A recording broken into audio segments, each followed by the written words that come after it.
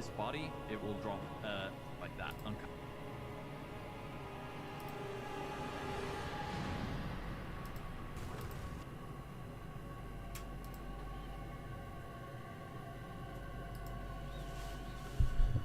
Alright, what's going on? Happy Friday. Hope you're having a good Friday out there. We are on day 5, Python. I got hung up on one question yesterday, but I was also kind of in a rush. I had to rush to get off yesterday because wife had a doctor's appointment. I had to watch the kid.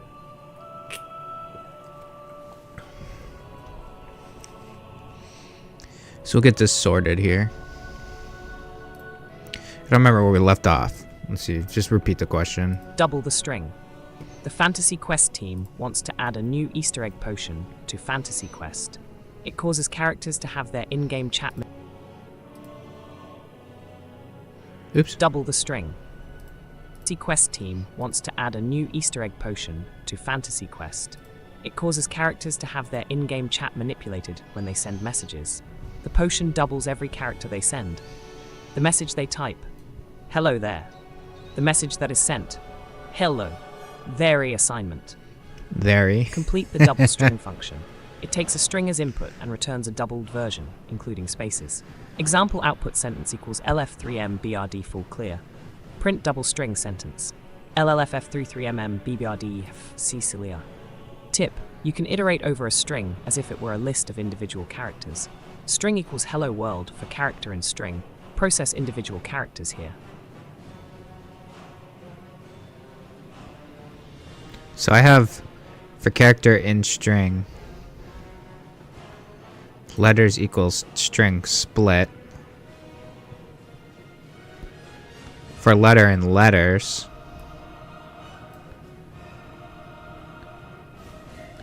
print new string append letters. This last line doesn't look right. And it kind of ran away. So I'm just trying to print the double the letters. So new string append letter times 2. That's not really, I don't think it's gonna work. If I don't do the times 2, what does it look like?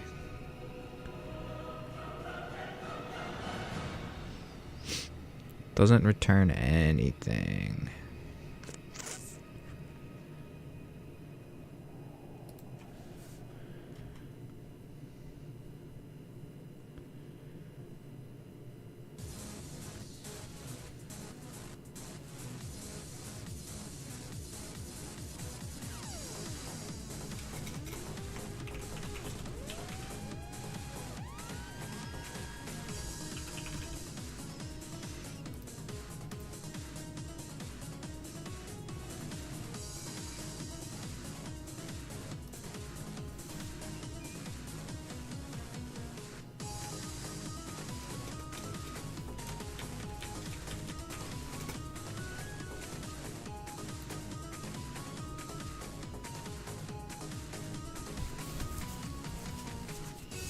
It's not returning.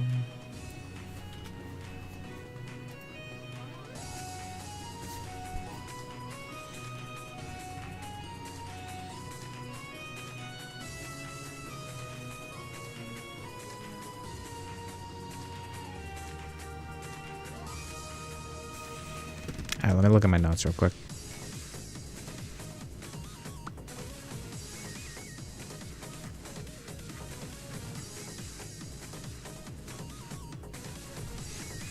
We did something similar to this with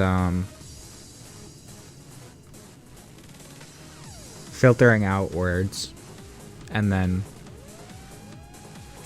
pull out the filtered word, put in the remaining sentence. I think it's going to be similar to that.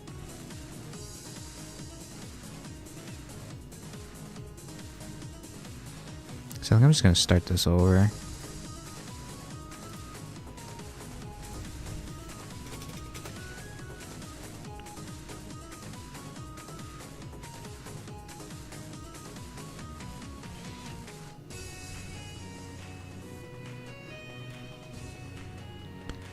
So double string. It's gonna equal text.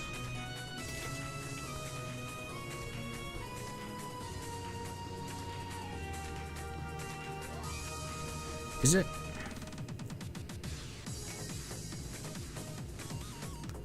List the same message, but all the instances of the word dang are removed. The list containing the number of dang words that were removed from the message at a particular index. Here are the steps to follow. Create 2 empty lists that you'll return at the end. One for filtered messages and one for counts of words removed.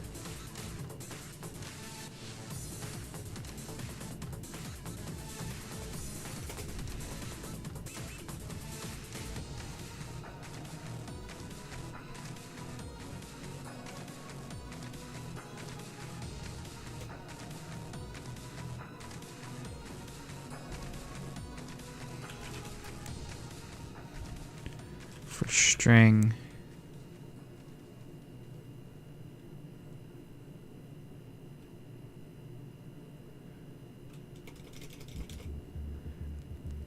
for letter in string,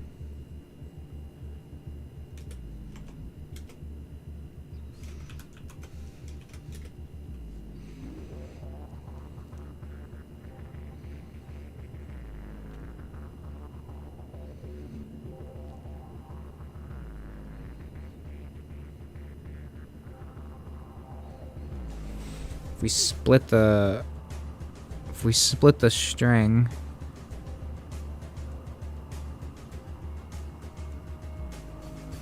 oh, it's not a list though.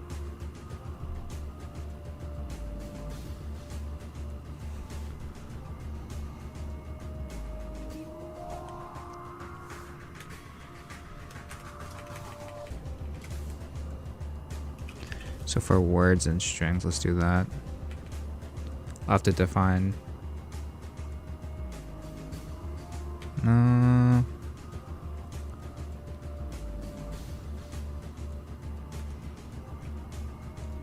That's fine.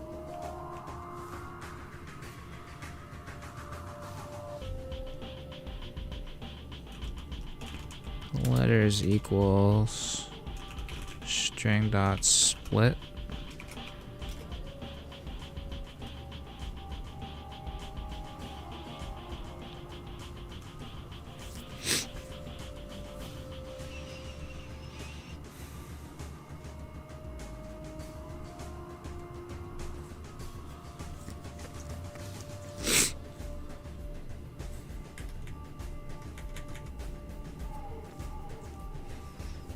Maybe it's easier if I do it like string.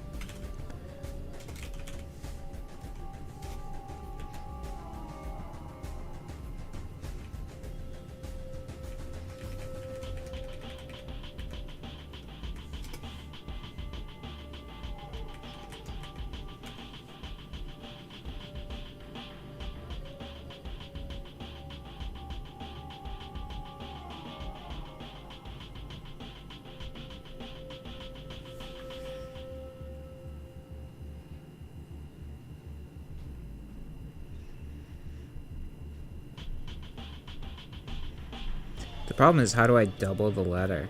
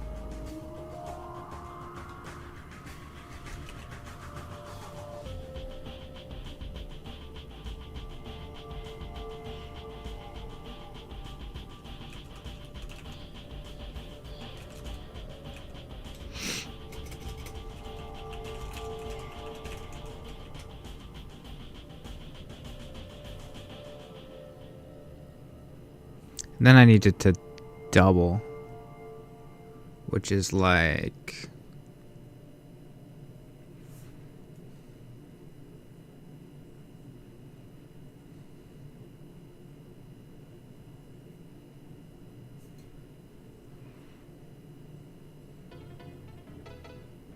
I have to have it return new words that append twice.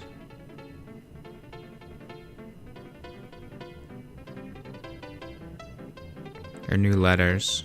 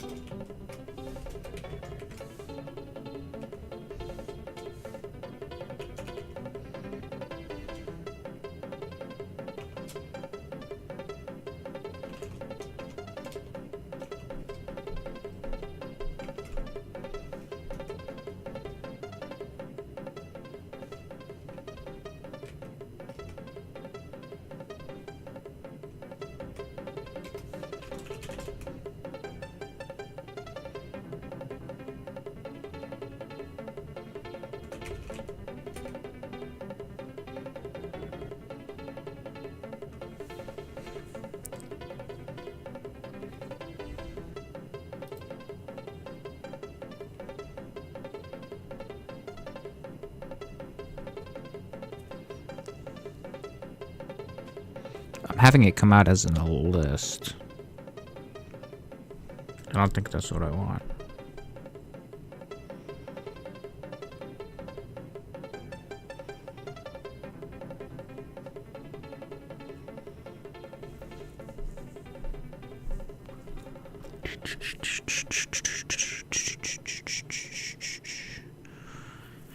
For string and string, letters equals string split. I don't think with new letters as a list, right?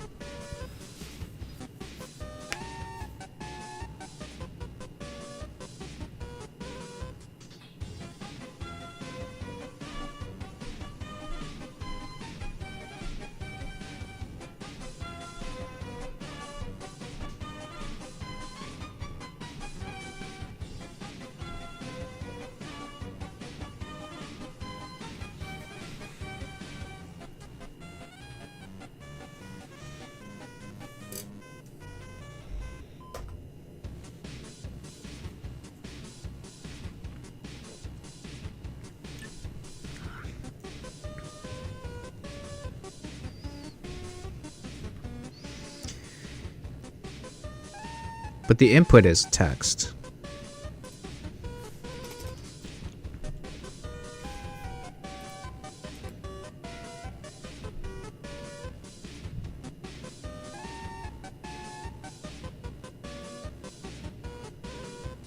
I can't do it like this, right?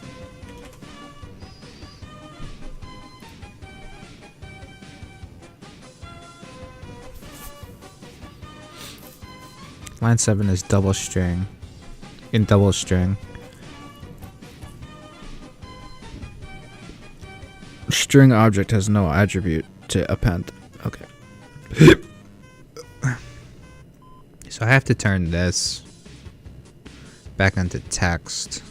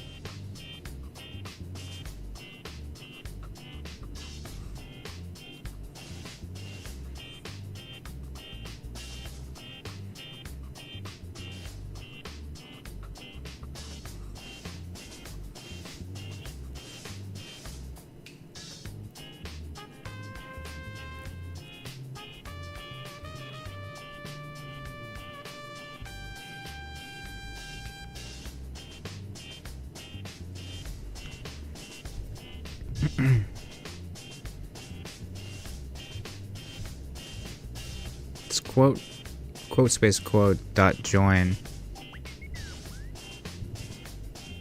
We're taking the new letters, which is General Kenobi, the list of new letters, and appending it into double string, and we're trying to return double string, but it's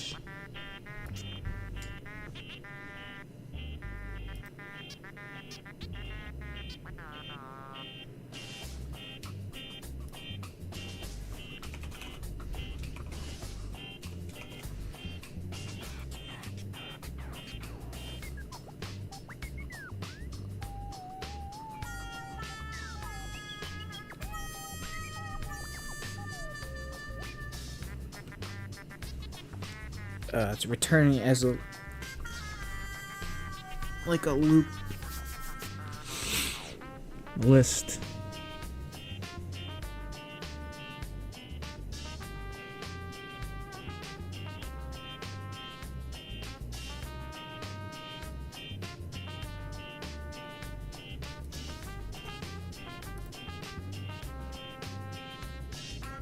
Because this closes this part of it.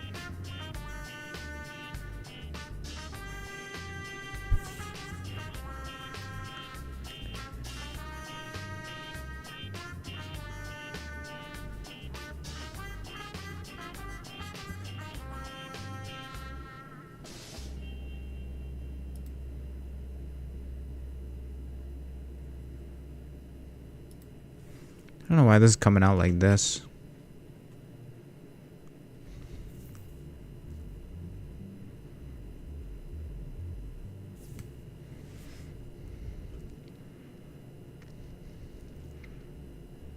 So double string equals that.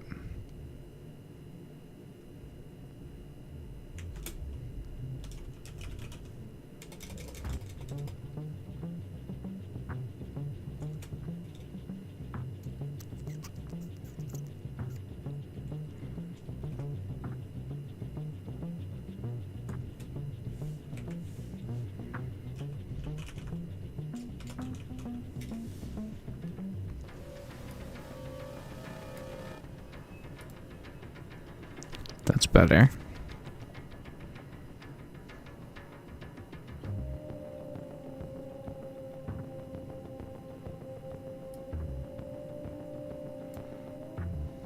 But instead of adding spaces, I want to put in the double letter.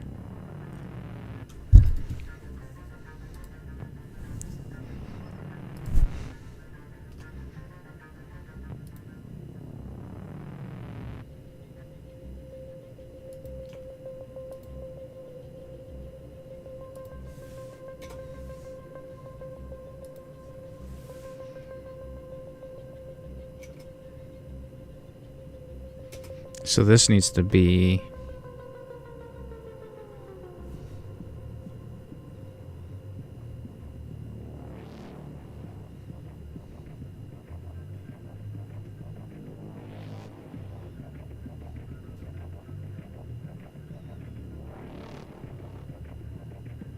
new letters.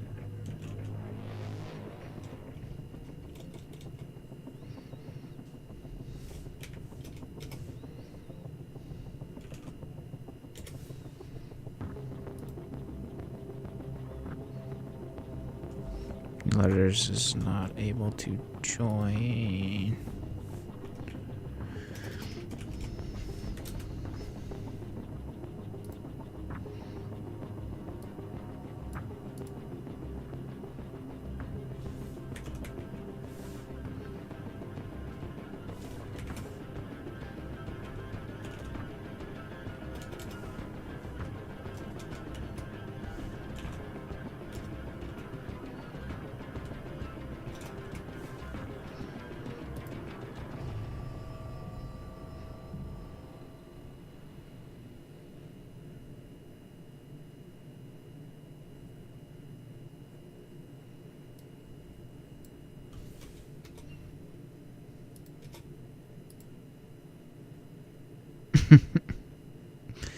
Jenny or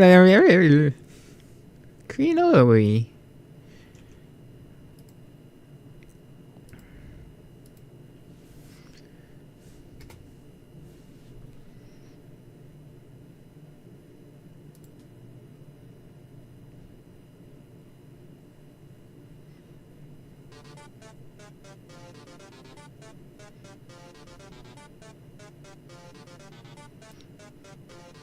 Surprised it's not new letters.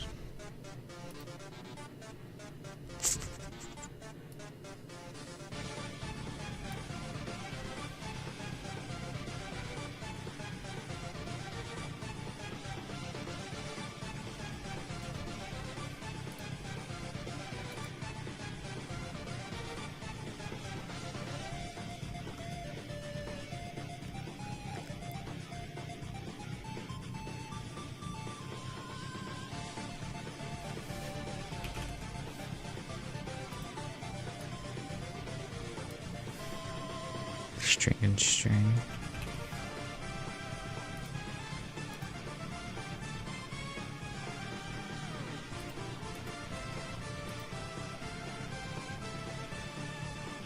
General Kenobi. General Kenobi General. I need the letters.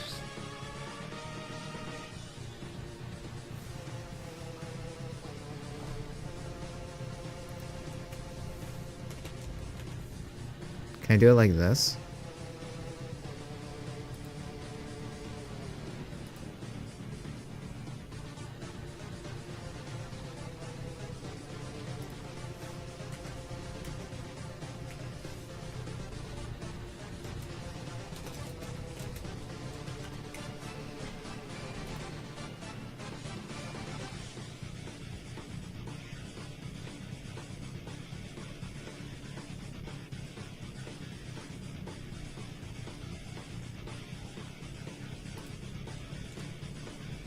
BB?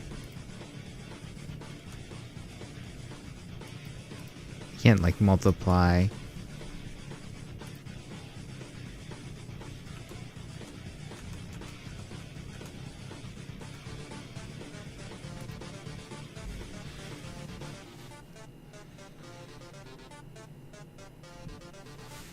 So double string is a list.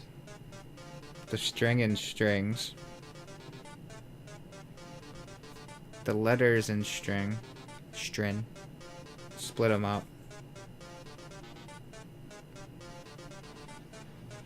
Define new letters as a list. So letters is the split of the string. For the letter in letters, a new letter. New letters append. Oh, maybe that's where the hiccup is right there.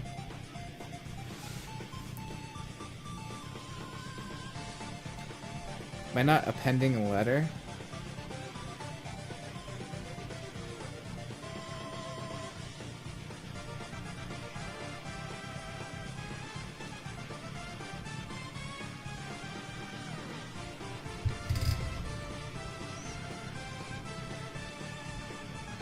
For letter and letters, new letters. Dot append letter.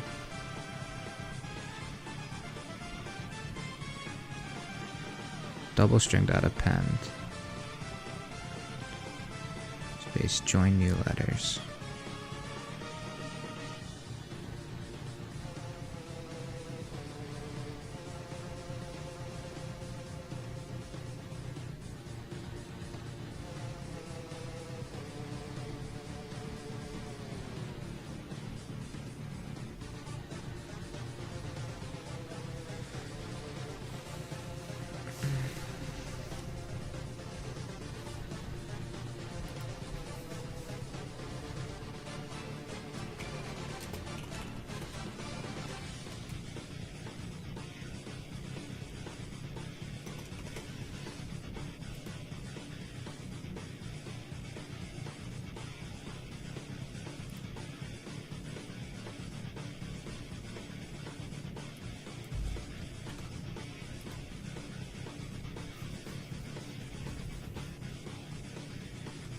Oh.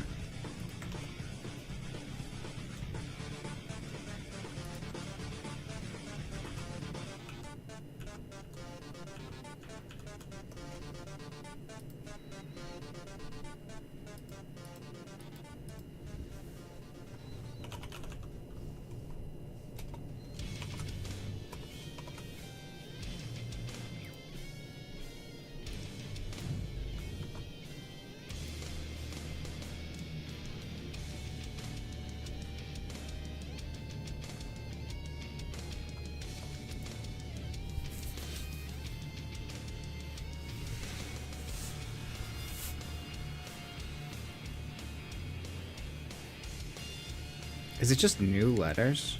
I thought it was new. I thought I tried new letters and it wasn't working.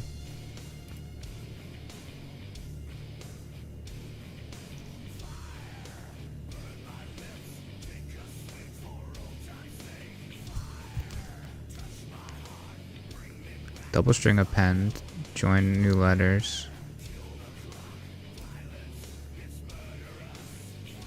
This text.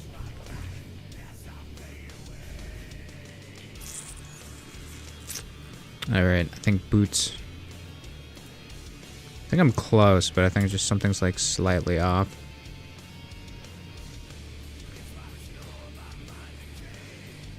Code is a bit complicated for it. It's a bit complicated for a task at hand. Let's examine what you need to do. Take a string input, double each character including spaces, return the new string. I've noticed a few issues with the code. You're creating lists and splitting strings, which isn't necessary. Oh, I didn't have to split it? Because I thought I would have to... I thought initially I would have to split it to get the individual letters and return the value, or the same value again. Let me ask you. What would happen if you just loop through each character and add it twice to a new string? For example, if we have an A... we add AA to our result. Try simplifying the part something like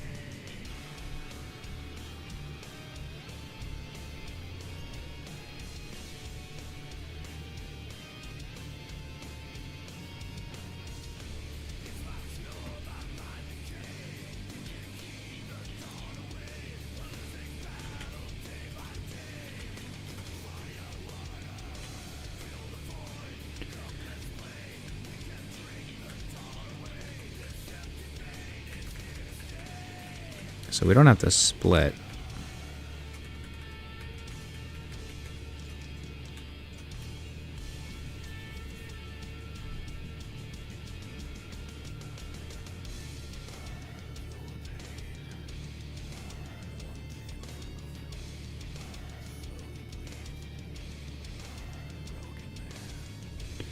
What happened if you just loop through each character and add it twice to a new string? Example, if we have A, we'd add AA to the result.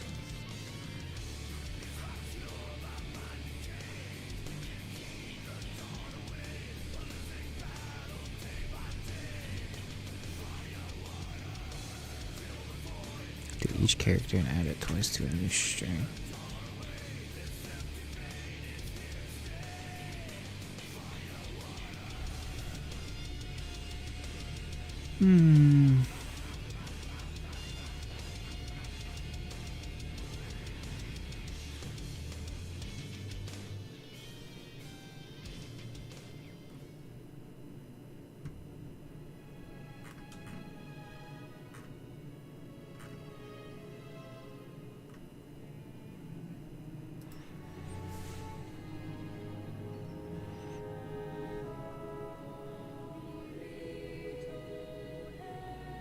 Double.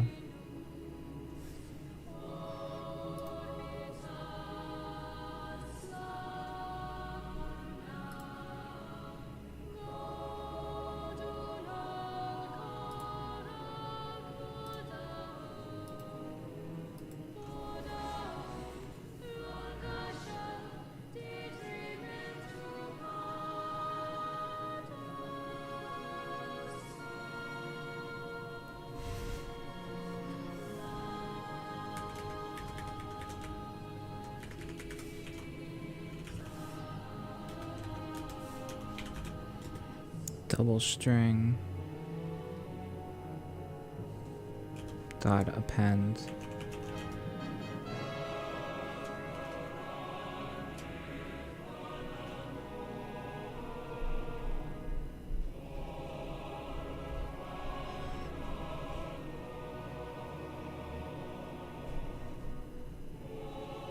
String?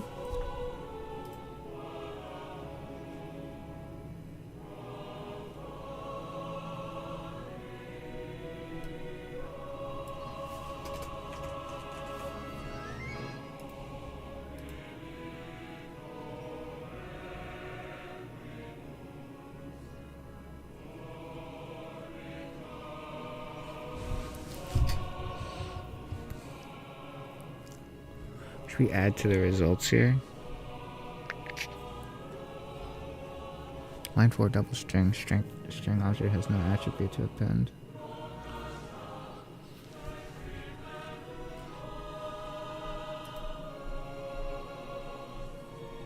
Dude, my brain is... This is like the start of every day. My brain is just like farting. So we can't append this string. That's for lists. For strings, we use the plus operator and plus equals to concatenate. You need to add each character twice, not just once. Oh my god, you can multiply characters? I didn't know that. So result is plus add one to results. And it's going to be the string times 2.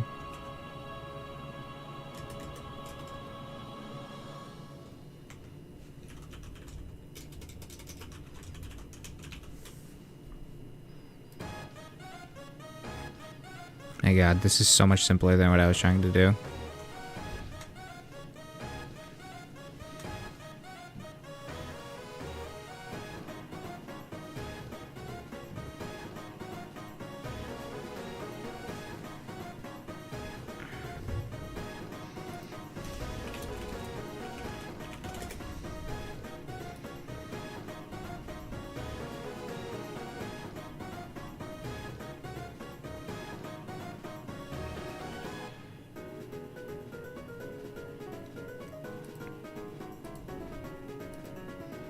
So for variable and string, the result text, add to the result struct test, add 1 to the results for 2 times the value of the variable for string and string. That is so much easier. Okay, I get it.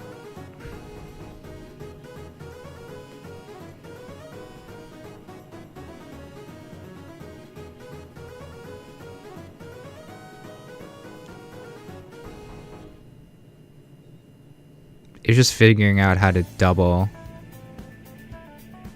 the variable and return it as a result. Okay.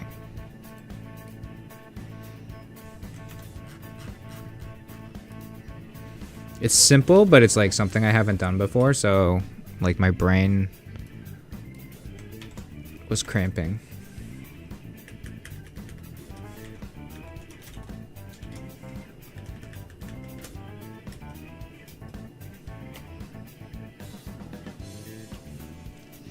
It's like working out a muscle you never worked out before.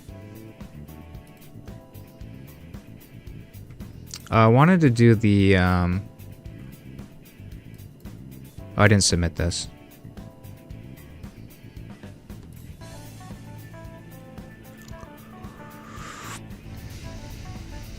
There was one on modulos before this that I wanted to do too.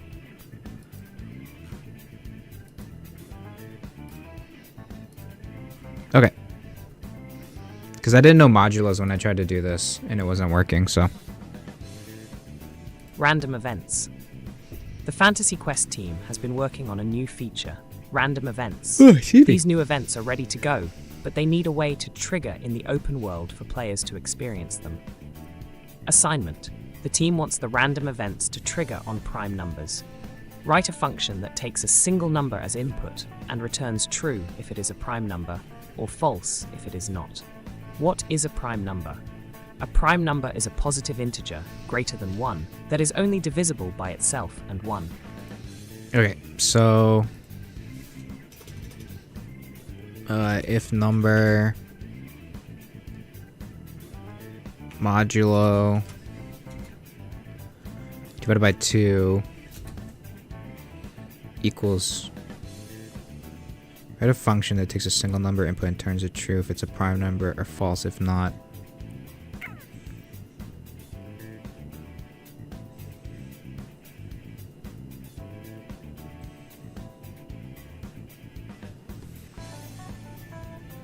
We have to check it against all numbers, right? So isn't that like negative infinity?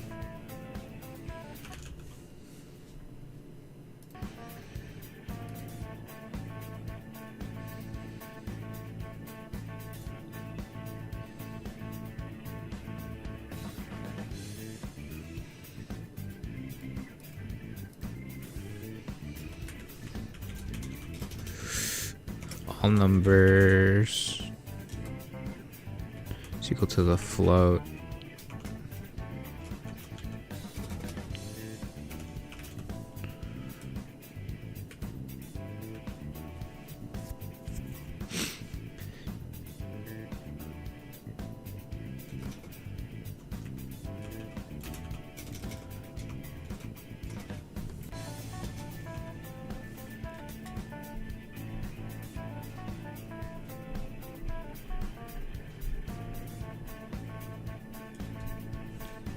Equals.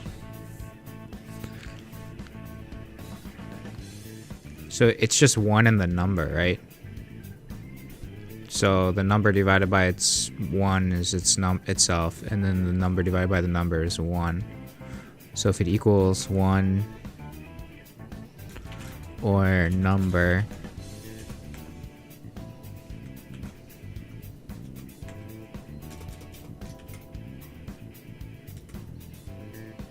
we want it to return true as prime.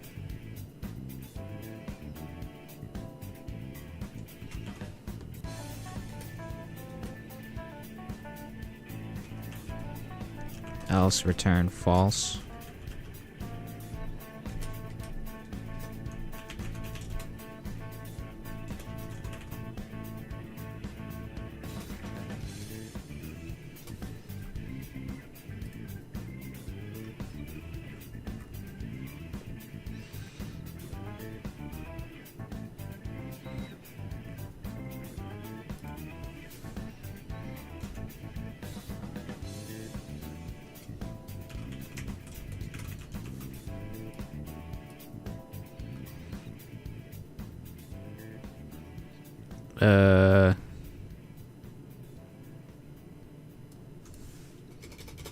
Why does brain not work good?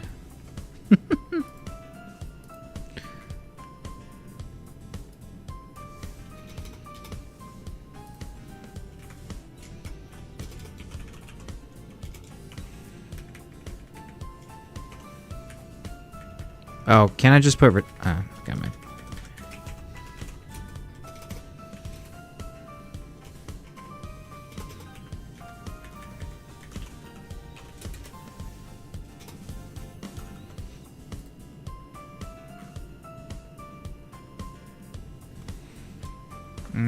I gotta run a bathroom. Be right back. Do do do do do do do do.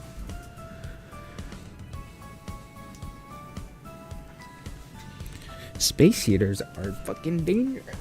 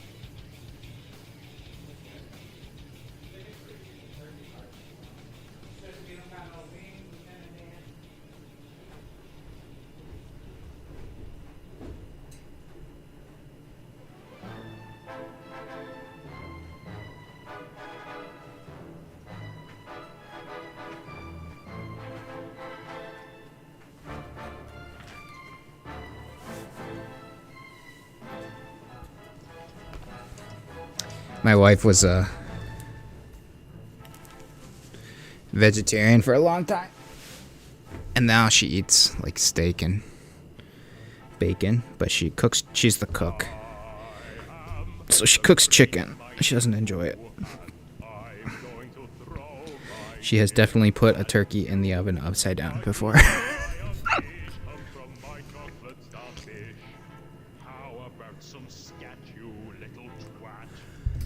Alright, let's see what's going on here.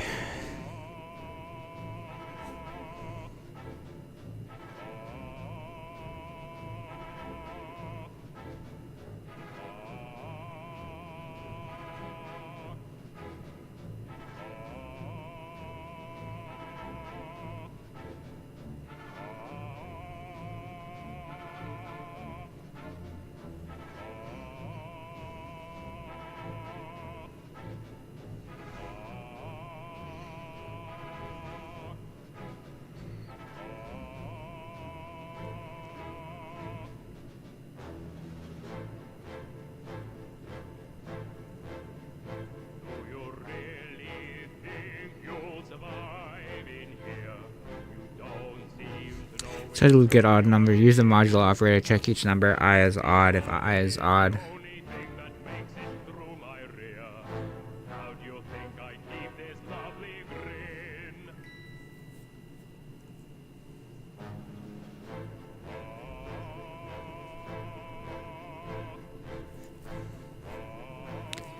That's a room trigger param number. Try to function that takes a single number as an input and returns true.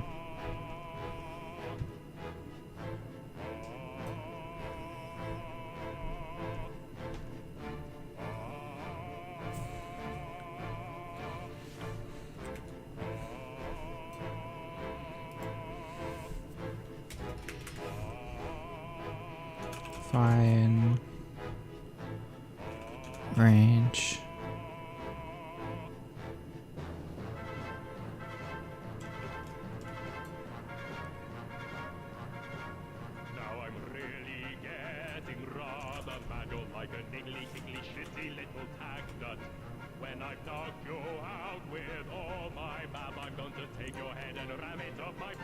Your butt. My butt. Your butt. That's right, my butt. Ugh. My butt. My butt.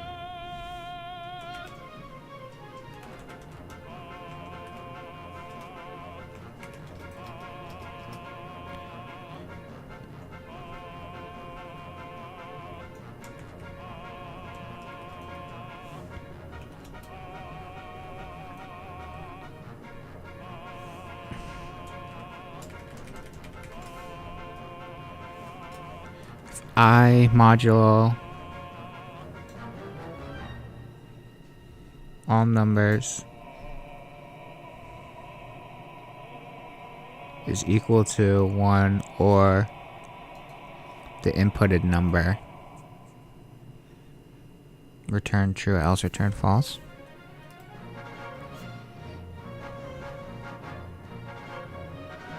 Float object cannot be interpreted as an integer.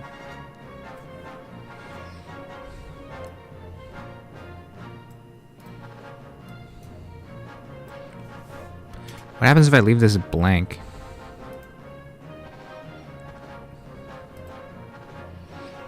I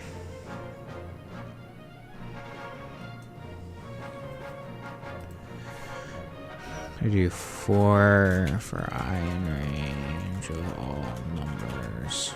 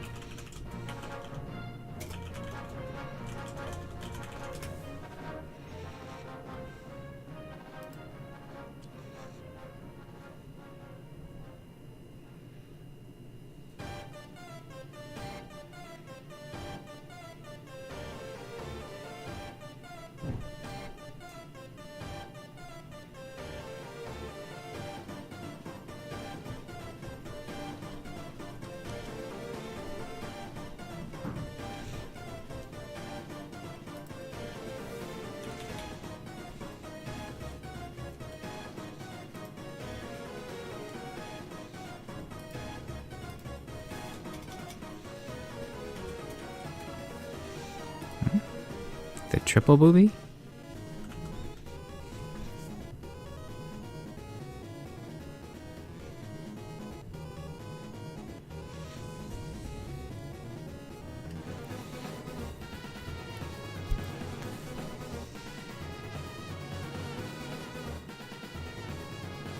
How do you do like all numbers Python?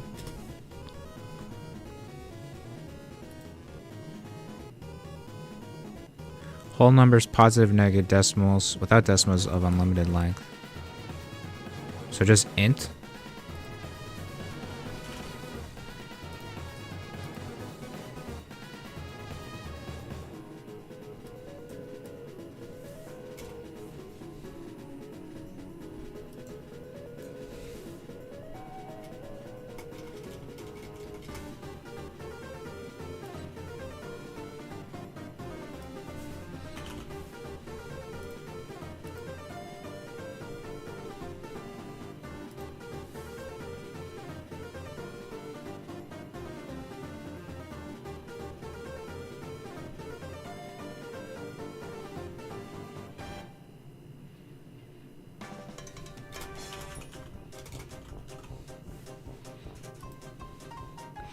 So if the number modulo against all integers equals 1 of the number, return true, else return false.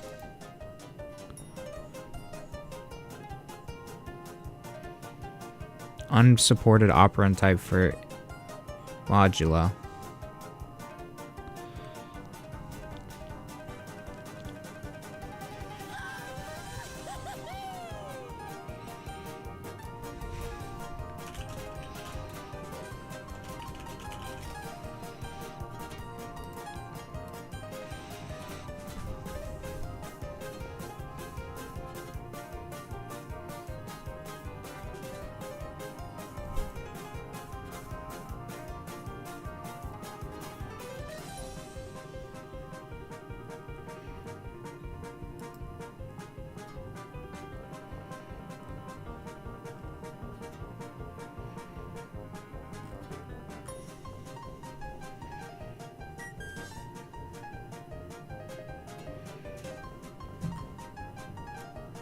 So I want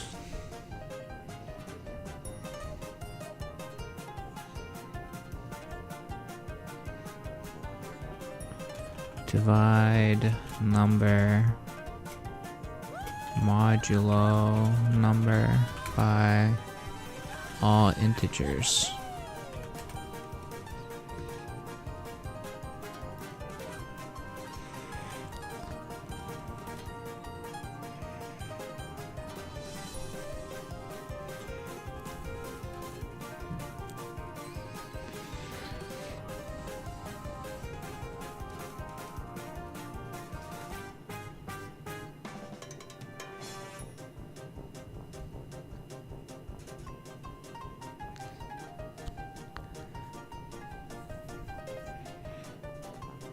But the thing is, I want the range to be all numbers.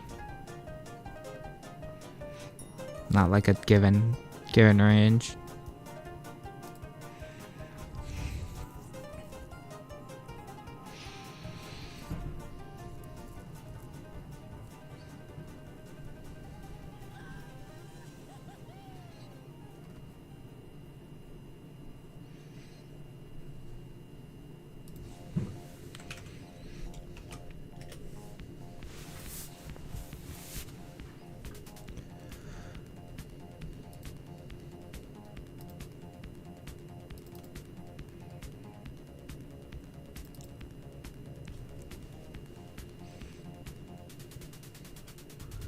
Oh, shit. Okay.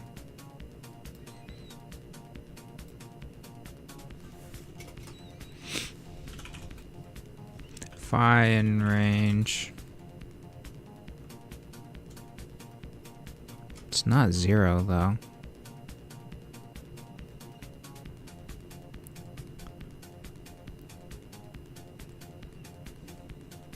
Negative numbers? To positive numbers? Can I do it like that?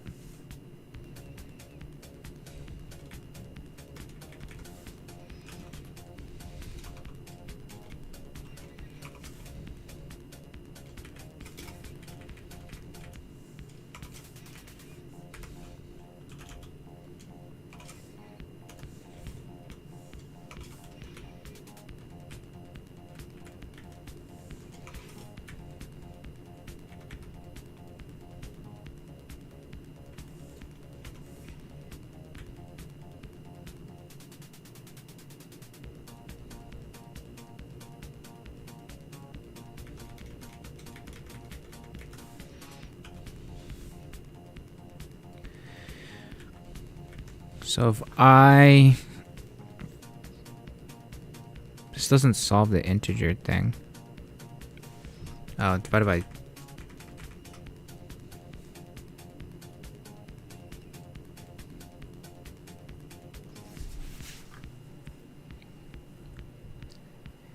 Divided by the input or 1.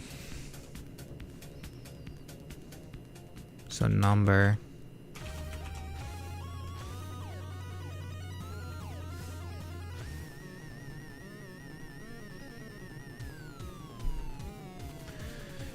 So any given number modulo. That's not right. I think it's number divided by I. So it's the input modulo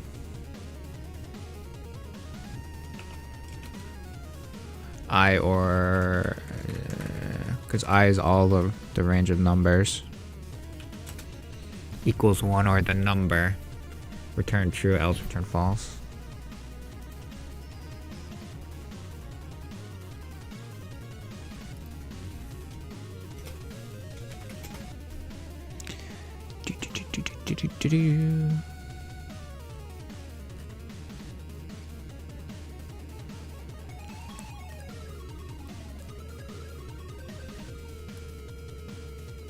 I can just do like negative infinity.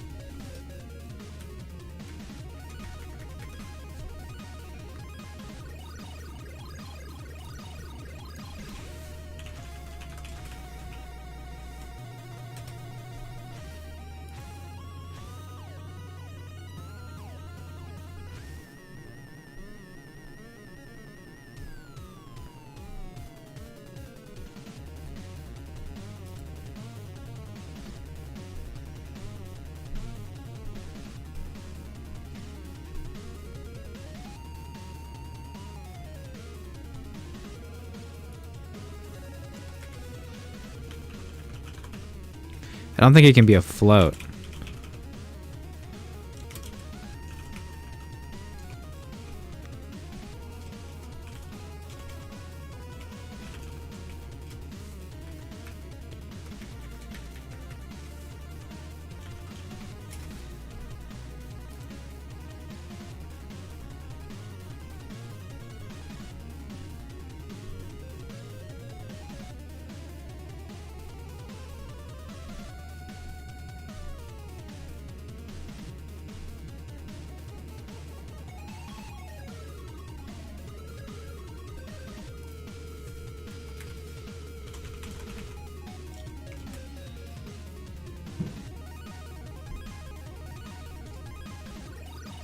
Number equals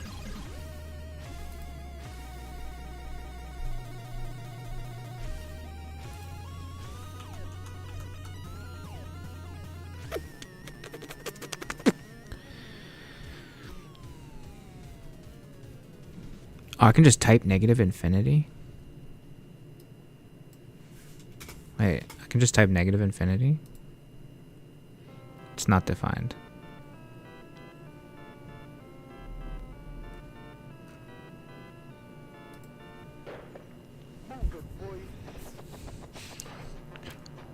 Using float infinity and float minus infinity. Infinity can be both positive and negative and represented as float infinity.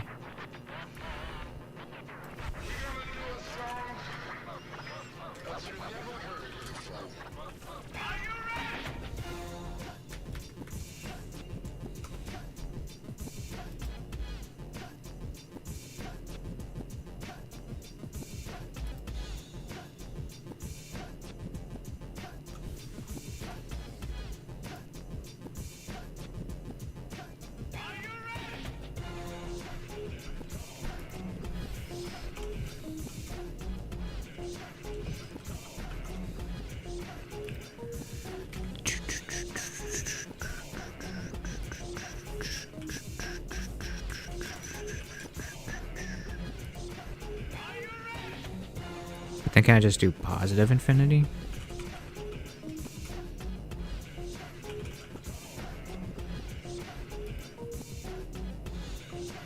Object cannot be interpreted as an integer.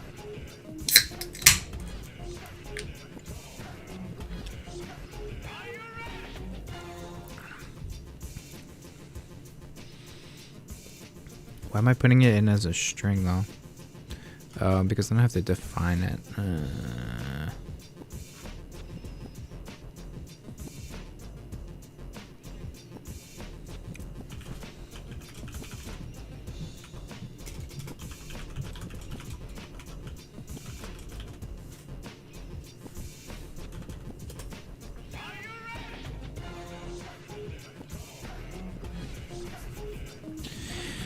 Float infinity. Excuse me. However, range function does not directly support infinite ranges. The range function is designed to generate a sequence of numbers within a specified finite range.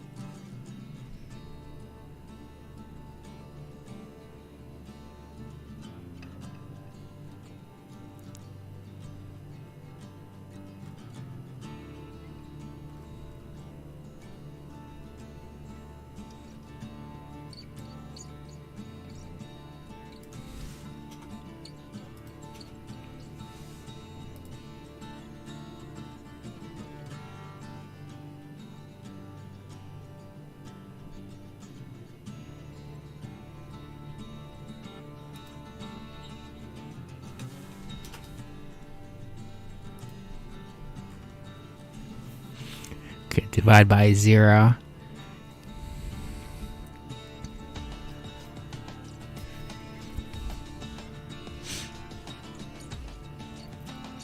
So I returned true on 9. So if we put in, so it's 1 9.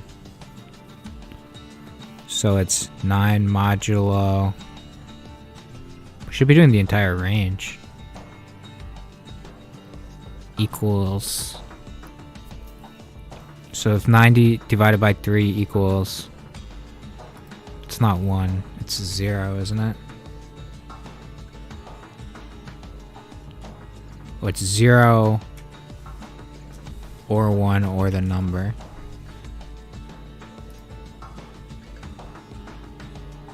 Nope. Right, so if you have 9 modulo 3, that's a 0. 9 modulo 9 is 0. Oh, we don't want 1 in there, because 1 is a remainder. We don't want 9 divided by 9 is 1. So the 0 modulo. 9 divided by 1 is 9 with 0 modulo. So we want 0 modulo.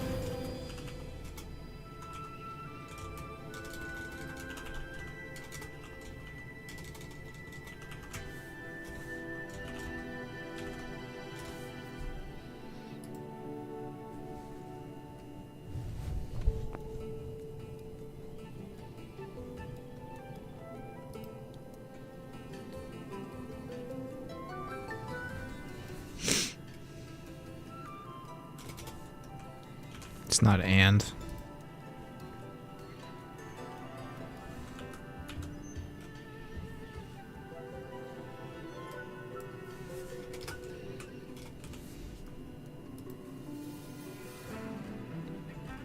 No, I just want these to return.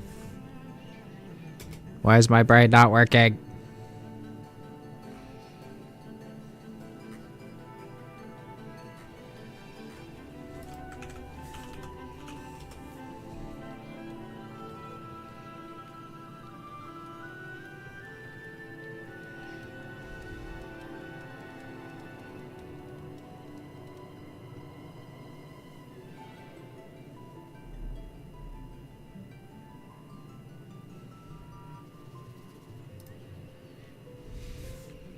Say prime.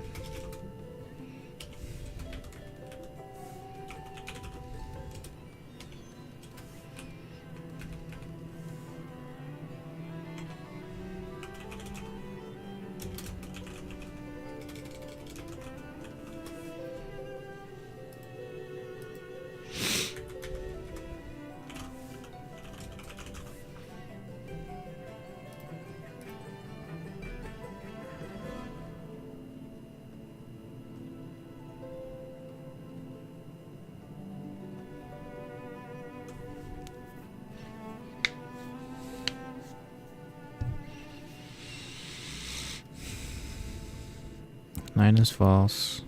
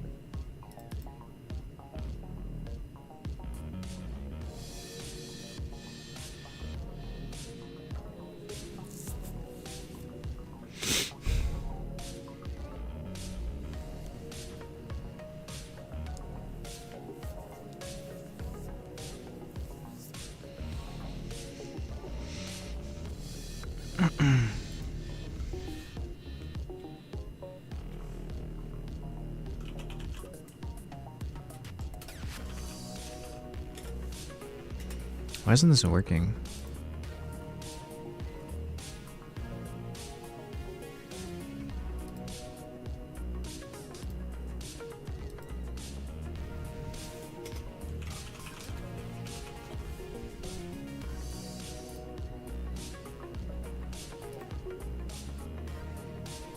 My trues aren't going through though.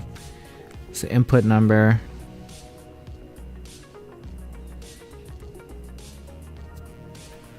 One to that number. It's 1 to 7. So 7.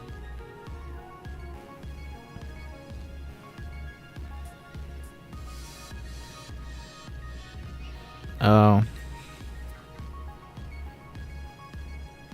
It's the entire range that I'm comparing it to. I don't want to do it to the entire range. So I want to say that if number modulo I equals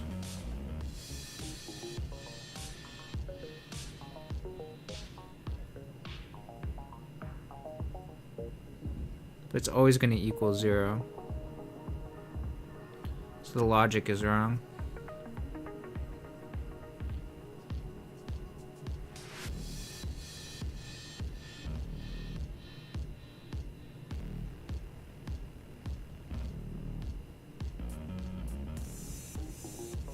Should be 1 minus the number? No. I needed to do number modulo I equals 0 only twice.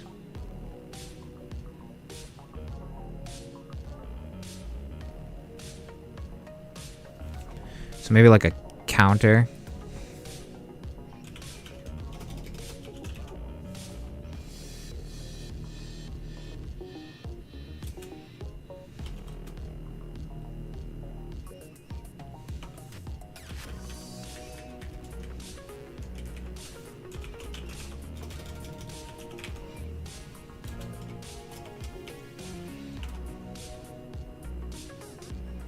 Counter +1.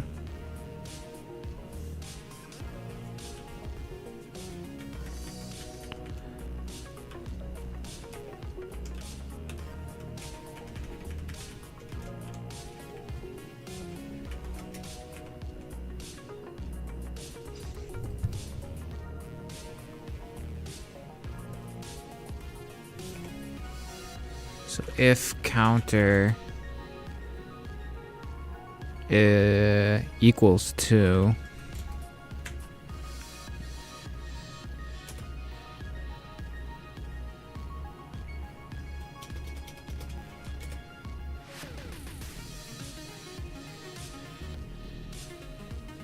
return true.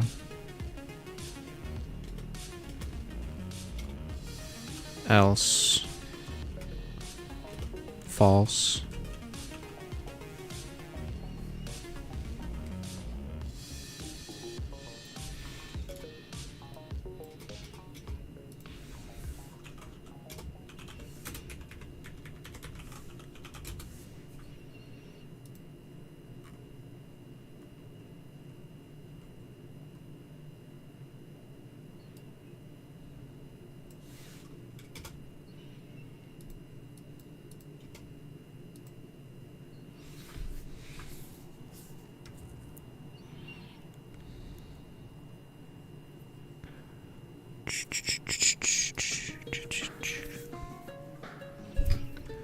So if the number Boolean, the range of numbers 1 to 7, let's say, you have no remainder, add 1 to the counter, but it's only going to have 1 and it's the number itself, so that's going to be 2. So if counter equals 2, return true for a prime number, else return false.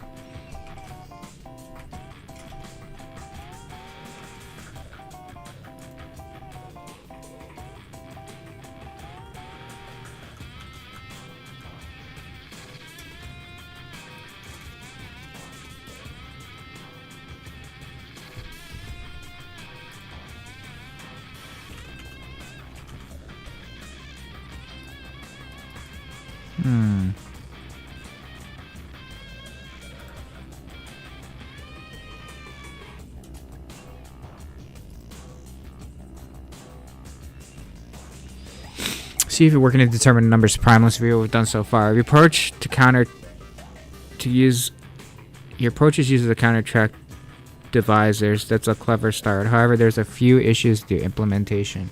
Not handling numbers less than 2. Remember, by definitions, numbers less than 2 are not prime.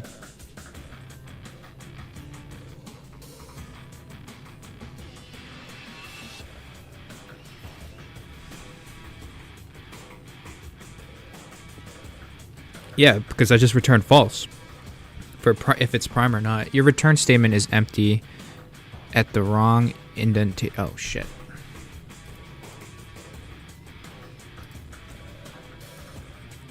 Well, it doesn't work anyways. When you find true or false, you're not actually returning those values. Your range starts at 1, so every number will be divisible by 1. Prime numbers are only divisible by 1 in themselves. Let me ask you, if a number is prime, how many divisors should it have? 2. And what should happen if you find a divisor other than 1 in the number itself? Return it as false.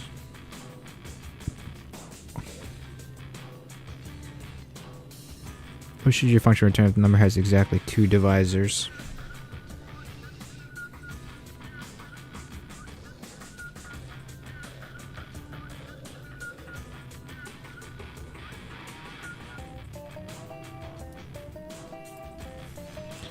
So if the number equals 2,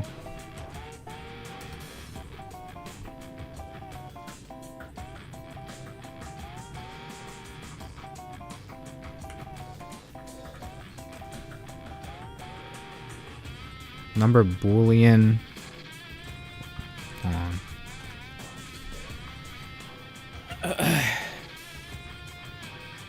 So let's say 7. Boolean 6 would give a remainder. So then it doesn't equal 0.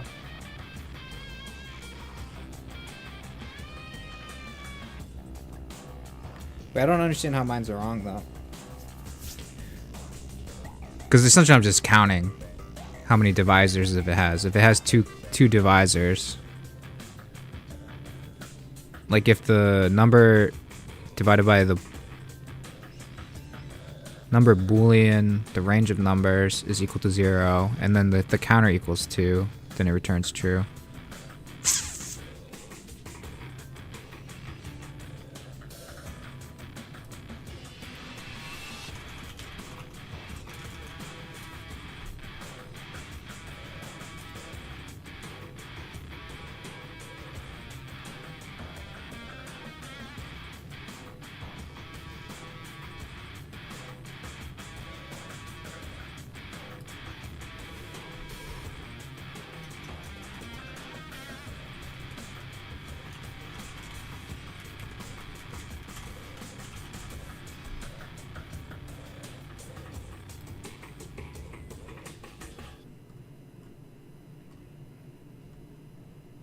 This one returned nothing. So there's a flaw in my logic.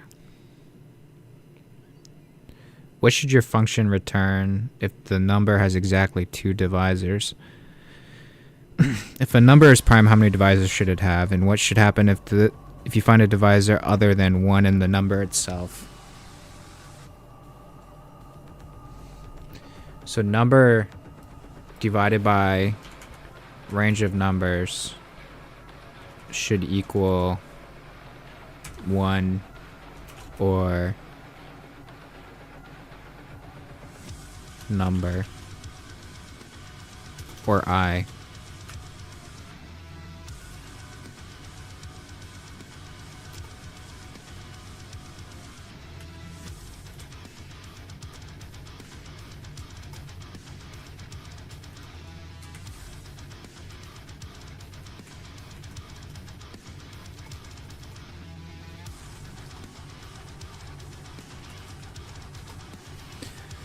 So number divided by I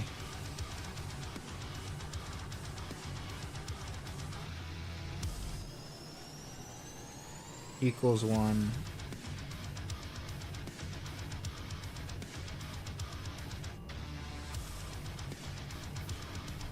And I.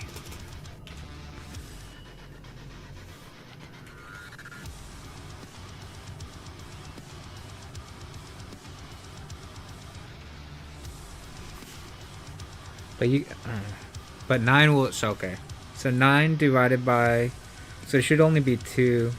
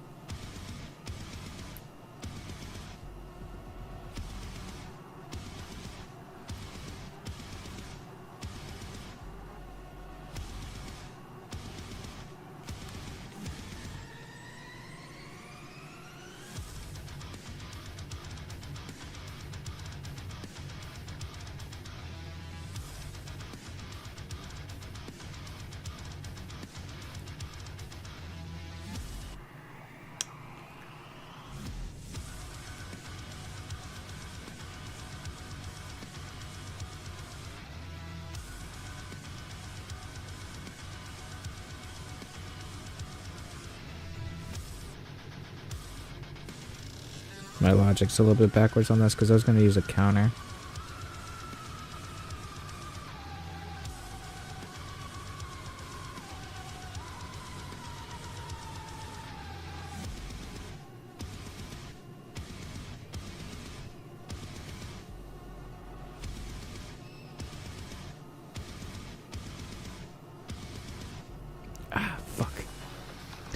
Yeah, I'm fucking weird. I pulled my hangnails out. It's not the greatest idea. Okay, so if the number Boolean, the number itself, so let's say 9, it would be 0, or 1 would be 0, but if it did 3, it would be 0.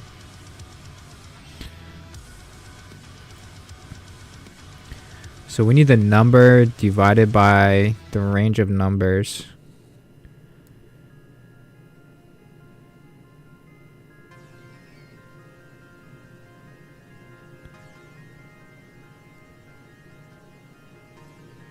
Has to only equal 1 and I. Is there an only equals?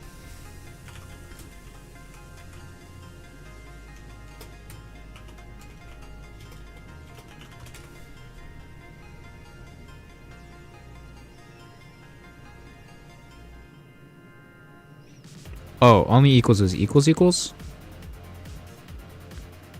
So does this work? No.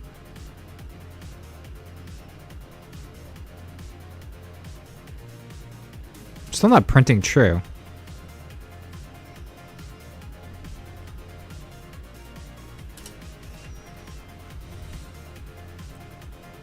Ah, fuck my finger. Let's think about what makes a number prime. It must be greater than 1. Right?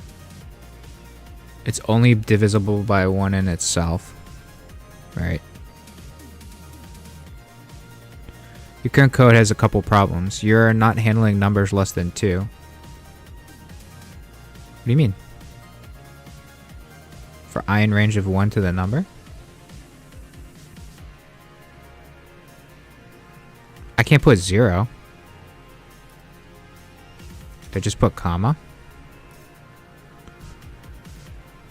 But then I'm dividing by 0.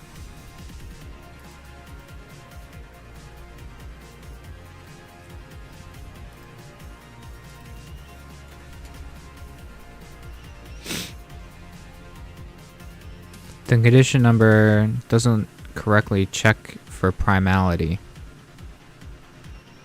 Let's see.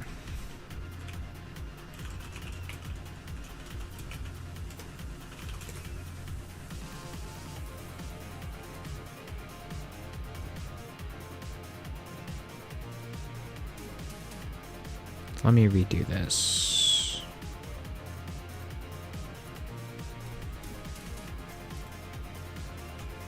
Okay.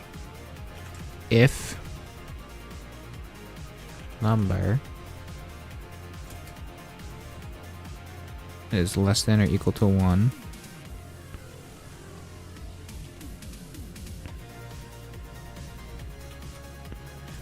return false. Okay.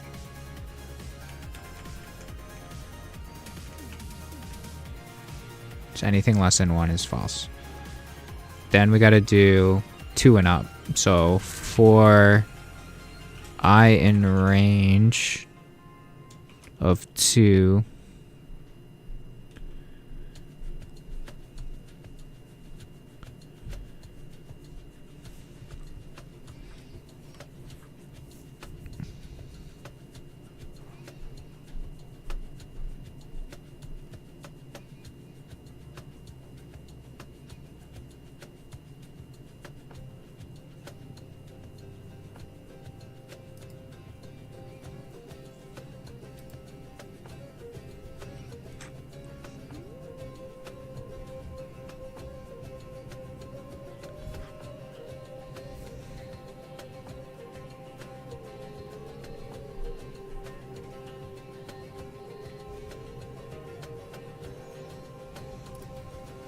So if I in range of 2,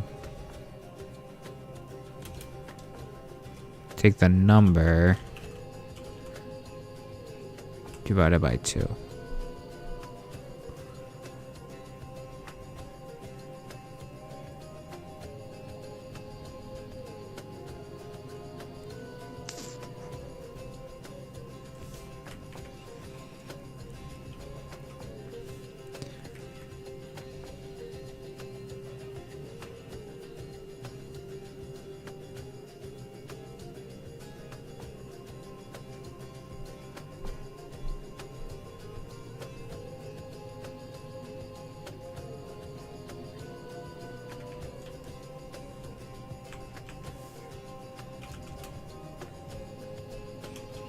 Number modulo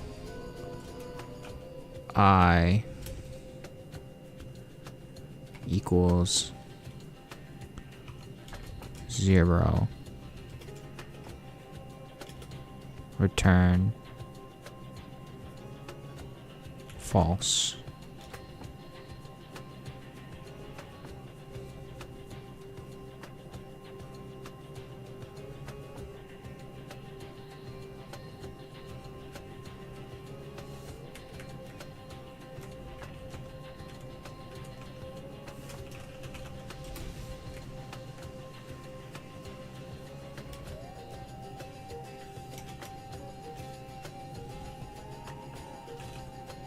Else return true.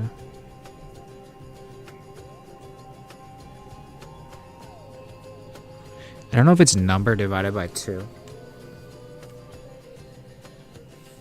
I would try it like this.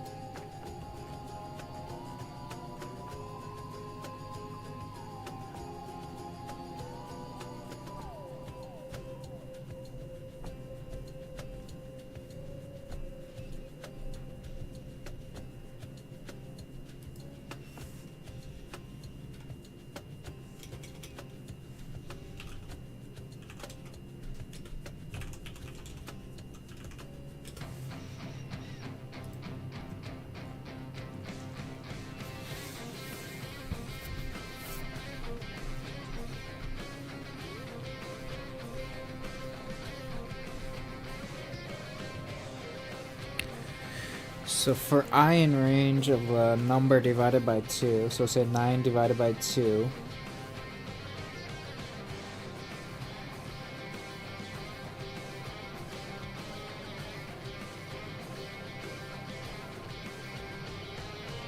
So if number 9 modulo 4 equals 0, return false. 9 modulo 3 equals 0, return false. So it's checking all the half numbers. Should I be starting the list at half numbers?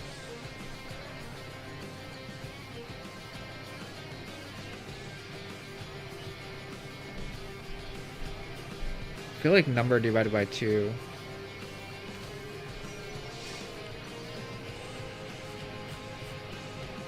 Might be a little bit off.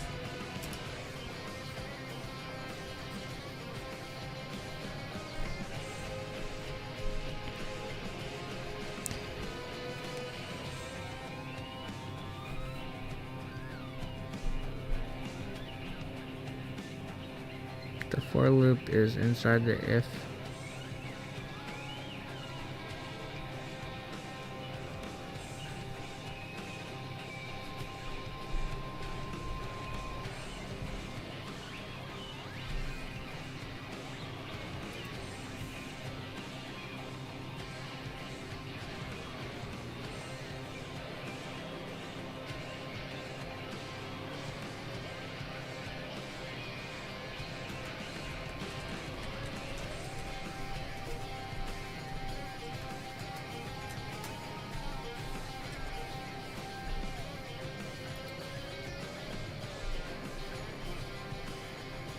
3 passed, 1 failed, 7 skipped. True, false, false.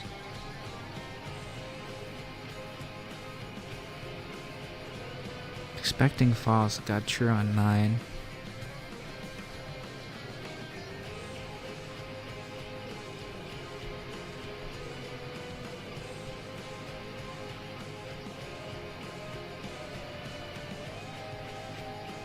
Your else return false at the end will make all numbers greater than run return false immediately if they don't enter the previous condition. Yeah. You're returning immediately after checking only the first value in your range.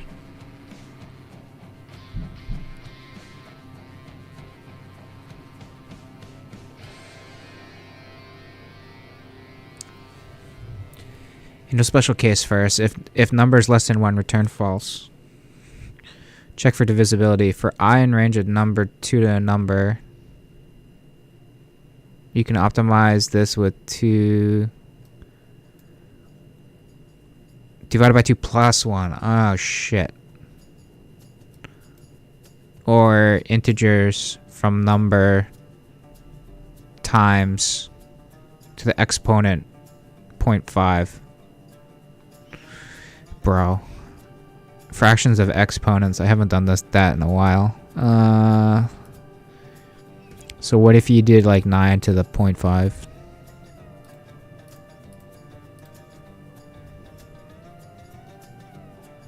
Ooh.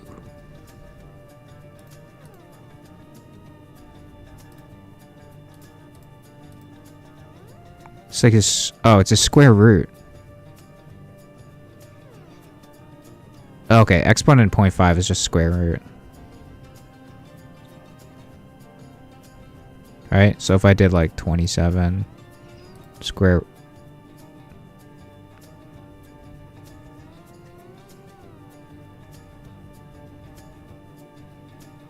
Got like 144 square root, 144 raised to the 0.5. Okay.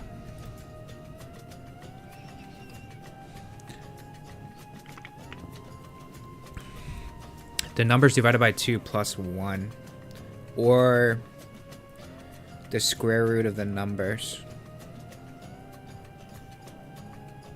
plus 1.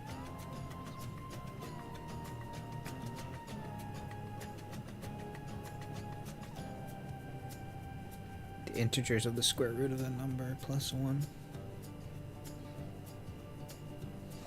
Okay. So numbers divided by 2 plus 1. That's where I was looking at. I was like, that doesn't look right.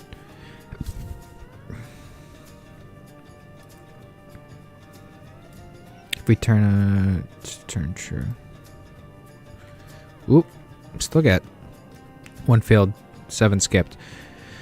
The approach first eliminates less than or equal to 1, which then checks possible divisors. If the divisor is found, then it returns false immediately. Only if it goes through all possible divisors without finding one does it return true. Can you implement this correct approach? If it goes through all divisors.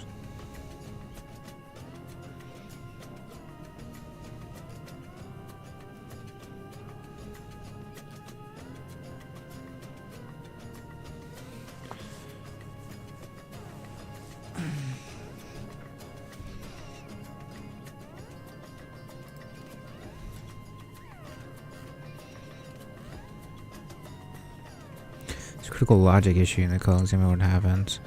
The issue is that when else return true inside your loop, this causes the function to return after checking only the value of I, without checking all possible divisors.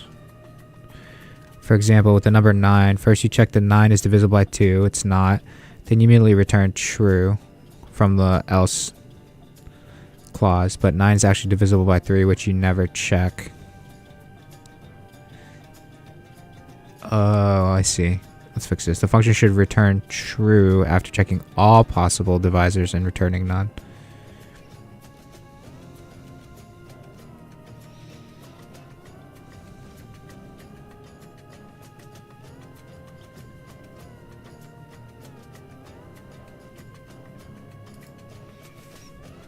Oh, so my return true needs to be on the outside of the loop. That's what it is.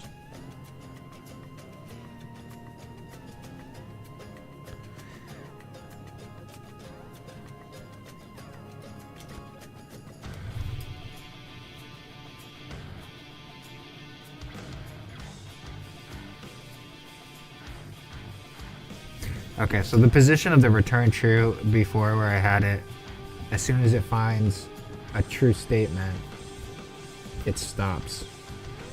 But if I put it here, let's see.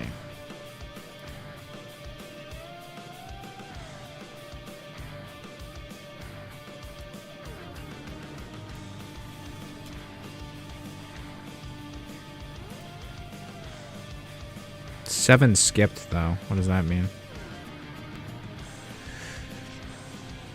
Notice there's no else inside the loop and no final else clause. If the function completes the loop without finding any divisors, it returns true.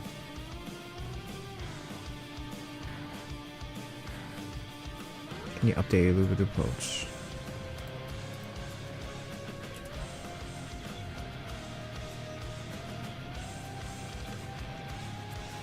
First, it checks the numbers less than or equal to 1 and returns false if so, since 0 and 1 are not prime numbers and negative numbers aren't either. Then it checks all possible divisors from 2 up to half the number.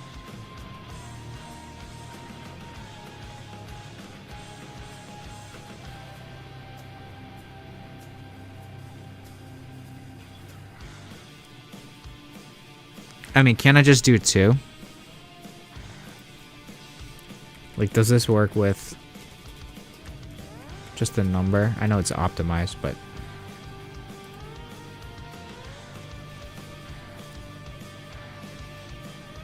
Right, because then you only have to scan half the numbers because it's not going to be... Alright. So divisible by 2 to plus 1. So you took like 14 divided by 2 is 7 plus 1. You start at, go to 8, so range 1 to 8 for all the factors of 14. Okay.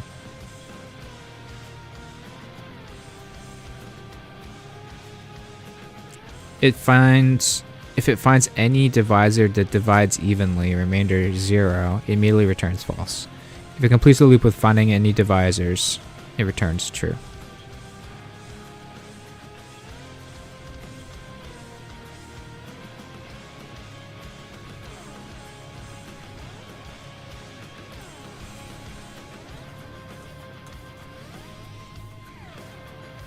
Oh, but we don't want to include the number.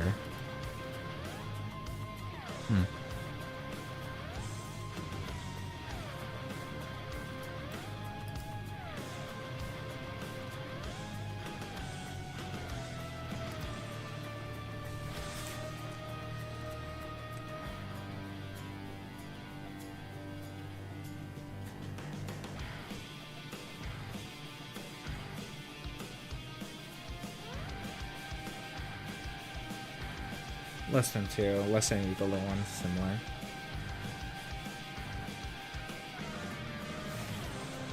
Number divided by 2 is just like, yeah, whatever. That's fine.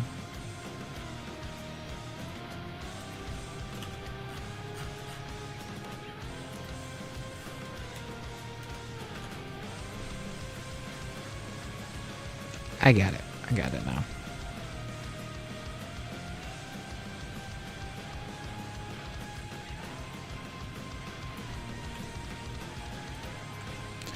The problem was like the logic in it. I wasn't logically approaching it correct.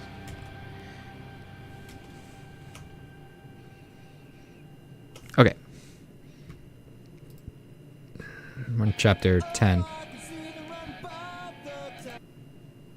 Dictionaries. Dictionaries in Python are used to store data values in key value pairs. Dictionaries are a great way to store groups of information. Use curly braces. Add key value pairs. Car equals brand Toyota, model Camry, year 2019. Here the car variable is assigned to a dictionary containing the keys brand, model, and year. The keys' corresponding values are Toyota, Camry, and 2019. Assignment. complete the getCharacterRecord function. It takes a character's name, server level, and rank as individual inputs, and returns a dictionary with the following string keys: name, server, level, rank, ID. Create and return a dictionary with the keys above. Assign each of the 4 inputs to the matching key, i.e. name, name. Next, we can't have 2 characters named Blood Warrior 123s on the same server. For the 5th key, ID, create a unique value as follows. Concatenate the name and the server inputs with a hash in the middle. For example, given name equals Blood Warrior 123, server equals server 1. Then the ID field would be set to Blood Warrior 123 server 1. Tips: you can return the dictionary directly without assigning it to a variable. I recommend using an F string to create the ID field. This is a best practice. You can return the dictionary directly from assigning it to a variable. I recommend using an F string to create the ID field. This is best practice. Okay.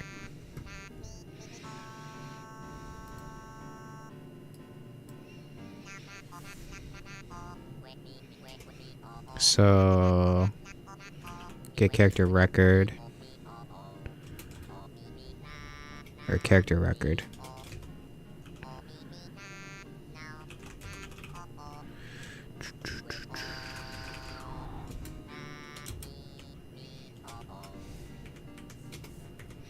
Oh.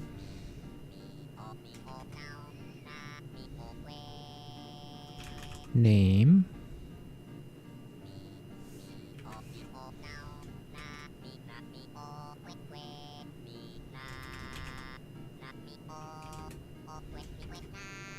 Server.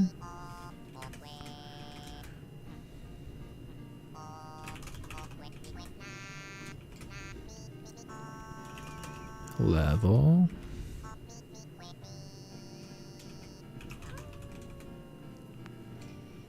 Rank.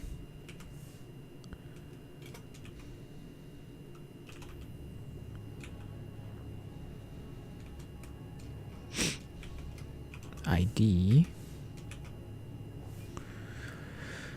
which is,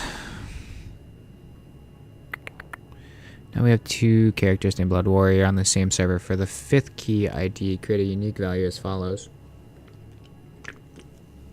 Concatenate name and server inputs with a hashtag in the middle. So this would be name, server. Nope.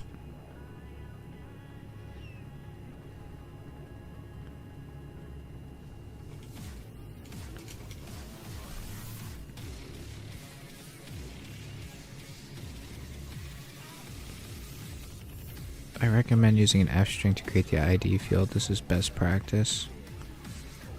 So F.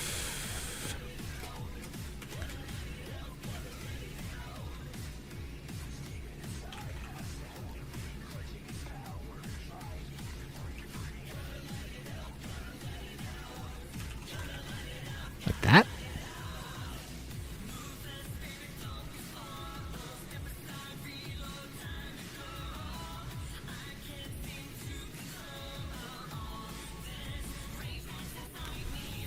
Concatenate the name and server inputs with a hashtag in the middle. For example, given Blood Warrior 123 server 1, the ID would be set to Blood Warrior.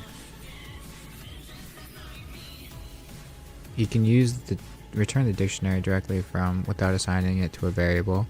I can use an F string to create the ID field. This is best practice.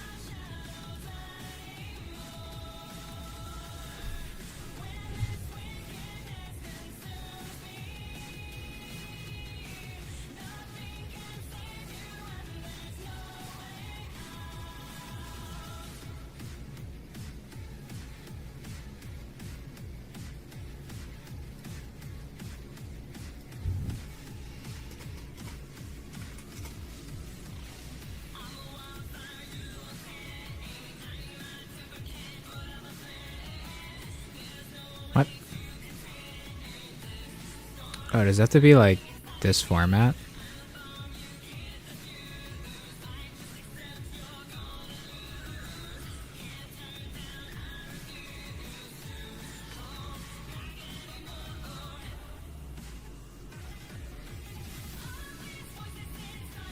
Oh, these have to be F strings.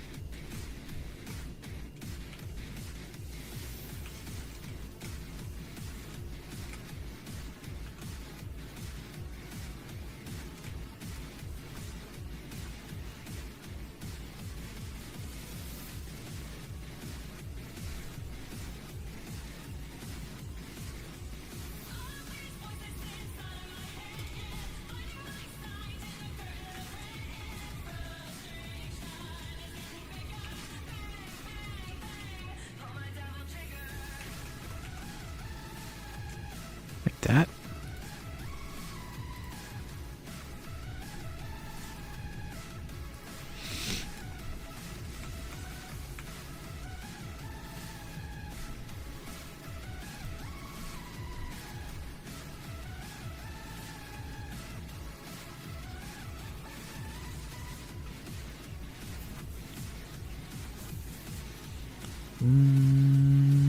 Why am I getting a syntax error for that?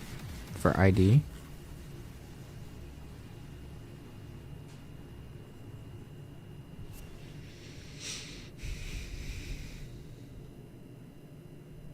Also, is this like that, or is that like this? Nope, it's not like that.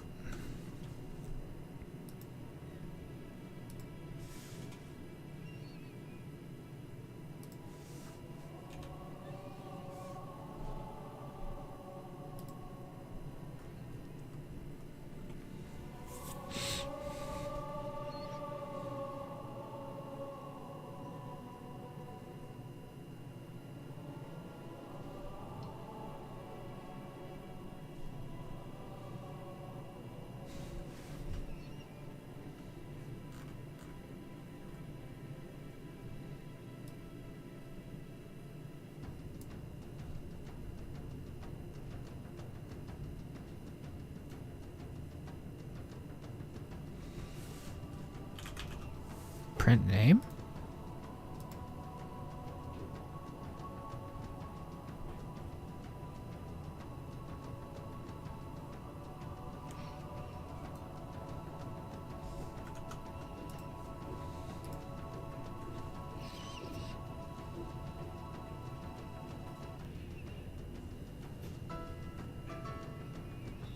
Okay, so that's right. The ID is right.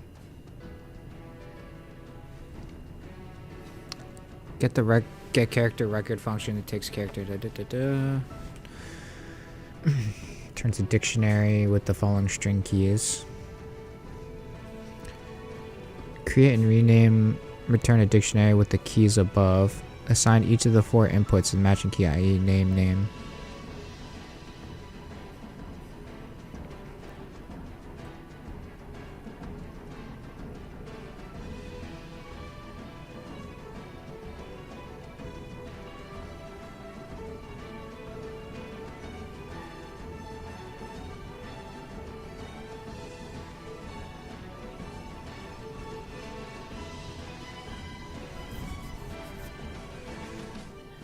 So what does it want me to return? Complete the get character record function.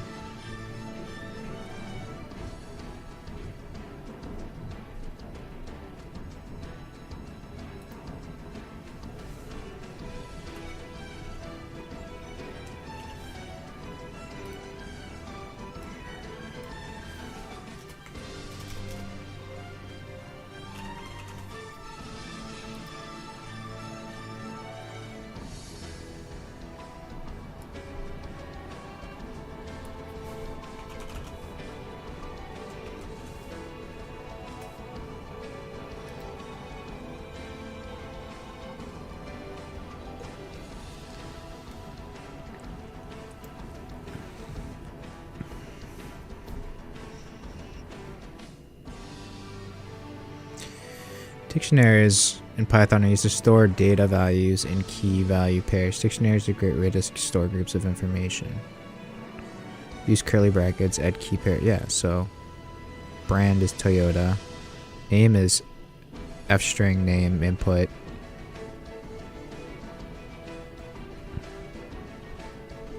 Here car variable is assigned to a dictionary containing the keys borrowed, blah blah blah blah. The keys correspond to the values of Toyota Camry 2019.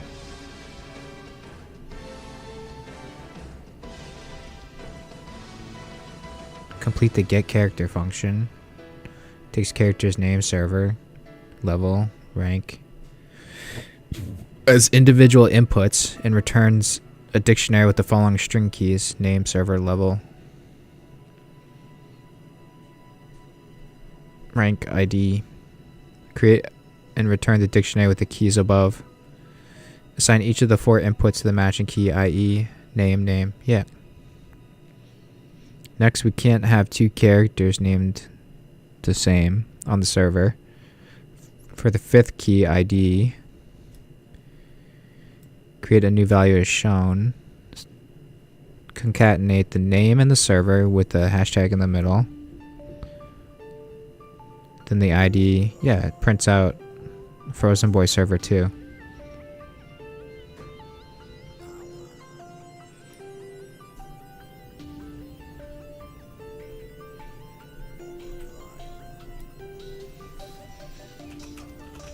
can return a dictionary without assigning it to a variable. I recommend using f-string ID to best practice.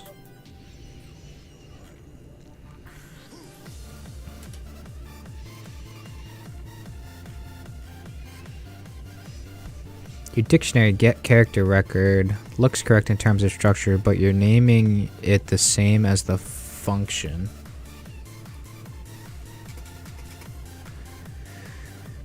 Which might be a bit confusing. Why not use a different variable name? Okay, character record.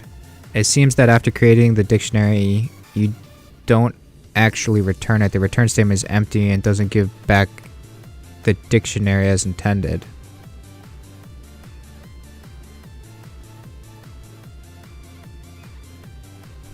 Is it as simple as that? Just like return character record? No.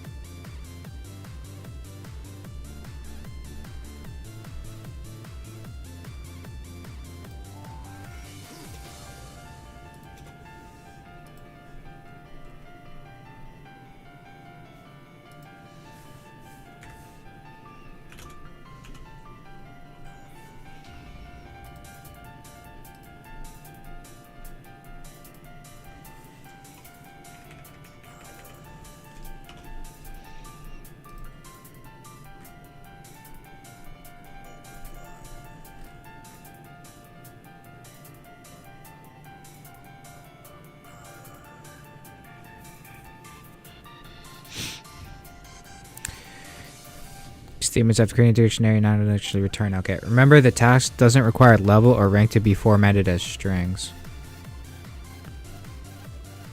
These should stay integers. So I don't have to do anything to them.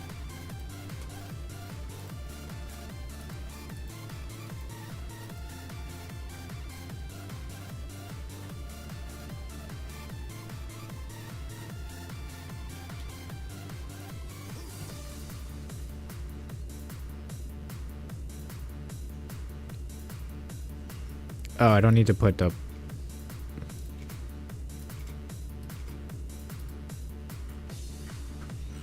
I got caught up on the F string, the level, and the rank.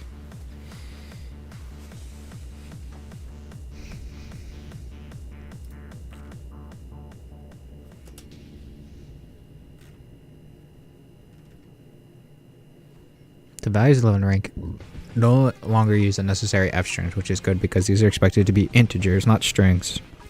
The ID key also correctly concatenates name and server with a hashtag in between them. Marvelous. Okay. The code should be punctuation functioning as expected to confirm. Have you tried running a test case? Main test, PI, sure everything. Okay.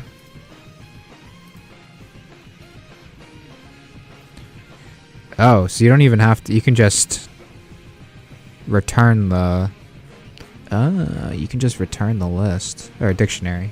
Interesting. That's cool. That's what it was talking about on this line here. You can return a dictionary with having it assigned to a variable.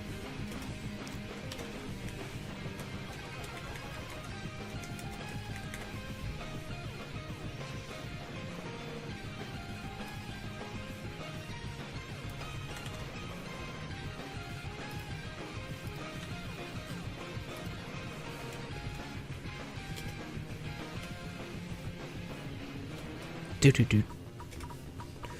Do do do do. Duplicate keys. Because dictionaries rely on unique keys, you can't have two of the same key in the same dictionary. If you try to use the same key twice, the first value will simply be overwritten. Assignment. Another developer on our team has introduced a bug by specifying duplicate keys in the dictionary. Fix the bug. The getCharacterRecord function takes a character's name, server, level, and rank. It should return a dictionary with the following fields: name, server, level, rank, ID, where the ID is the name and the server concatenated together with a shap in the middle for uniqueness. We can't have two Blood Warrior 123s on the same server. So there's two levels and two ranks. So I should do like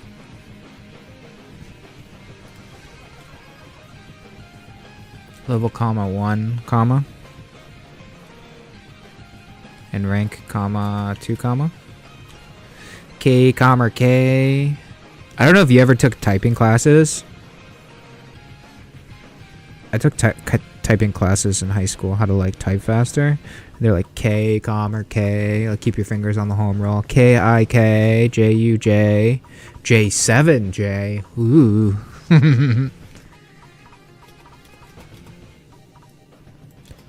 Does this work?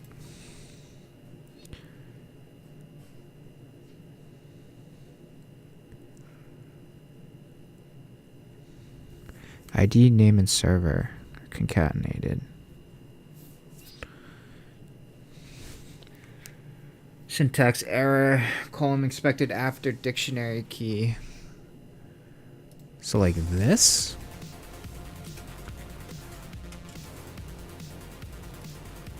Invalid syntax.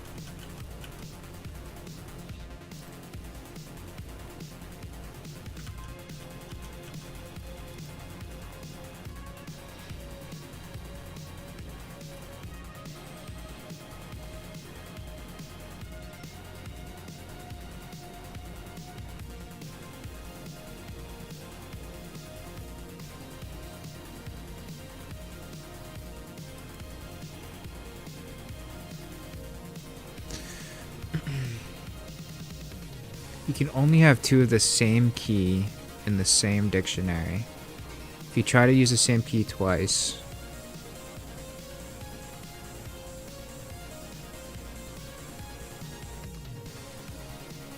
the first value will simply be overwritten.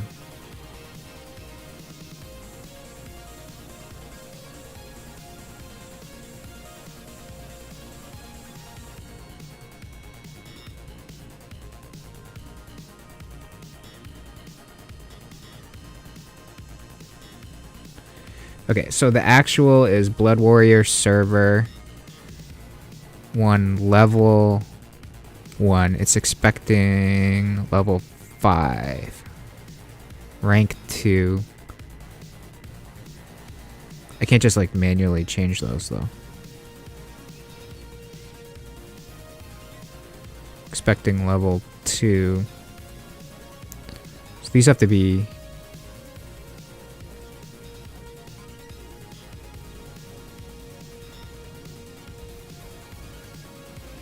I understand you can't... Wait, you can't have 2 keys. If you try to do something...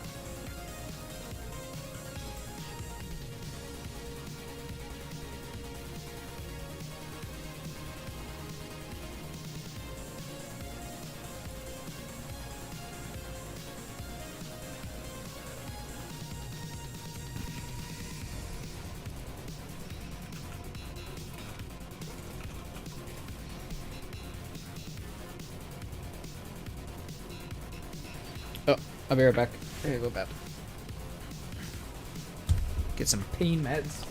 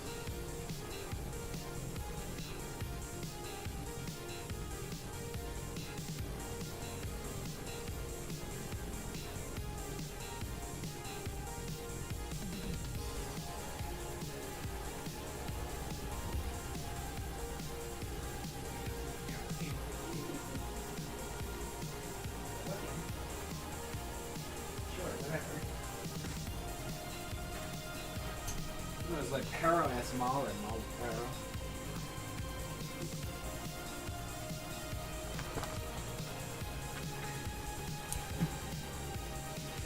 Pissing like a racehorse today. Alright.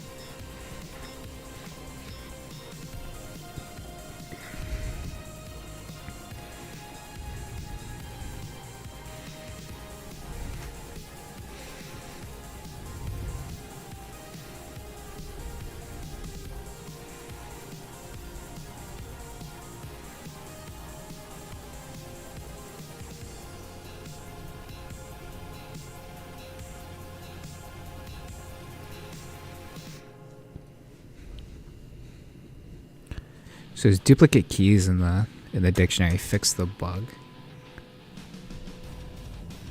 My first idea was to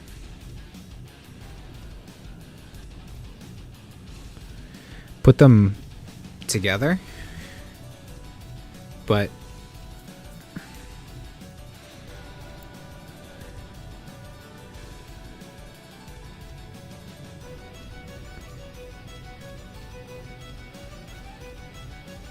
oh, I see what we want to do. We want like whatever the level is, but we want it to say level.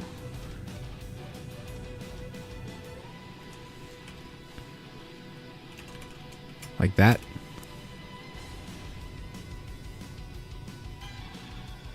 Oh no, it spits out level colon. So the 1 is overriding the 5, so I can just get rid of it. And the 2 is overriding the whatever the rank input is. Like that.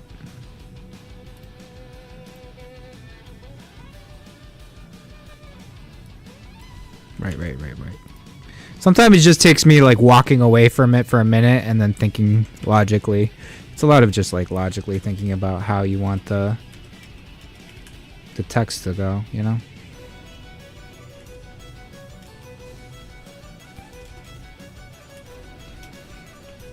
Problem solving. I'm a problem solver. Alright. Accessing dictionary values. Dictionary elements must be accessible somehow in code, otherwise they wouldn't be very useful. Wait, this song goes too hard, by the way.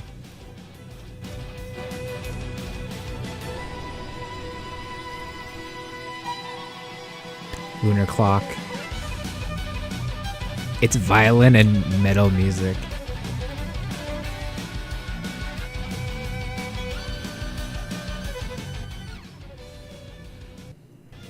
This is actually one of my favorite ones. Alright, so Accessing dictionary values. Dictionary elements must be accessible somehow in code, otherwise they wouldn't be very useful. A value is retrieved from a dictionary by specifying its corresponding key in square brackets. The square brackets look similar to indexing into a list. Car equals make, Toyota, model, Camry. Print car make. Prints, Toyota. values retrieved from the dictionary by specifying its corresponding key in square brackets. The square brackets look similar to indexing into a list.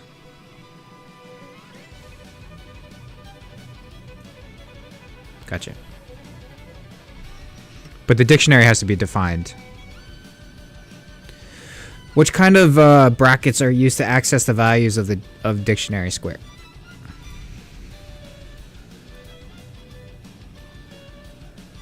Setting dictionary values. You don't need to create a dictionary with values already inside. It is common to create a blank dictionary, then populate it later using dynamic values.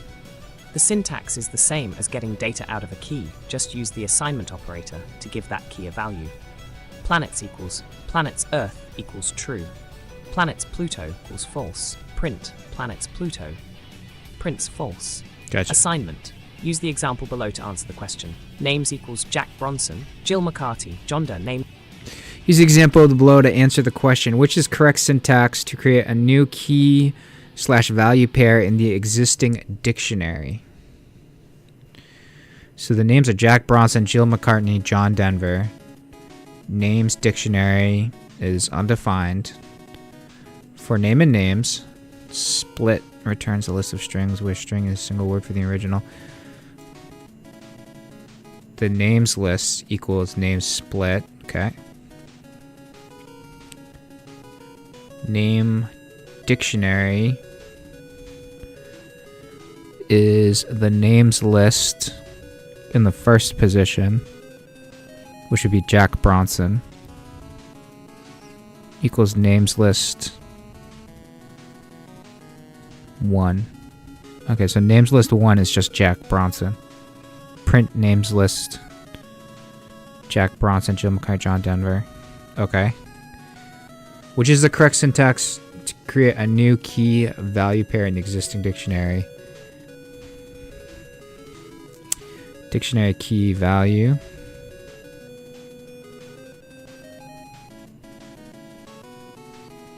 Dictionary key arrow value. Dictionary ... key value. Dictionary key parentheses. It's square brackets.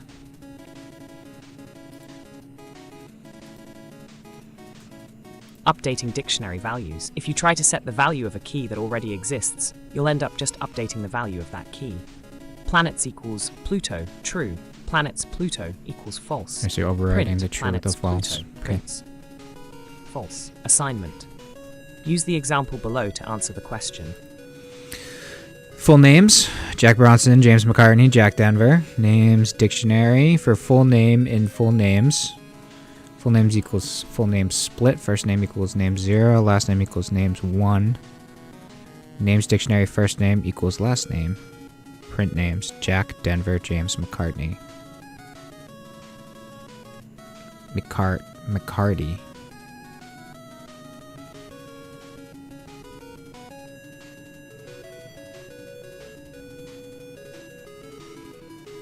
The name split. First name equals names 0.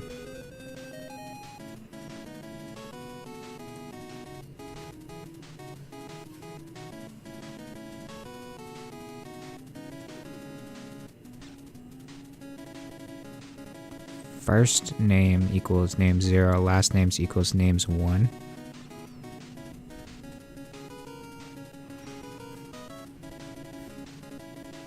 So why did it print out Jack Denver? In this example, Denver overwrote Bronson as a value for the key Jack. Gotcha.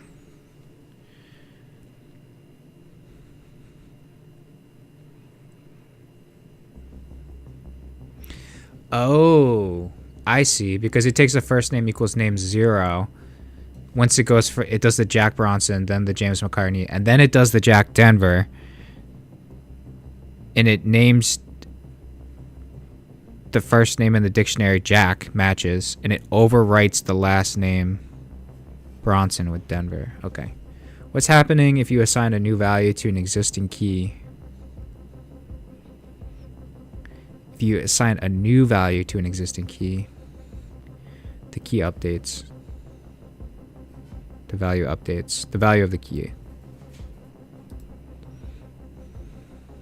Deleting dictionary values.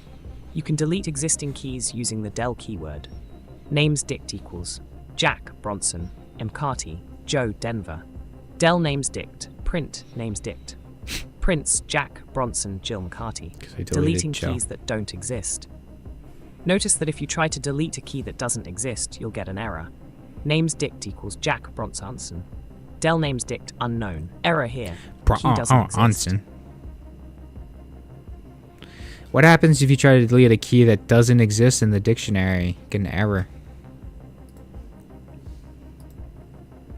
Counting practice. Checking for existence. If you're unsure whether or not a key exists in a dictionary, use the in keyword. Cars equals Ford, F-150, Toyota, Camry. Print Ford, prints, true.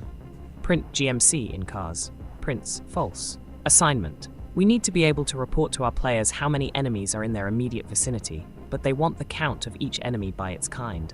If you run the code, it will result in a key error. Fix the count enemies function. It takes a list of enemy names as input. It should return a dictionary where the keys are all the enemy names from the list, and the values are the counts of how many times each enemy appeared in the list.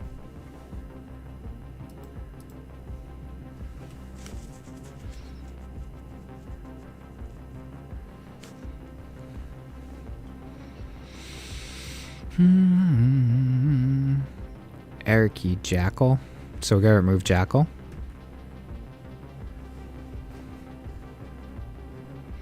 Inputs Jackal, Cobalt, Soldier. Expecting Jackal 1, Cobalt 1, Soldier 1.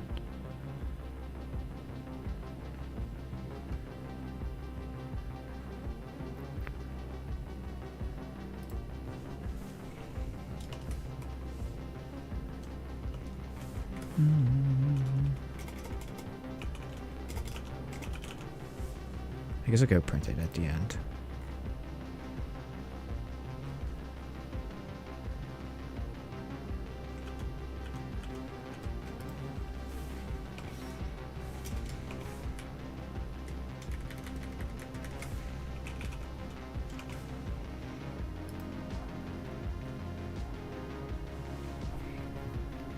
Key error is Jackal.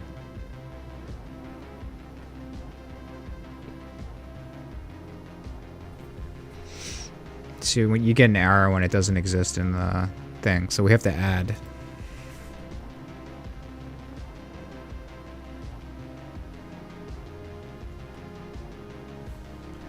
jackal to the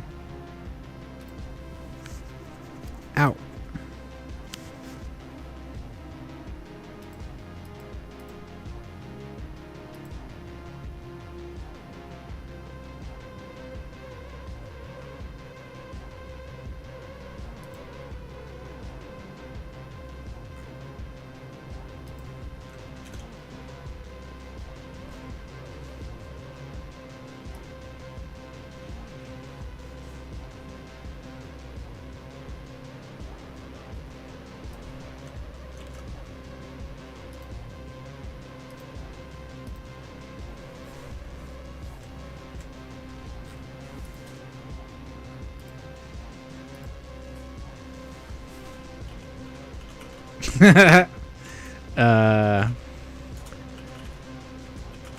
My Python list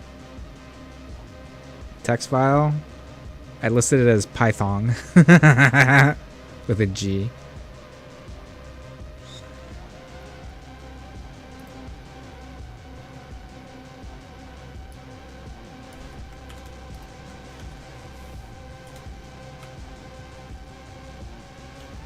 I laugh at stupid stuff.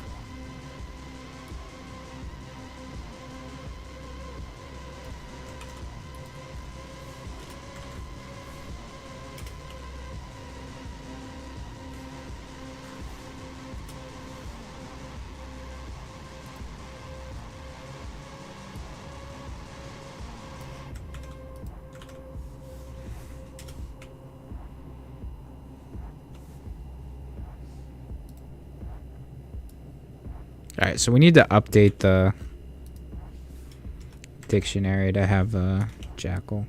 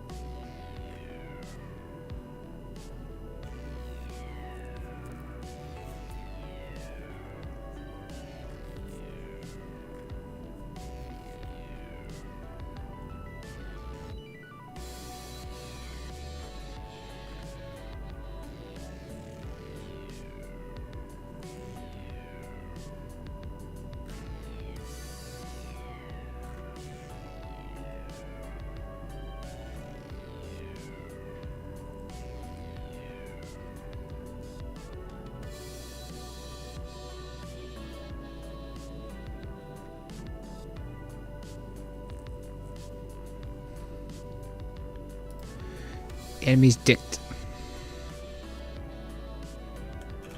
Enemies dicked.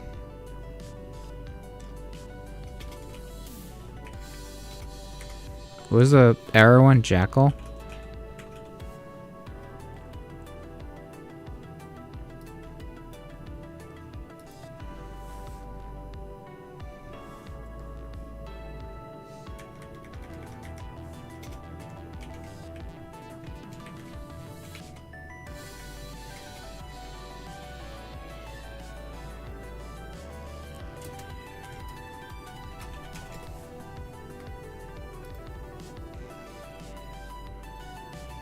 Kobo?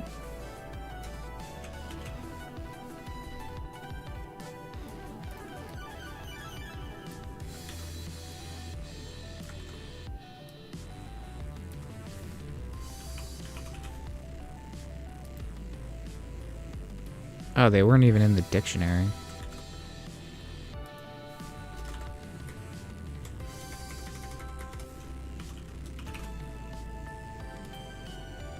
Oh.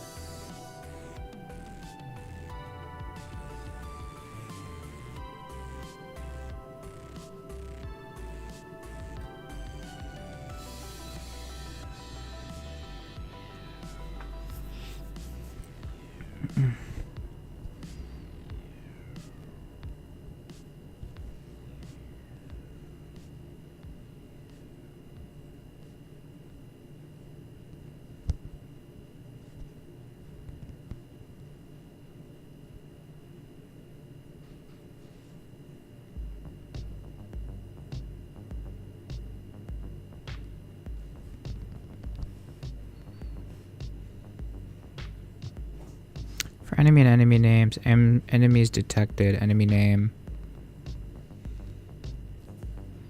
+1, print enemies detected.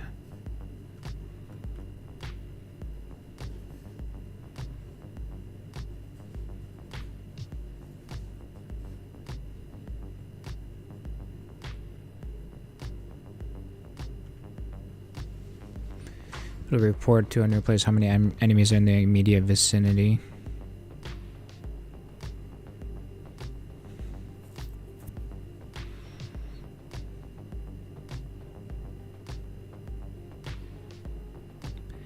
Enemies detected. Enemy name +1. Enemies detected.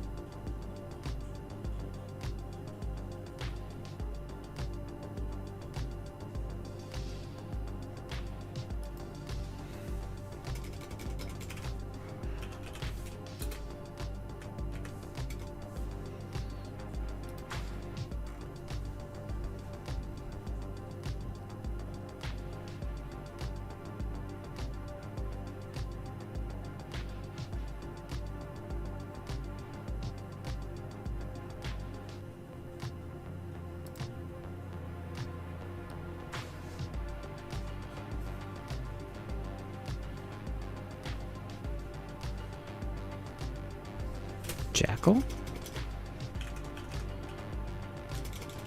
There's no value for Jackal, though.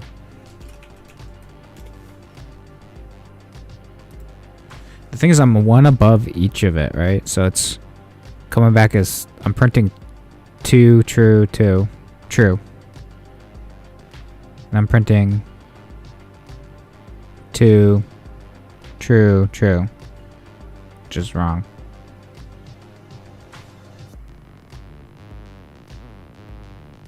Enemy names. For enemy name and enemy names.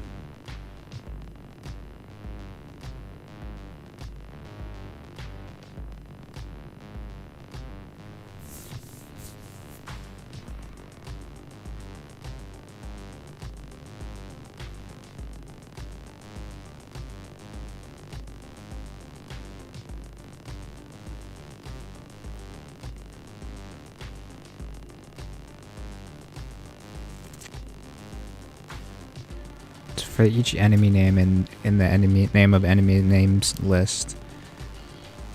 Enemies dictionary, enemy name, +1. So these are just 0, right? Not true or false.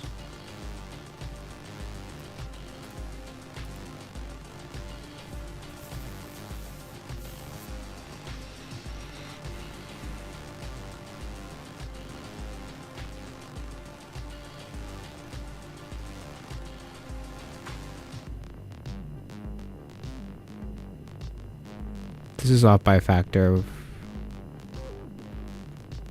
1.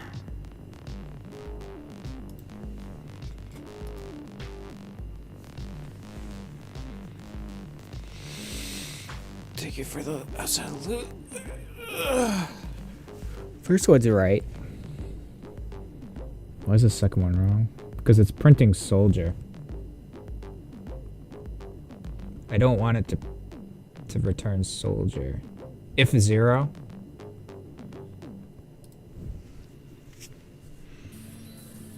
So if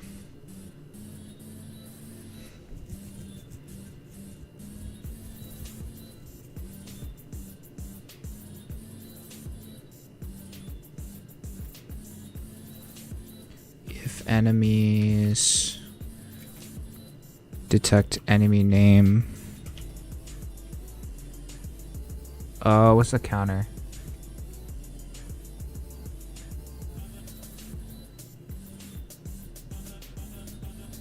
+1. Enemy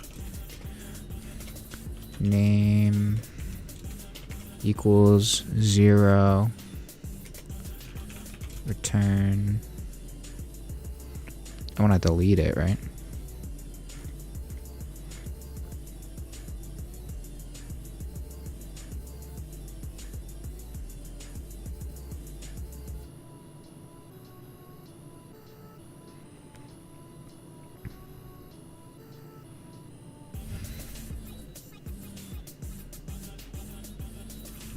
Delete enemies dictionary, enemy name.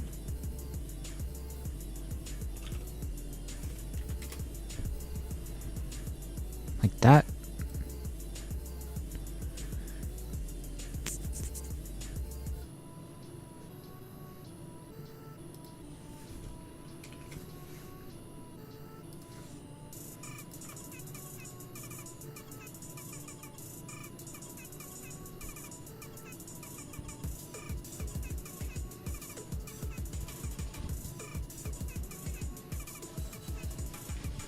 Invalid syntax.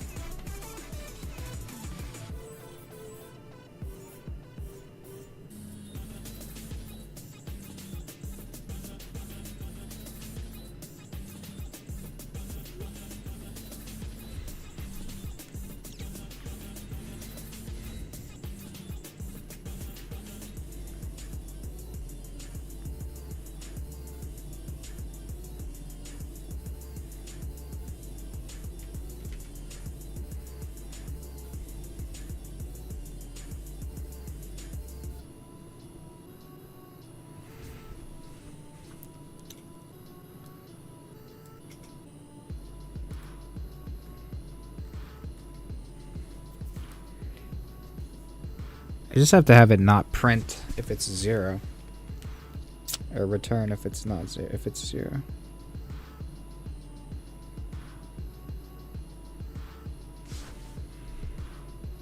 Return enemies. Can I do like greater than 0?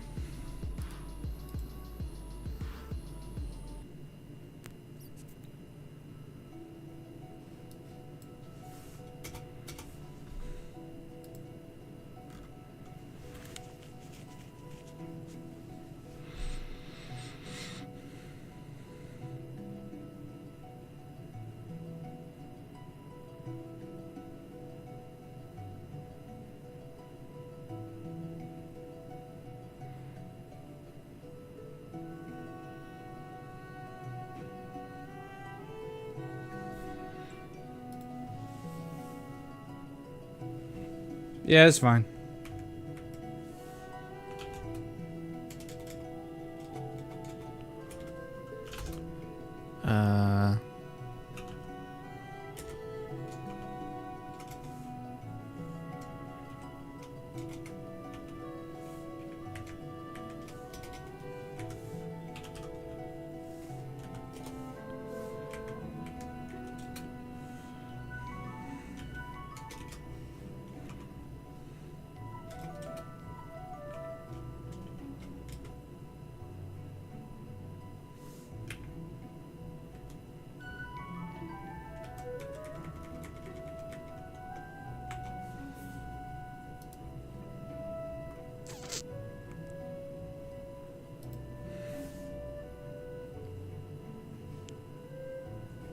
This needs to be on the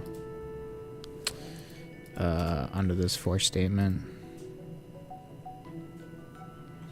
Expected indent block after if on statement line 8.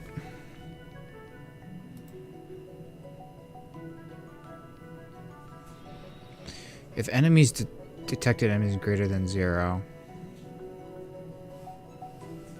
return enemies. But the problem is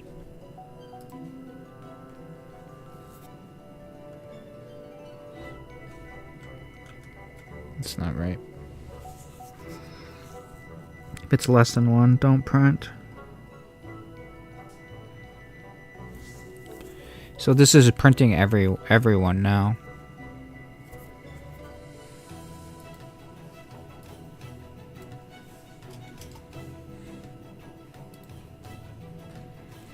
It's 1 jackal, 1 kobold, 1 soldier, 2 jackals, 1 kobold, 0 soldier.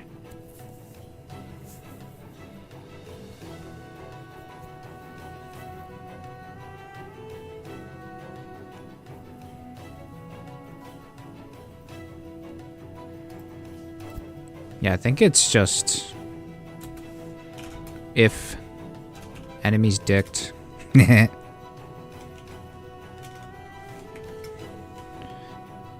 Enemy name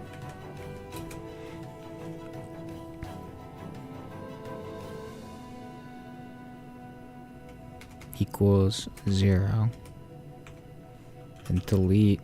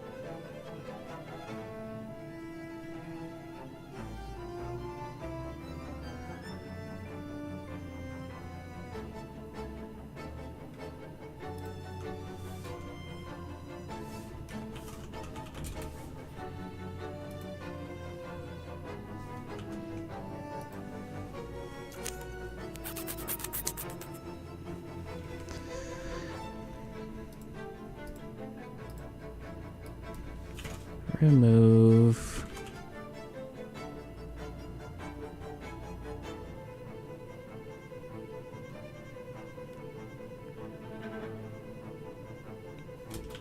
key in dictionary.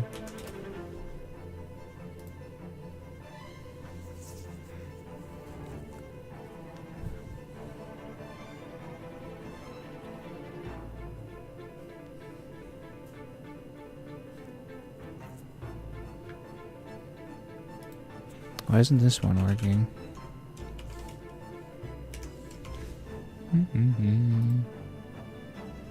Invalid syntax delete.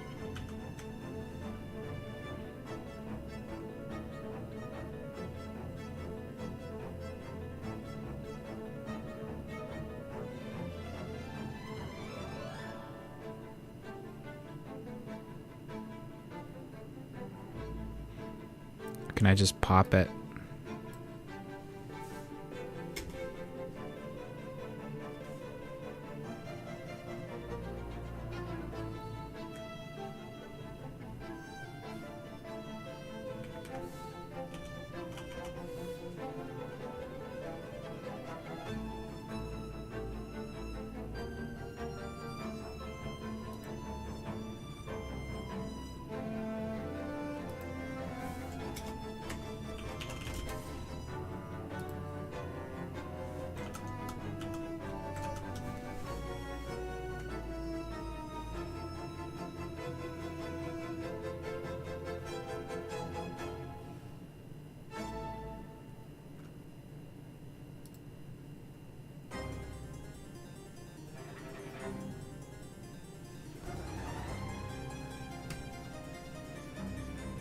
This will return my dictionary key if key exists in dictionary and none otherwise.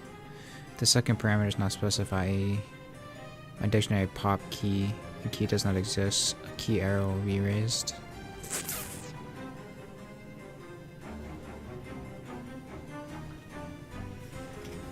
Can I just do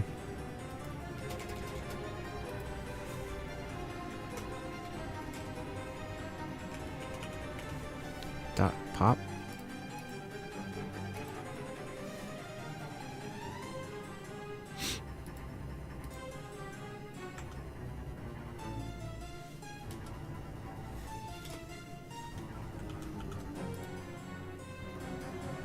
it's not popping the 0 value. Son of a bitch.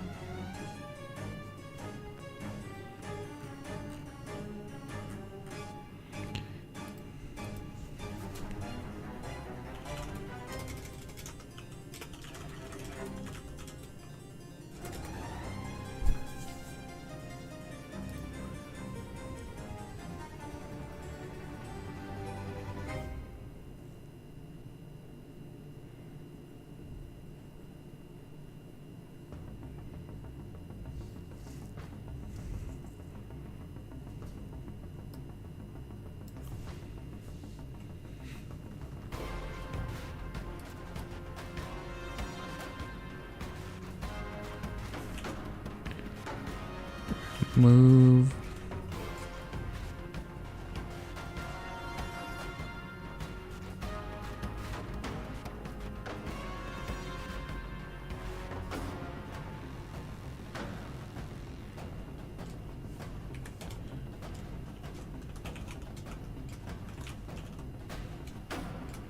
Remove 0 values of enemies.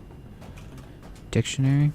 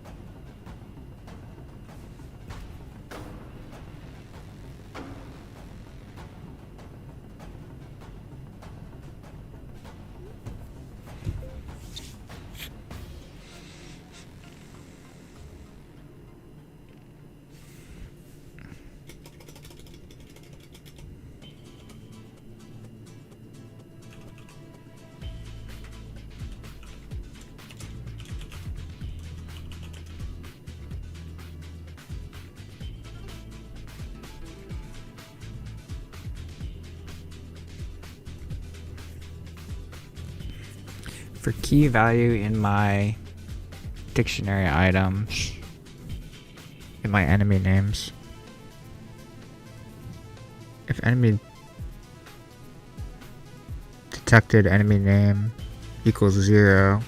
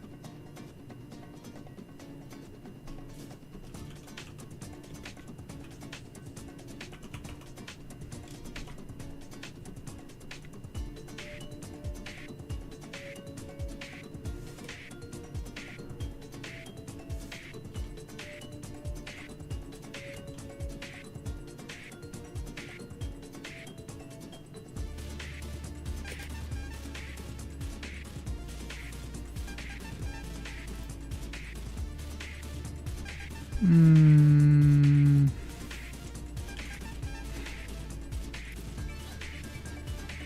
Ugh.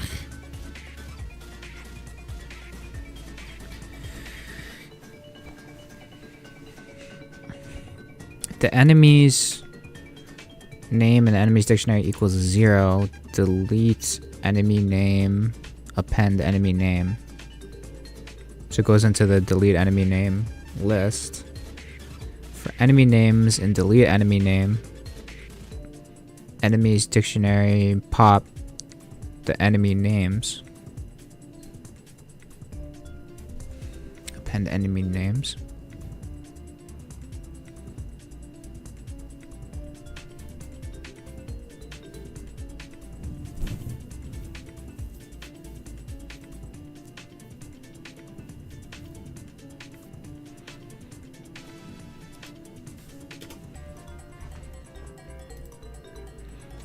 Nope.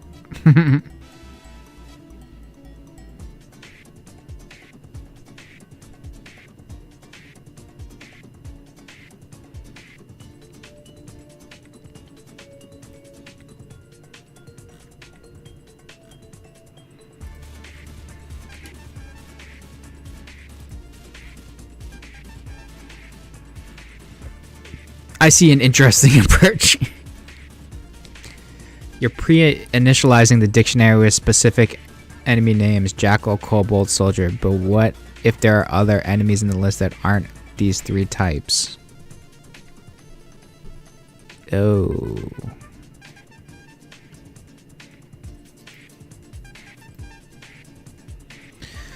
The line, if enemies dictionary enemy name equals 0 will never be true because you're always incrementing the count before this check.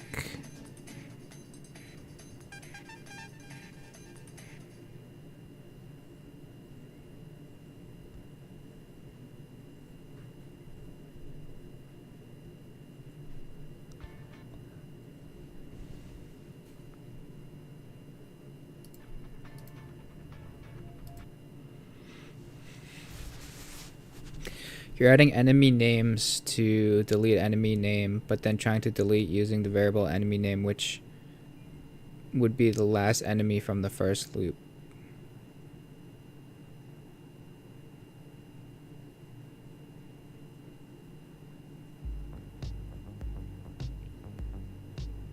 Let's take a step back. The core issue is that when we try to increment enemies dictionary enemy name for an enemy that isn't in the dictionary yet, we get a key error. Can you think of a simpler approach that checks if an enemy is already in the dictionary before trying to increment the count? Oh, remember the lesson using the in keyword to check if the key exists in the dictionary? Alright, so let's redo this. I think I got too much into the weeds.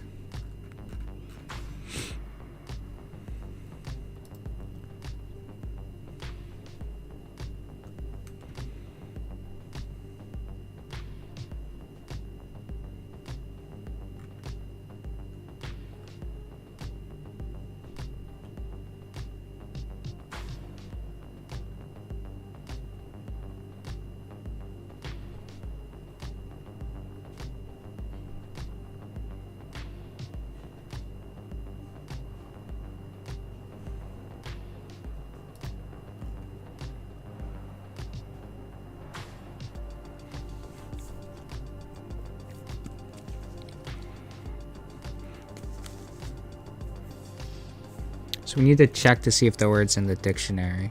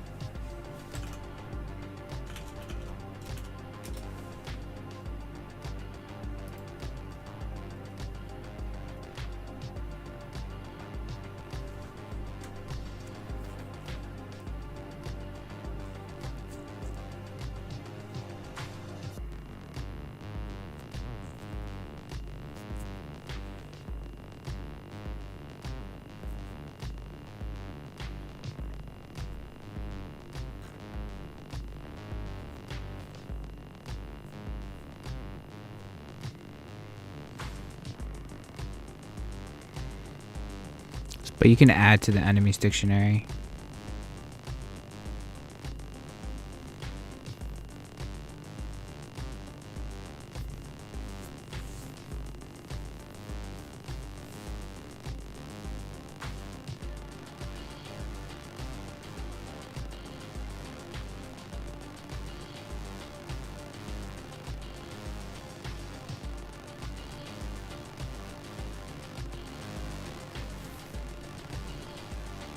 The input is a list.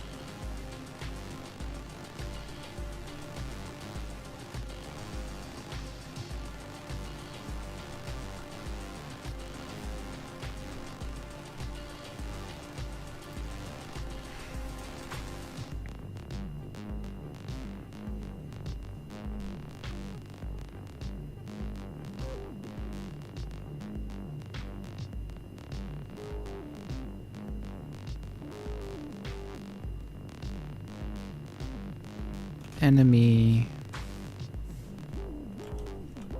name is equal to enemies. Enemy names dot split.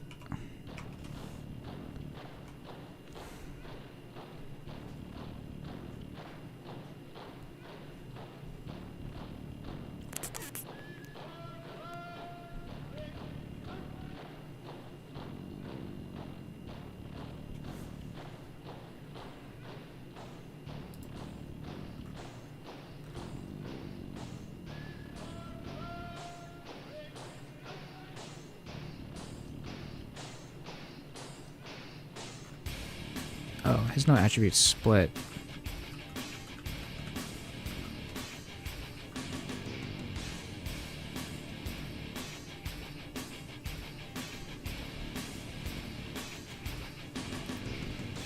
So is it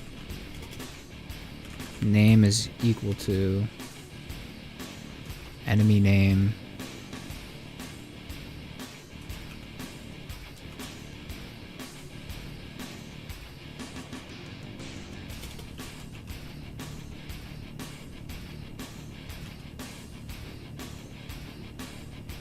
zero.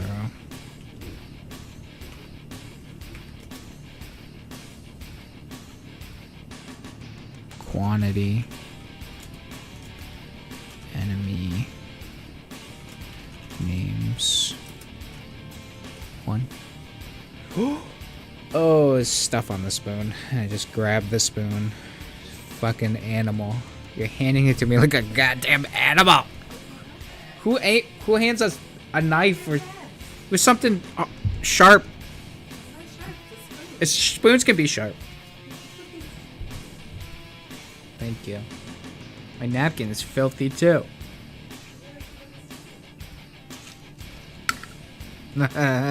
Thanks.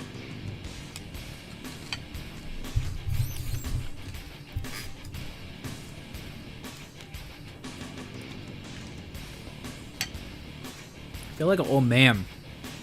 All bundled up, eating soup, hot soup in the basement, with a blanket over my lap.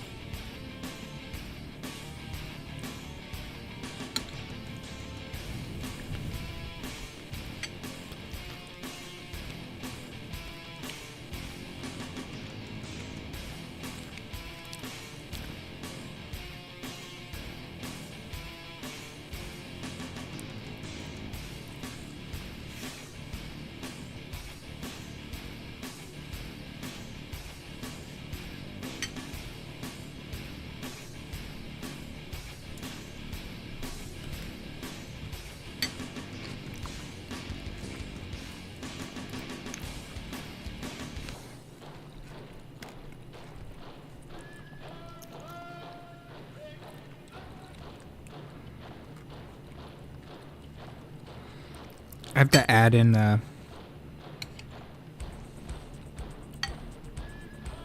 enemy's names, the enemy info into the dictionary before I call it.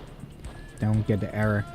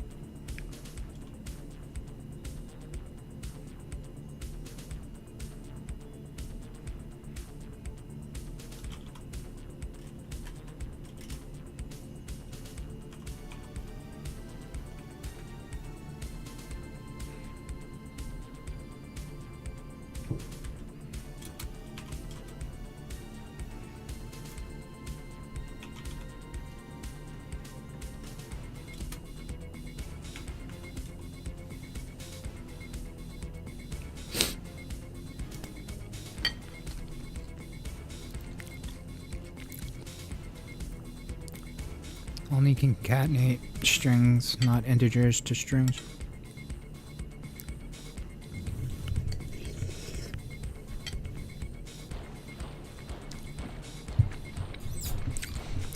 That's because it's quantity.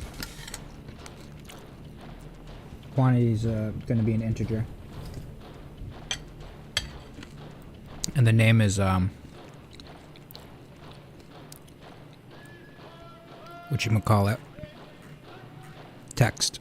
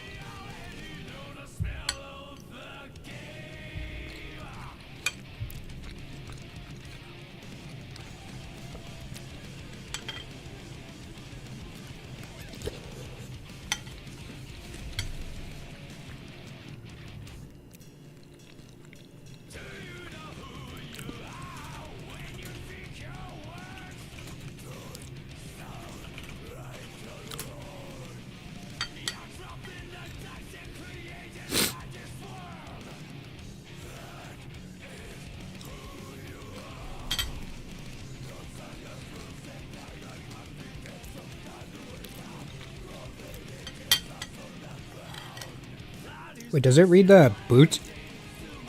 Oh no, it doesn't read boot. Start with an empty dictionary. For each enemy name in the list, check if the name is already in the dictionary. If it is, increment the count. If not, add it to the dictionary with a count of 1. Oh, okay.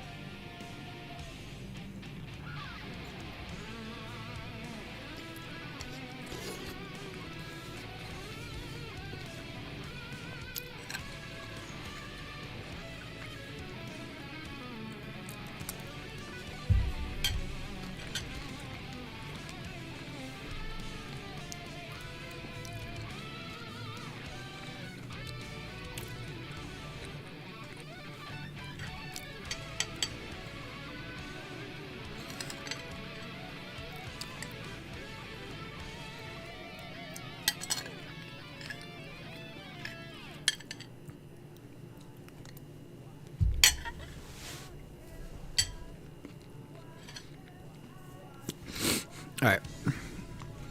If enemy.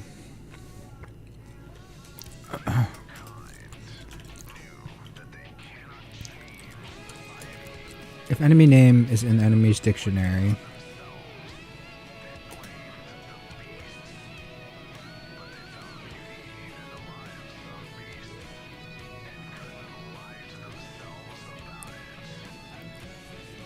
Enemies dictionary. Enemy name.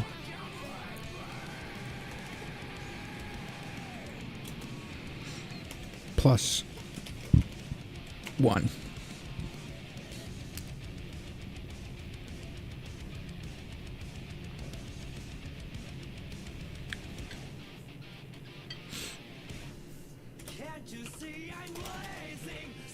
Else.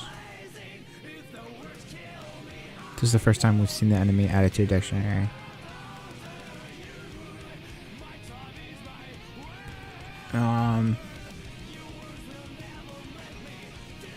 Adding dictionary is just a square brackets, right?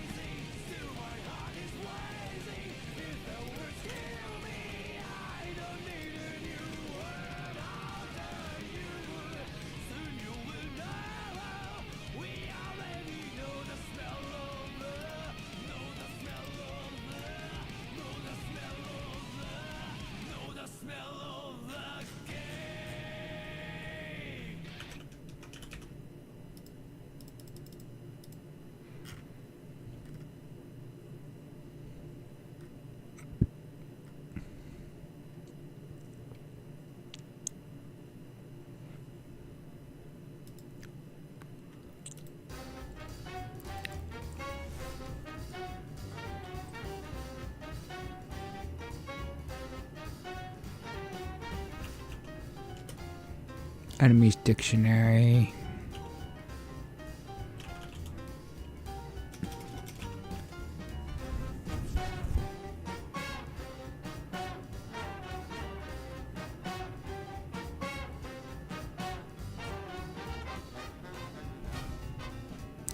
Enemy name.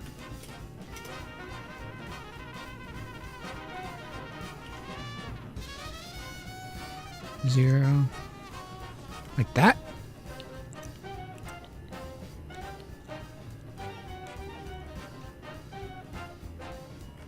But didn't you say we had to start at... Can't be 0. We have to start at 1.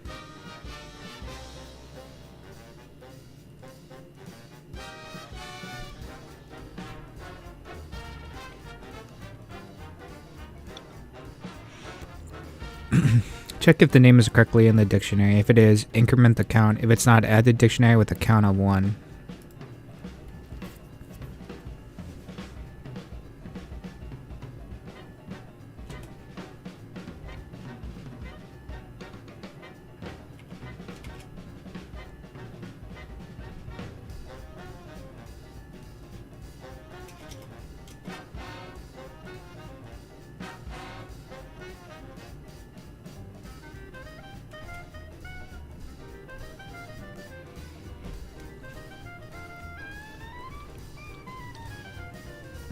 Else put the name in the dictionary and then enemies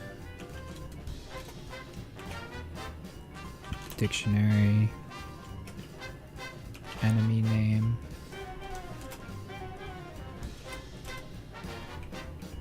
plus 1.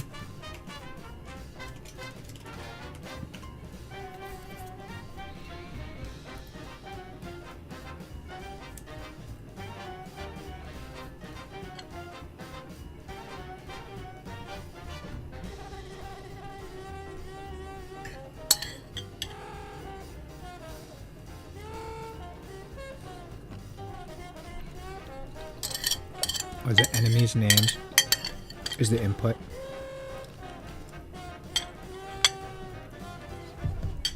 Yeah, shit.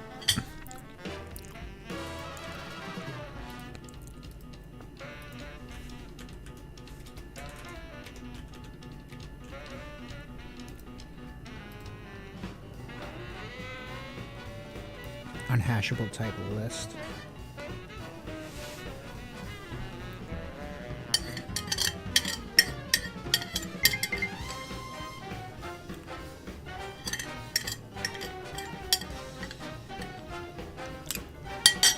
Alright, done with the food.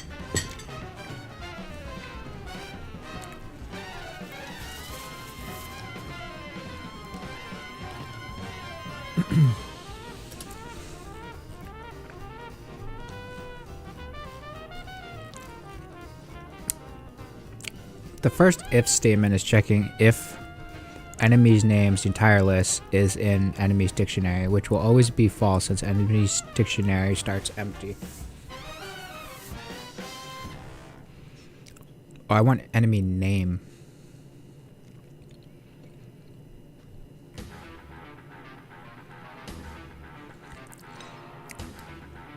In the else block, you're trying to add individual enemies, but there are syntax issues.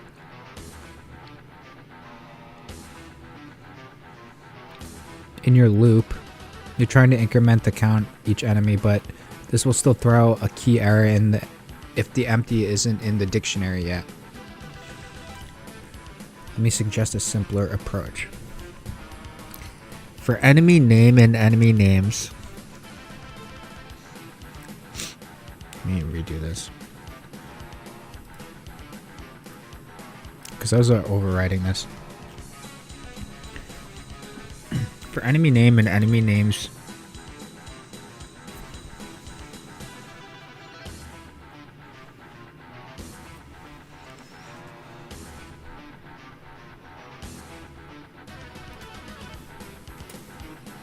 if enemy name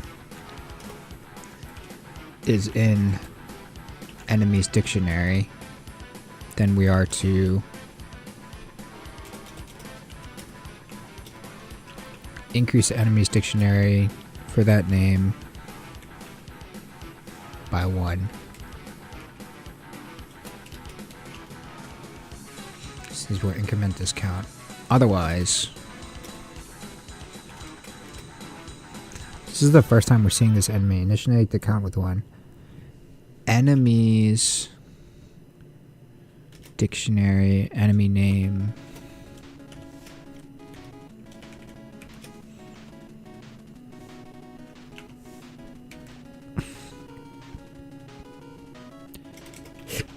Excuse me.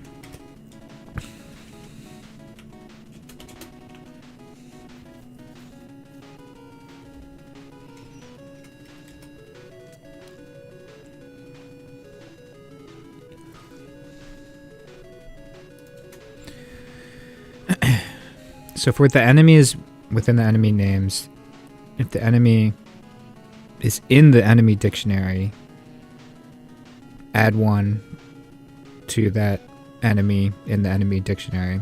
Otherwise, assign the value of 1 to that enemy in the dictionary. But that's, what if it's not in there? These checks how many, is because we're going to get an error when we return a value that's not in there. This checks enemies in the list one at a time.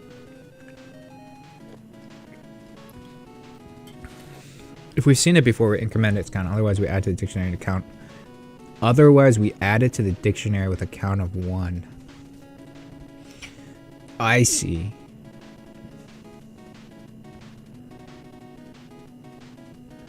Try implementing this approach. What do you think will happen when the process lists like jackal, kobold, jackal?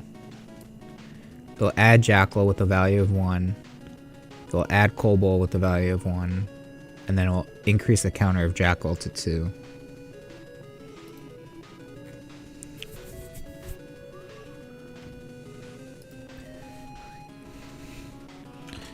It will add jackal with a value of 1. It will add kobold with a value of 1.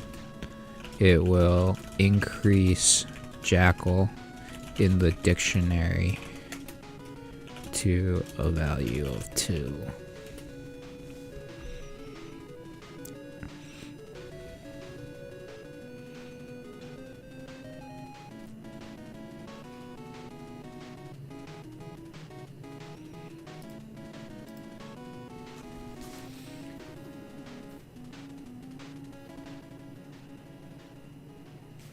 Okay.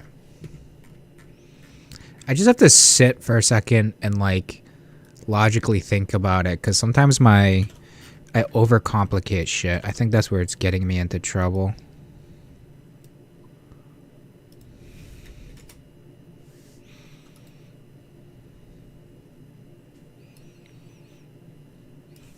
Because it's literally like,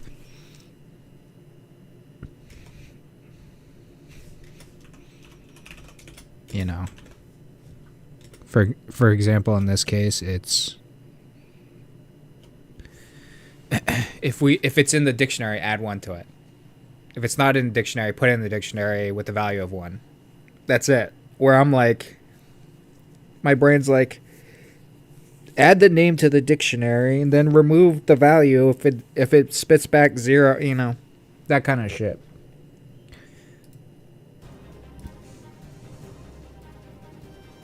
Iterating over a dictionary in Python.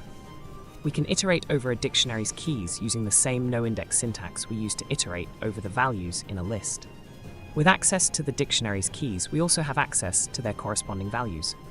Fruit sizes equals apple small, banana large, grape tiny. For name in fruit sizes, size equals fruit sizes, name, print, name, size. Name apple, size small. Name banana, size large. Name grape, size tiny.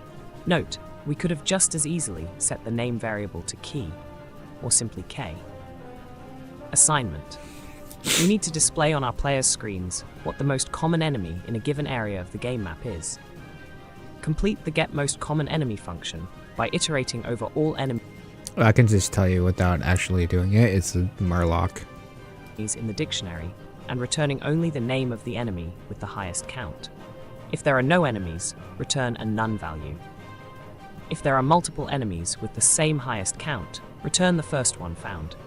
Enemies dict is a dictionary of If there are multiple enemies with the same highest count, return the first one found. Enemies dict. name count. Example, Jackal 1, Kobold 2, Soldier 3, Gremlin 5. Tip, negative infinity. When you're trying to find a max value, it helps to keep track of the max so far in a variable, and to start that variable at the lowest possible number, negative infinity. Max so far, a float, Nash, inf. You'll also want to keep track of the enemy name associated with the maximum count. I would set the default for that variable to none.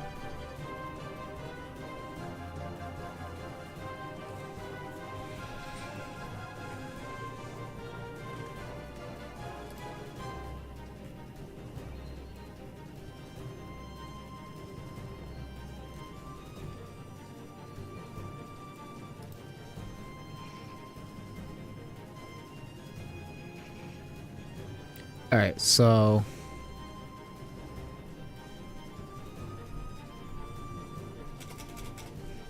enemies equals none. Enemies dictionary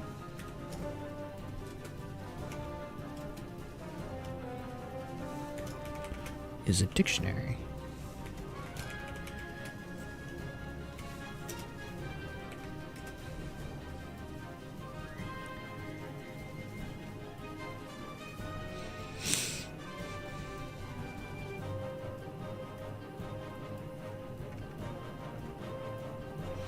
We need to display on the screens the most common enemy in a given area in the map is. Complete the getMostCommonEnemy function.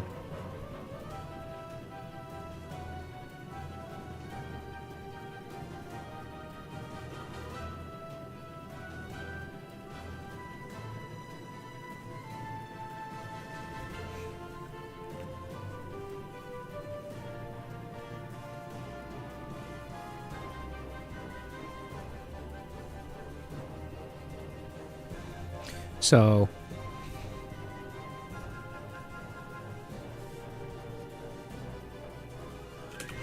for enemies in enemies dictionary,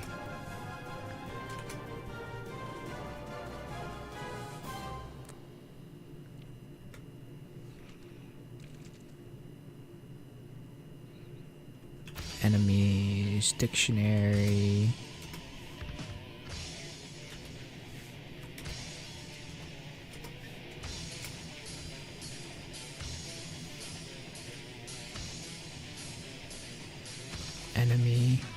enemies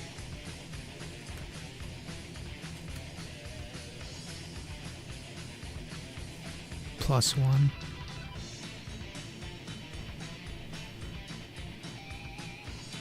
No, we already know the values. We don't have to add to it.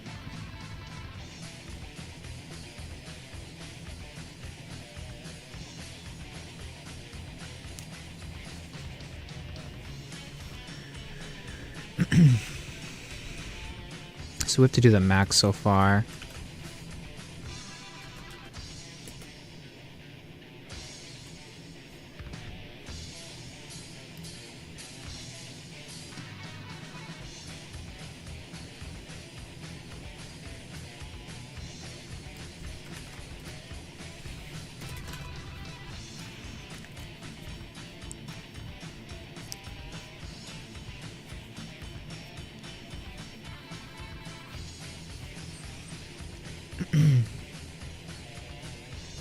So max of far equals float infinity for numbers, and for num in numbers. If num is greater than max so far equals number. Return max so far.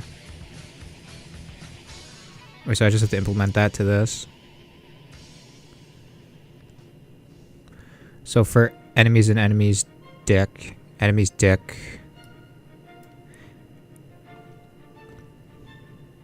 1.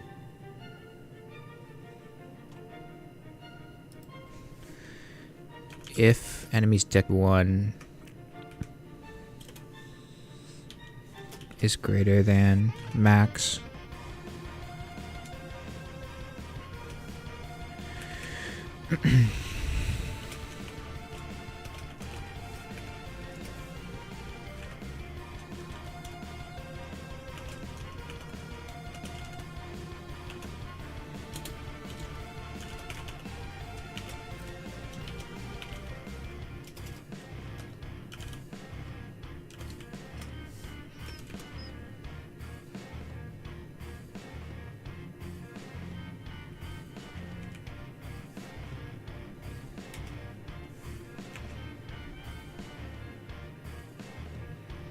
max so far equals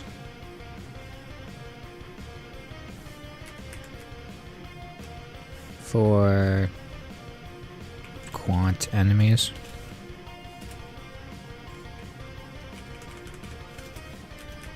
Max so far equals quant enemies. Return.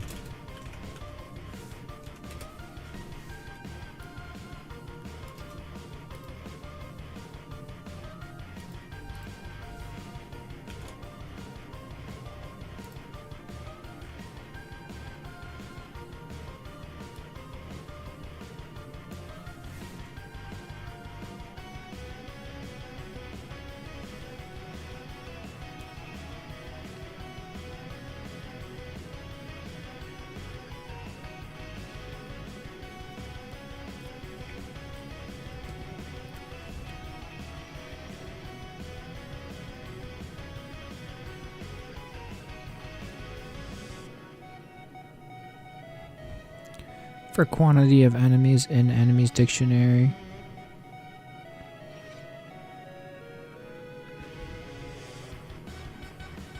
Oh.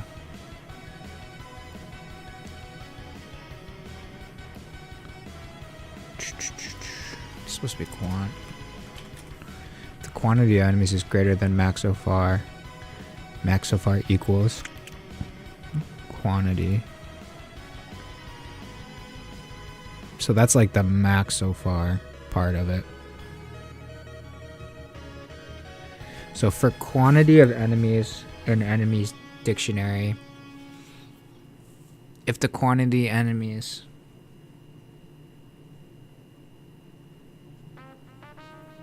is greater than the max so far equals quantity of enemies, return max so far.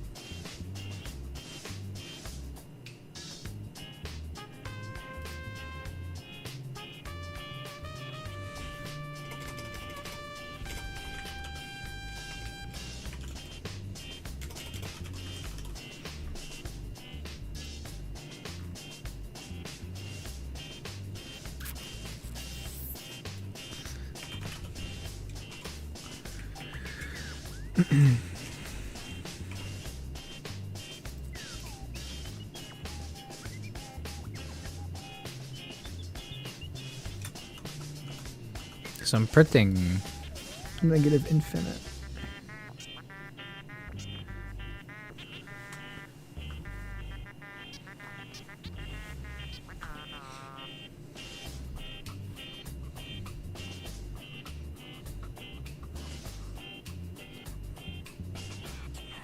I feel like it's not enemy dictionary. I feel like it's...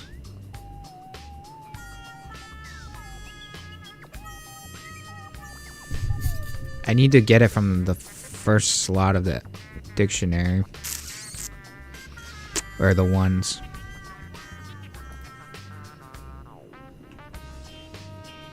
Like that.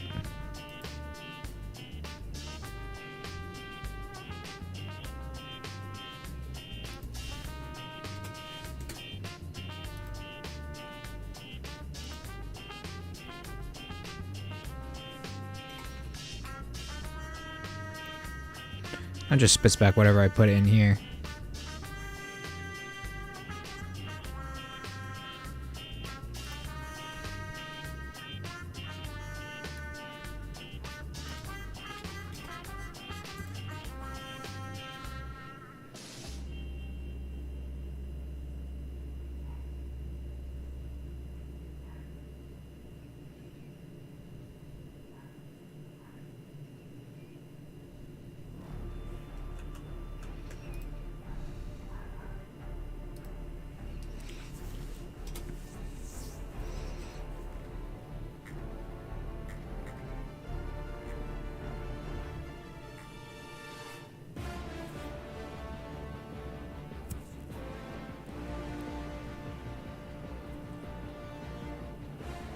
You're getting a dictionary, so you want to find the key value pair with the highest value, then return the key.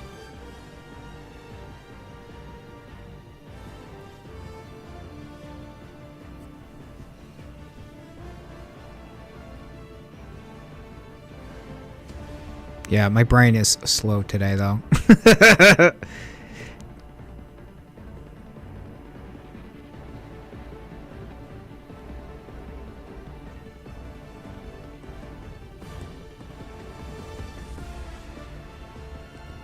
Quant of enemies is greater than max so far equals quant of enemies, return max so far.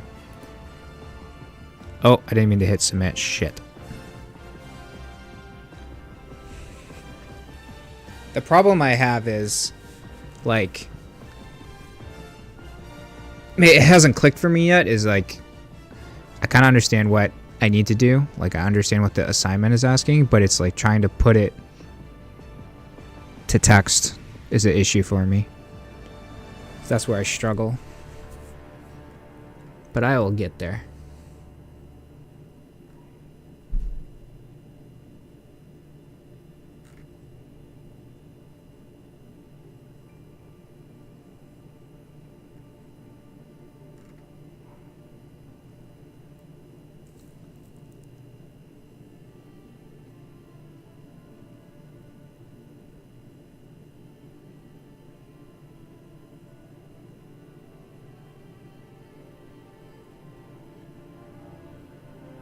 I'm not updating the dictionary, I just need to pull the max value from the dictionary and then return the key.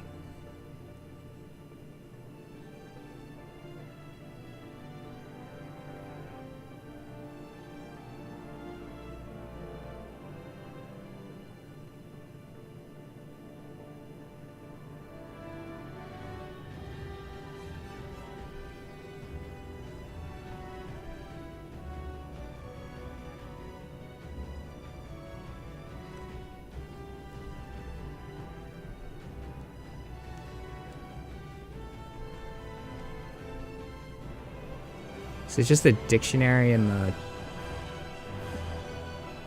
one spot.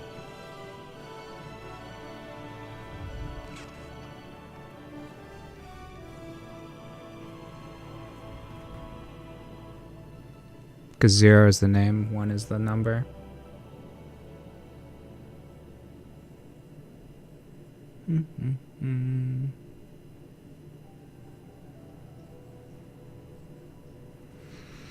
So enemies dictionary.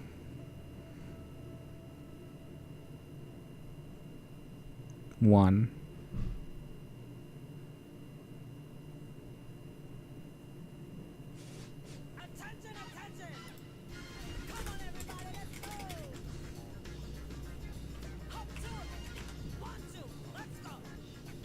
Like this?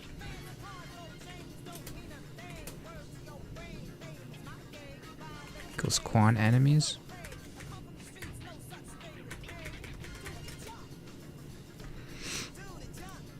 Whoops.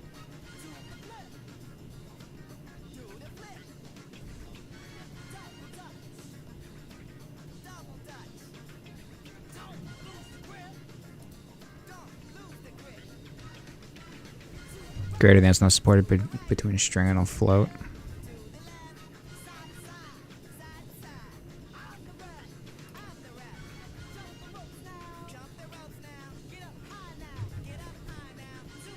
I'm doing the right thing for the loop. It's just quite not set up right. Yeah. It's like... Yeah. It's like when I'm building a computer. It's like I have the right parts. I bought the right parts. Like I bought an Intel motherboard with an Intel chip. I just don't know how to put it, you know? You would start with something like for enemy in enemy's dictionary.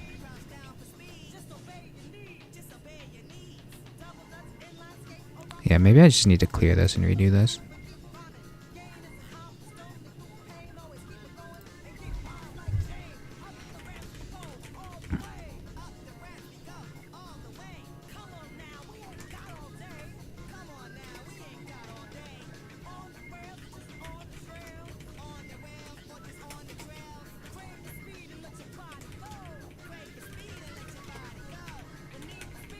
I have to define what enemies is. But the issue, I come into an issue with the max so far is a float value of negative infinity. And enemies is a string.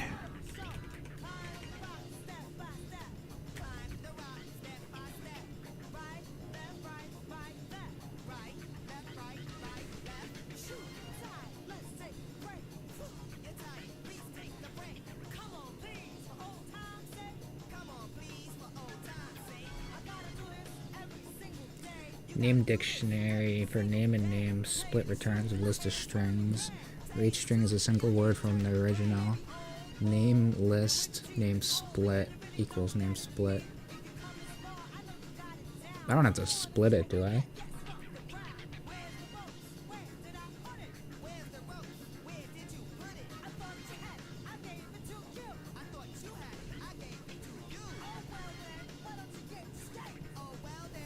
In the loop, enemies is the key value pair from the dictionary.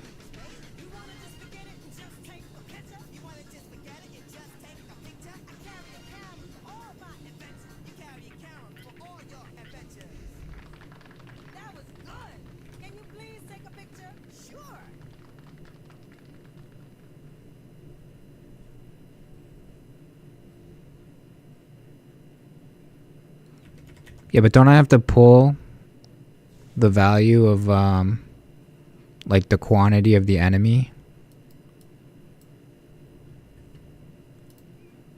Oh, they're together. I think this is where I got confused on the last one. For enemy name and enemy's name. If enemy name in dictionary... Okay, so then it's like...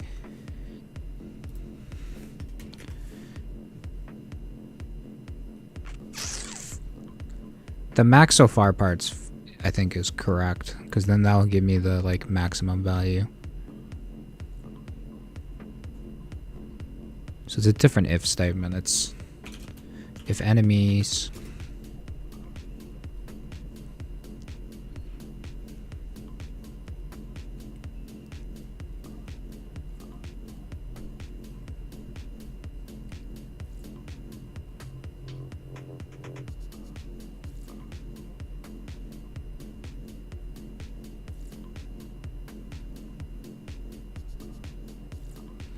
Dude, my brain.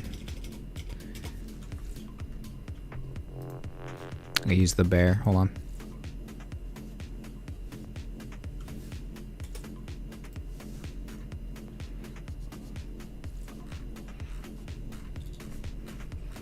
Trying to use enemies before it's defined in the line. Enemies. Dictionary 1 equals enemies. Oh, I also have quant enemies equals 0. If in your loop, enemies represents the keys of the dictionary, the enemy names, not their counts. Right. I want the counts.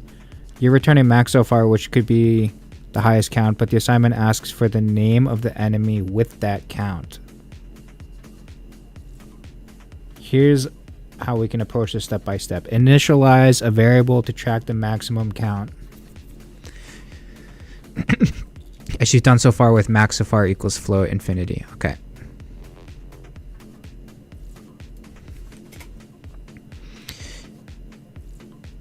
Initialize a variable to track which enemy has that maximum count.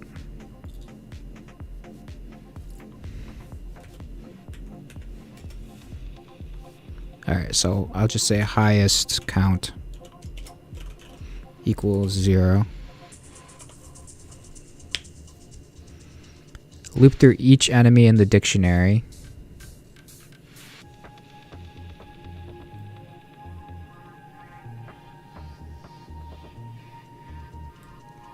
Compare each enemy's count to our current maximum.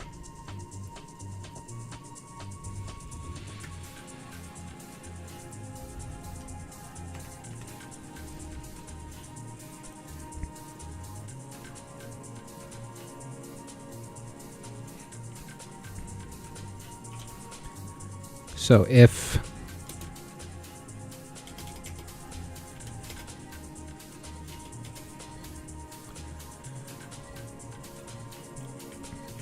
enemies is greater than max so far, set max so far to equal enemies. Oh, thanks. Take it easy. Compare each enemy's count to our current maximum. If we find a higher count, update both our maximum count and the enemy name.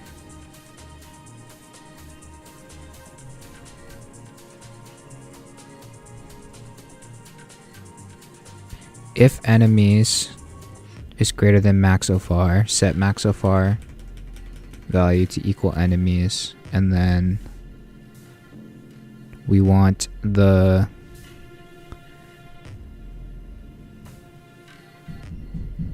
find a higher count, update both max count and the enemy name.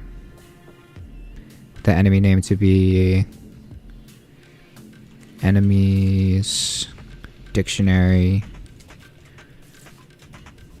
0.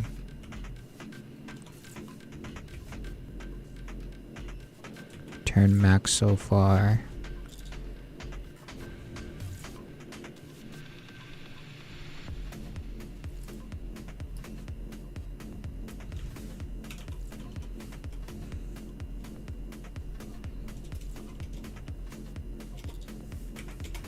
Like this. Enemies dictionary 1 equals enemies. Cannot access local variable enemies where it's not associated with a value.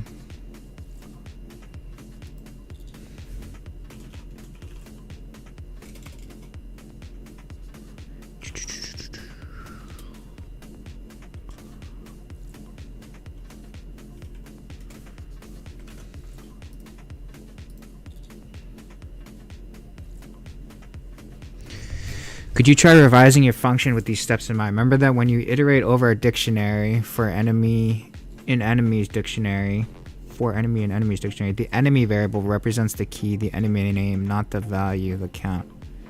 The enemy variable represents the key, the enemy name, not the value, the count.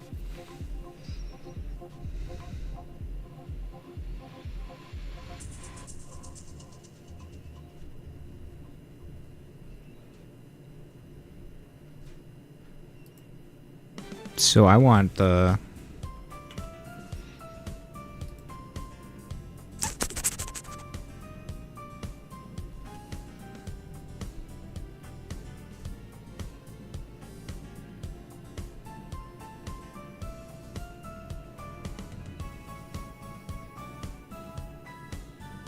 I think I'm overcomplicating this again. You don't need to create an empty list with enemies equals a list, okay? The line enemies dictionary 1 equals enemies is trying to modify the input of the dictionary in a way that wouldn't work. That won't work. In your loop, enemies is just the key, the name of the enemy, not the list or tuple.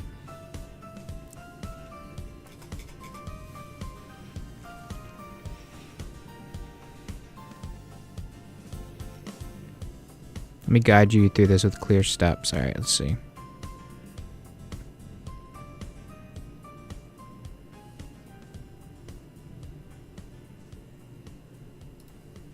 Okay, so first we just start with a not statement. So if not in enemies dictionary, return none.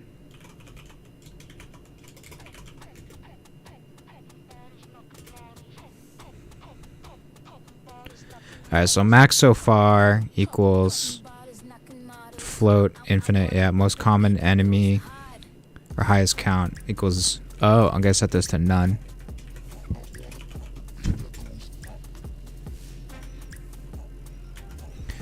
For enemies in enemies dictionary, loop through each enemy name in the dictionary. Get the count for this enemy.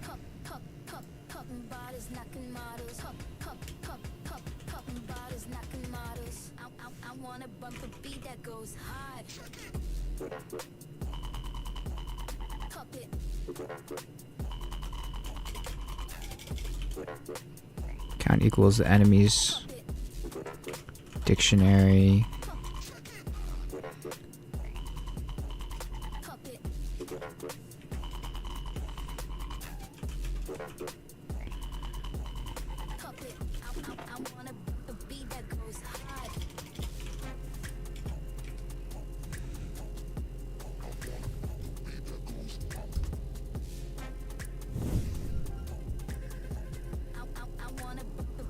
Enemies dictionary, bracket, enemy name, enemies, okay. But we're just counting it.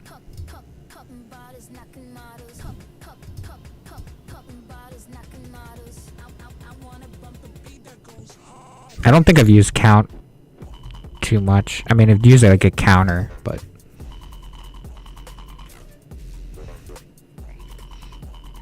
If this count is higher than our current maximum, so if count is greater than max so far,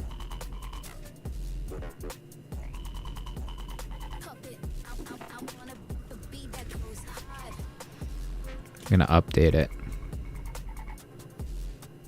Max so far,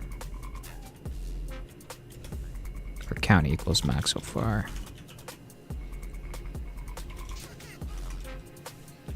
I had that part right.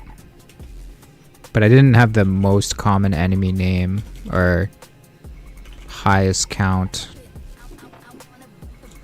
equals enemy. So it's the highest count. Update which enemy has the maximum count. So if count is greater than the maximum count so far, the current count is the max count. Then the highest count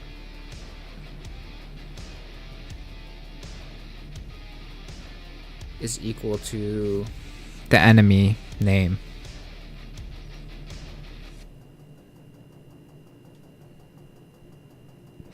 That's where I was getting tripped. The count thing.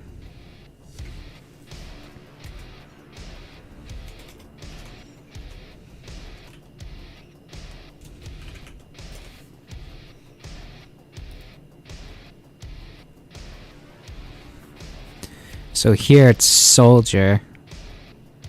Oh, we returned gremlin, so there's a small issue.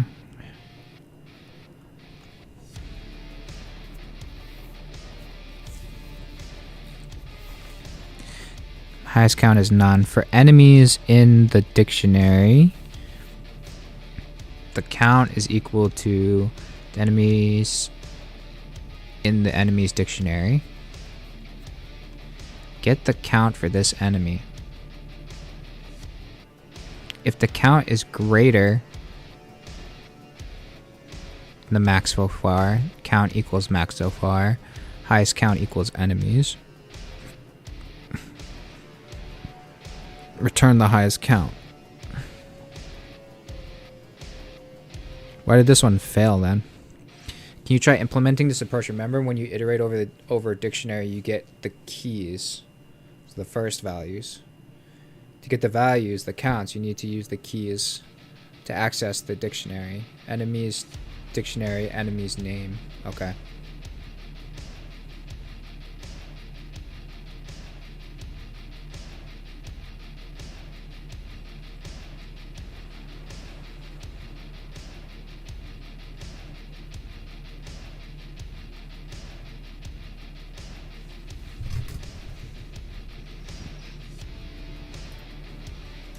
So one hiccup on this though.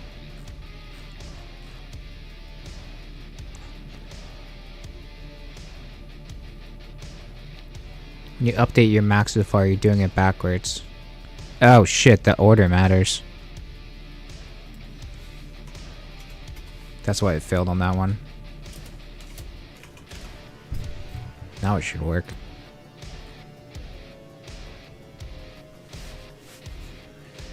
Alright, so let's go over this. Review.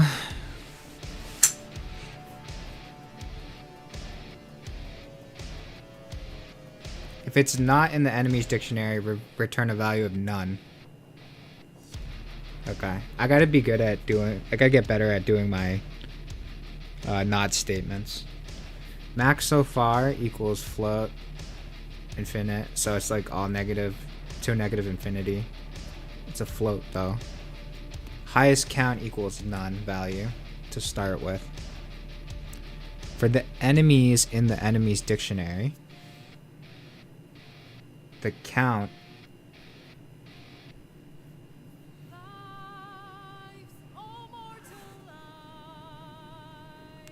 equals the enemy's dictionary enemies.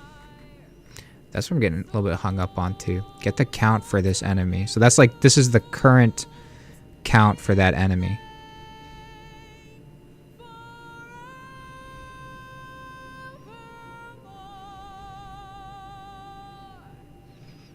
If the count is greater than max so far, set max so far to the count. Highest count equals enemies. Return the highest count.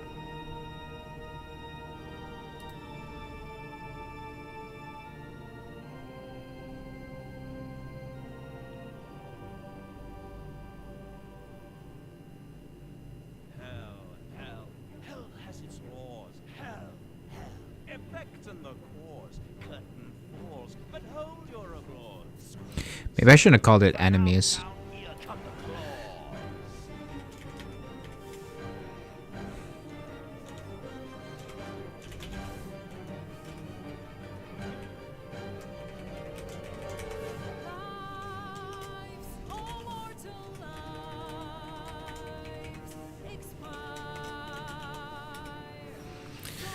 For enemy name in the enemy's dictionary, the count is equal to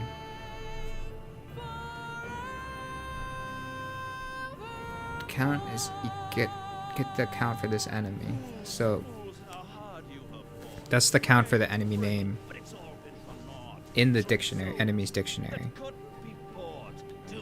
If count is greater than max so far equals count. The highest count is equal to the enemy name. Return highest count. No more deals, it's over. The final act, you're doomed. No more The variable names are a little bit inconsistent. You're using highest count to store the enemy name with the highest count, which might be confusing.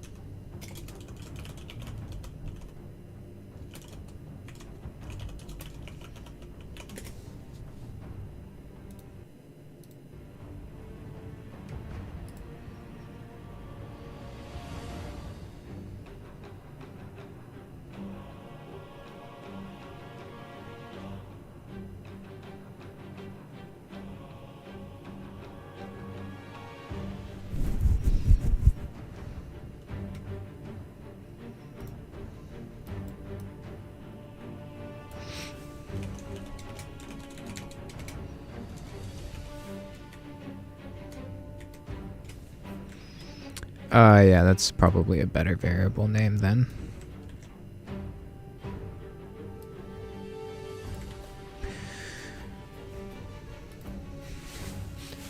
Most common enemy equals none. For enemies in enemy name in enemies dictionary, what's the enemy name count in the enemies dictionary? If the count is greater than the max so far equals the count. Most common enemy equals enemy name. Return most common enemy. If the count is greater than the max so far, return max so far equals count. Return most common enemy equals enemy's name. Then return this.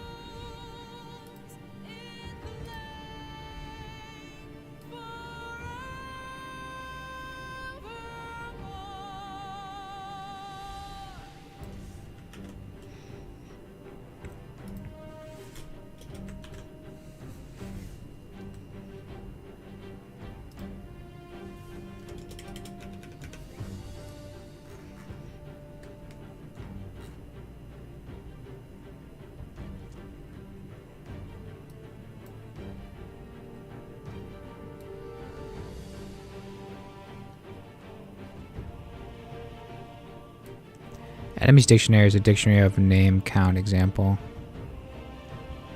Oh, I totally didn't hear that part about count. I think that's why I got the question wrong to begin with. I should reread the question if I get stuck.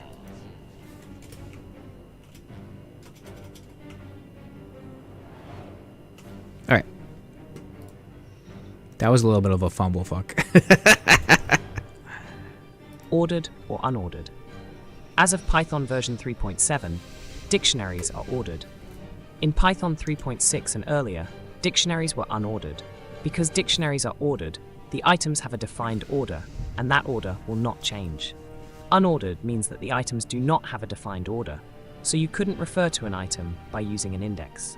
The takeaway is that if you're on Python 3.7 or later, you'll be able to iterate over dictionaries in the same order every time.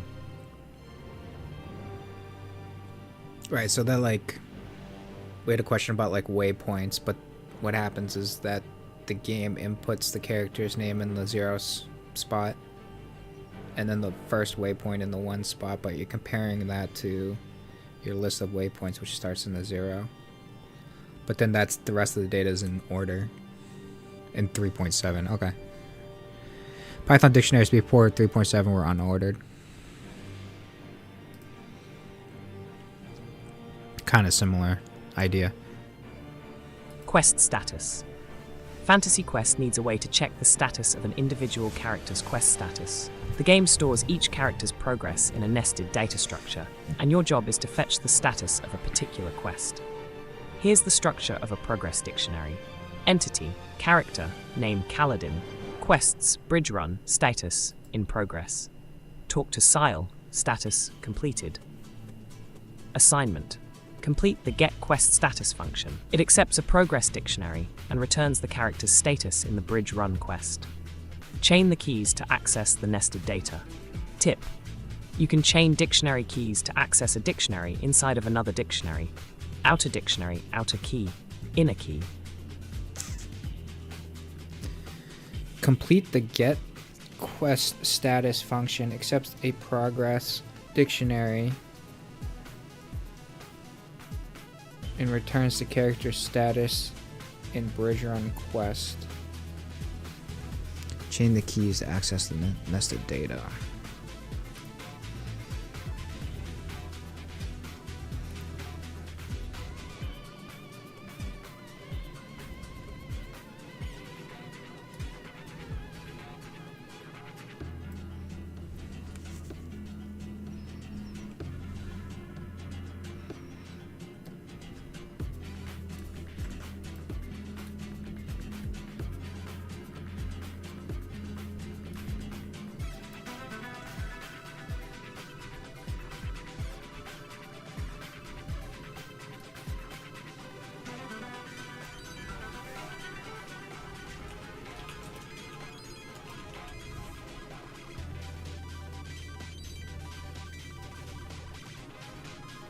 Oh, it's giving me these inputs.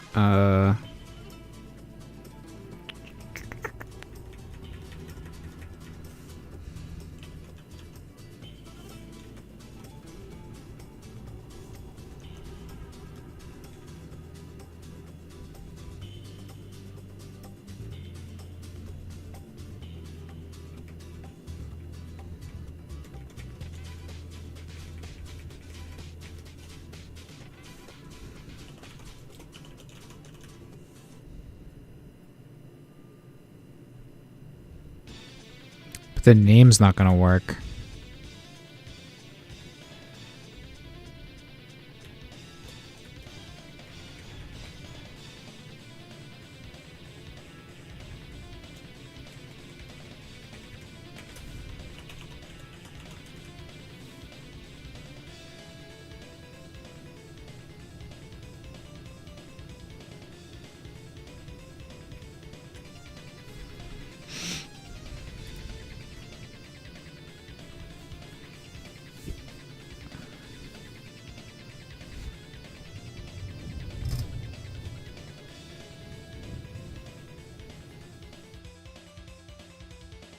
Expect an indentation block after the first indentation line. Oh yeah.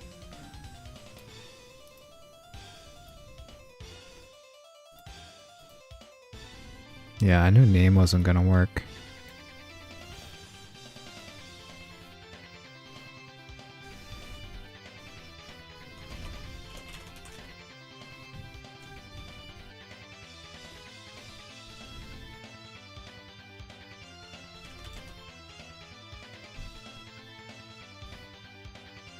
Is there an inner dictionary named name?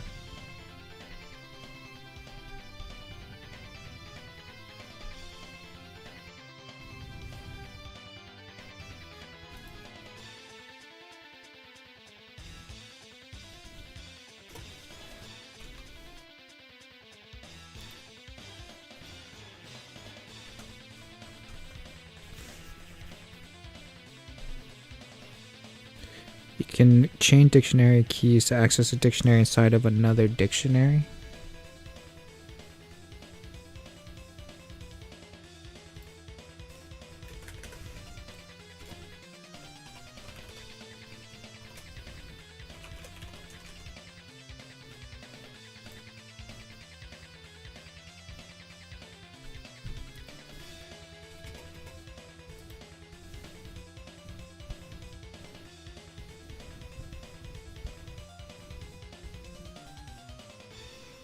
Entity character name, Sir Galahad. Quest.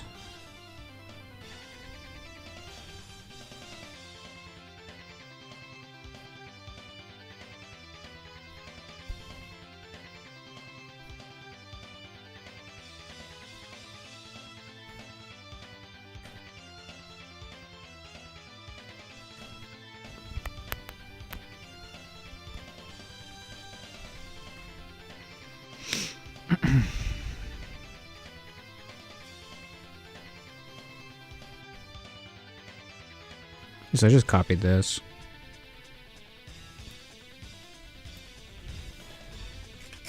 Is it just whatever?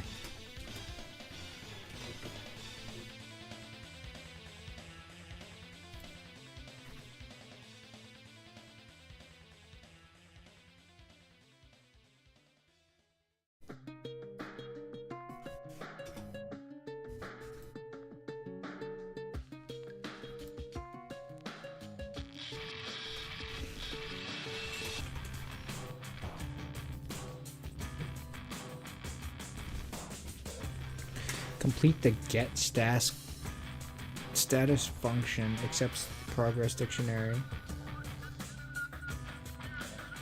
and returns the character status. The bridge run quest.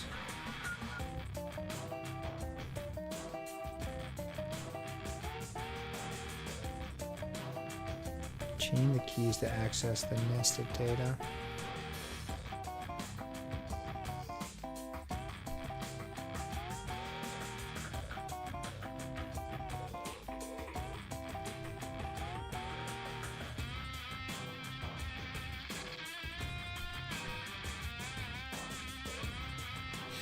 It accepts a progress dictionary and returns a character status and bridge request. Chain the keys to access the nested data.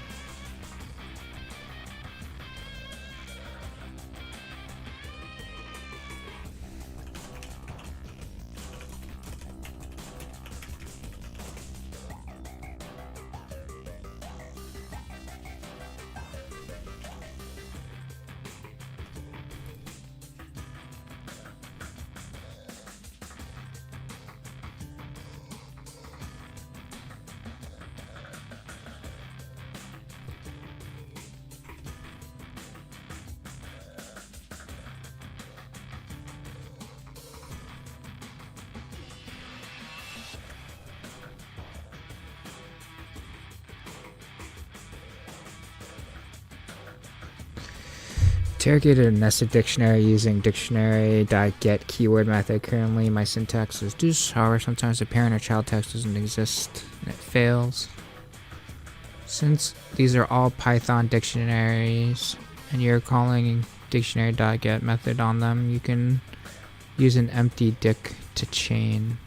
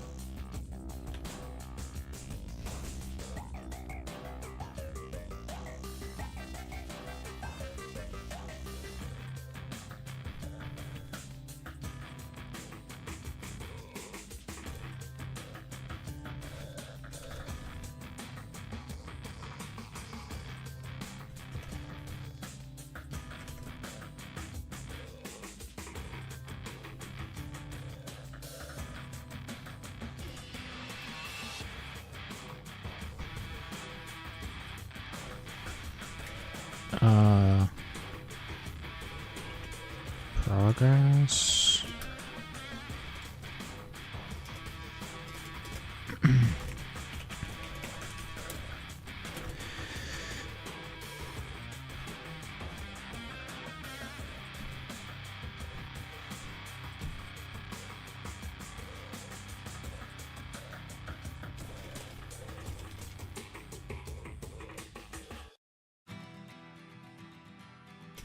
Or, I don't know, say status?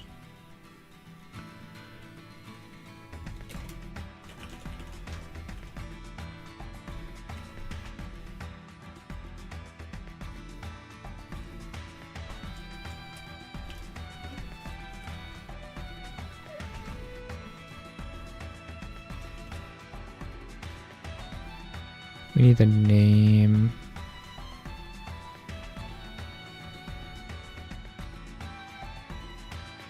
Or do I have to do all of these?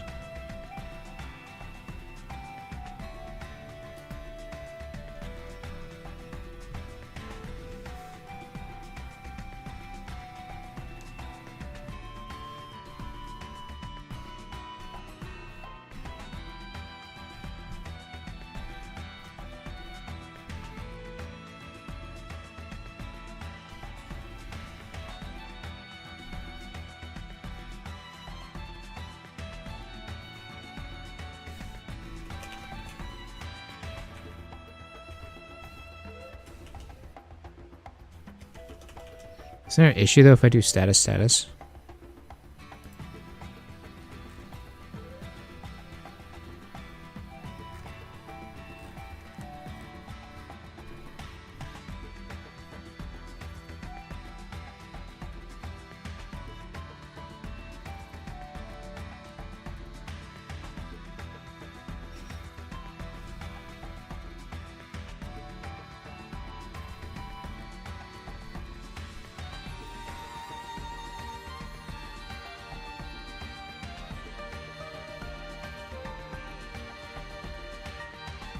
Because we want complete the get status function, get quest status function, except it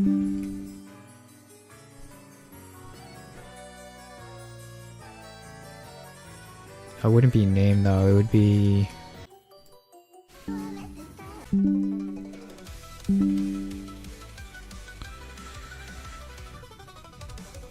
don't know why I'm dropping so many frames.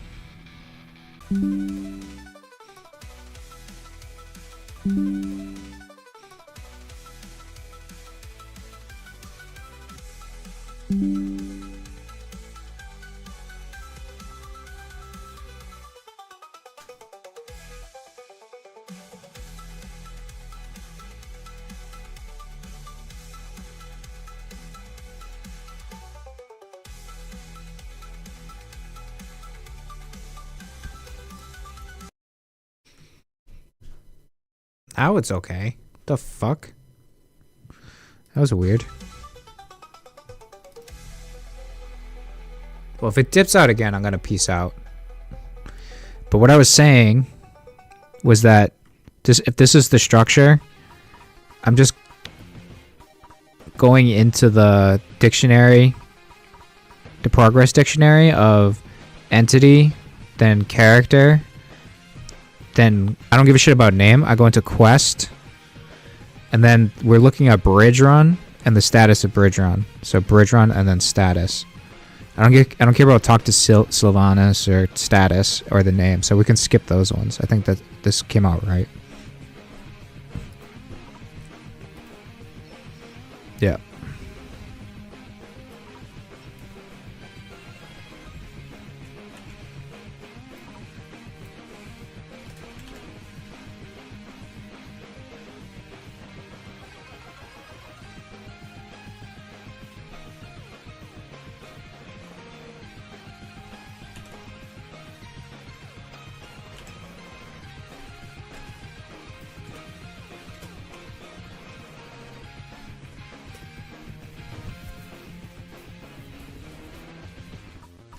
Total score. The recently added Fantasy Quest Battlegrounds are having issues with their in-game score due to how the data is being stored. The first half score and second half score are stored in separate dictionaries, making it difficult for them to pass the overall score. You've been asked to write a function that merges the two dictionaries and another function that calculates the total score. Assignment: complete the merge and total score functions. Merge. Complete the merge function. It accepts two score dictionaries as input and returns a single merge dictionary that contains all the keys and values from the input dictionaries. If a key exists in both dictionaries, the value from the second dictionary should overwrite the value from the first dictionary. Here is an example of how the merge function should work after you have implemented it correctly. 2 towers equals Frodo, 1 ring, Aragorn, Narsil. Rote equals Aragorn, Anduril, Gandalf, Glamdring merge dict 2 tower, print merge dict. Frodo, 1 ring, Aragorn, Anduril, Gandalf, Glamdring. Notice how the key Aragorn's value gets overridden. His sword got upgraded. You must implement the merge function. It is not provided for you. If you try calling merge inside the function definition, you will run into problems. You must implement the merge function. It is not provided to you. For you. If you try calling merge inside the function, it will not work. Total score. This function should take a single score dictionary as input and return the total score calculated from the values of that dictionary. If no points were scored, the function should return 0. Don't forget, you can always add print statements to your code so that you can debug your code before submitting. Print out values of variables to see what's going on and question your assumptions about what you think is happening. Example of debugging with print statements. Def total score score dict. Print f score dict score dict. For key in score dict, print f key. You would then run your code and manually inspect the output to see what's going on. You can always remove the print statements when you're done debugging if you want.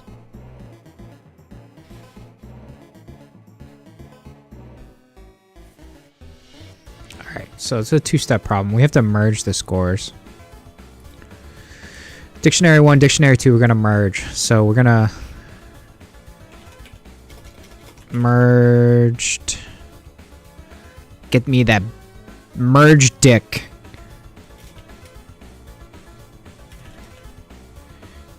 I can't do merge. Can't do the merge function.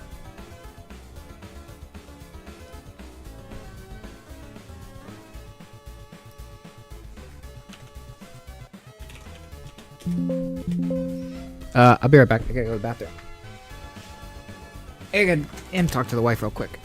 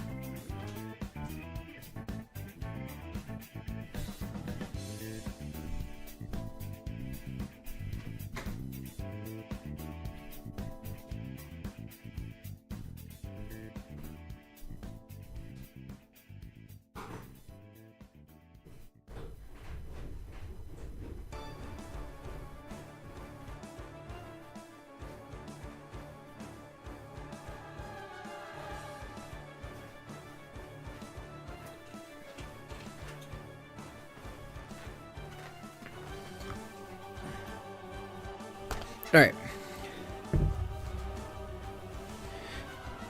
I got time to do, I think, these last couple questions. As long as they don't take me forever. So we have to merge these two dictionaries without using the merge function.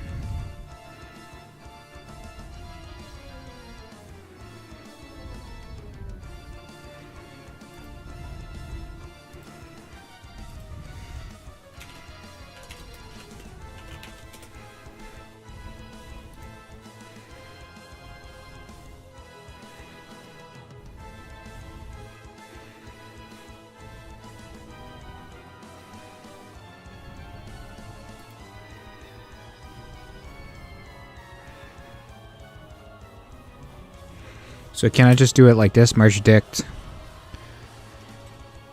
1 and dict 2?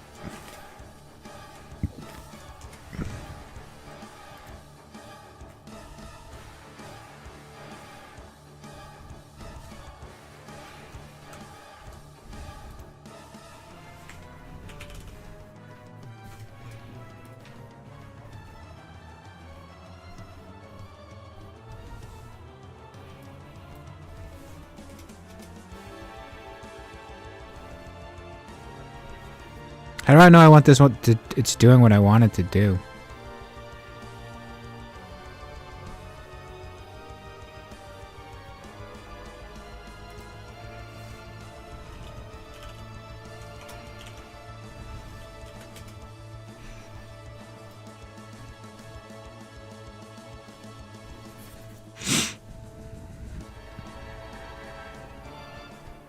Okay.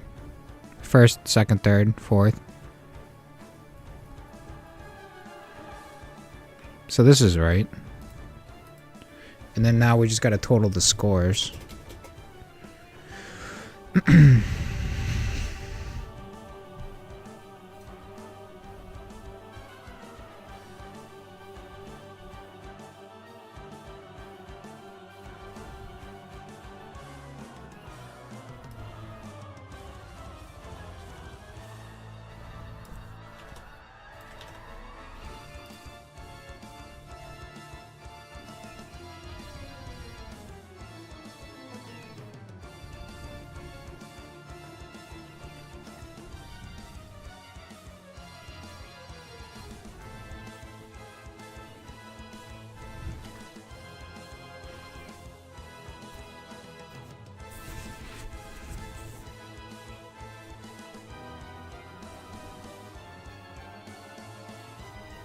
The function should take a single score dictionary as input and return the total score calculated from the values of that dictionary.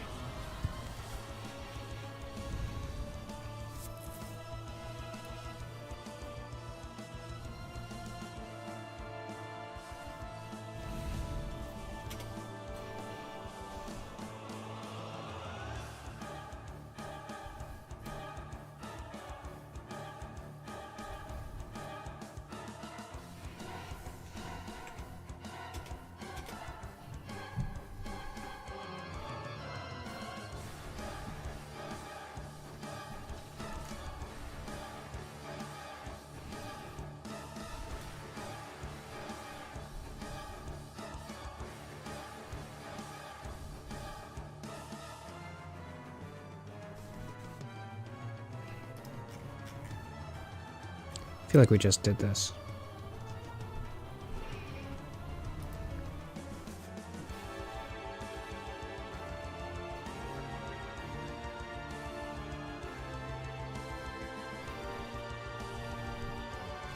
For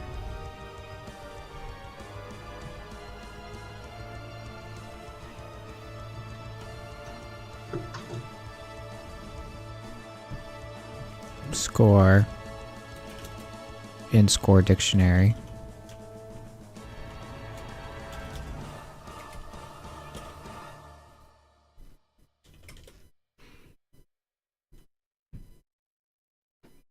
Count is equal to merged dictionary Yeah, that little slippery thing tastes so good all the time. Yeah, that's right. Goes a little something like this. Stay with me now. Here we go. Like this. In parentheses, let me stress the fact clearly. No matter what the deal, I crave for this dearly. The so-called noodles that you find in spaghetti are sweeter than idols, do damage like machetes. Without a doubt, I got the flow coming at July. Bring the place alive every single day I jive. With the thought, scores, right? direct actions. As my followers, they'll say it's an addiction. Slurp it, suck it. I know you all like it. Slurp it, suck it. I know we all like it. Smell it, taste it. Pasta in the market. Smell it, taste it. Fruit in a basket. Chinese, Italian, Thai, or Jamaican. Mexican, Egyptian, English, Korean. Anything goes, even Hawaiian. Anything goes, even Alaskan. Long and chewy, occasionally gooey. The best things in life taste good. We'll chop suey. 8 minutes to boil and 2 minutes to eat. Admit it, kid. You know noodles can't be beat.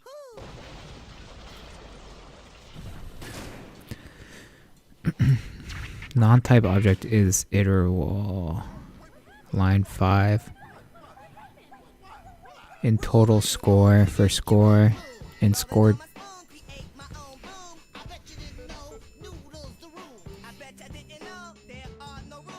Sushi, burgers, they all taste good. Pizza, burritos, they all taste good. As long as they got noodles, the king of all food. As long as they love food, then anything's cool. Hip hop music with an old school twist. I keep the place intact. I do a rap like this. You can use a spoon, fork, knife, or even chopsticks. Come on, kid, get down with the mix. N-double-O-D-L-E-S. C-double-O-K-I-E-S. Great tasting pasta, blow to your chest. Great tasting sweets, blow to my chest. Ramen, udon, soba, you name it. Brownies, a pie, a shake, you name it.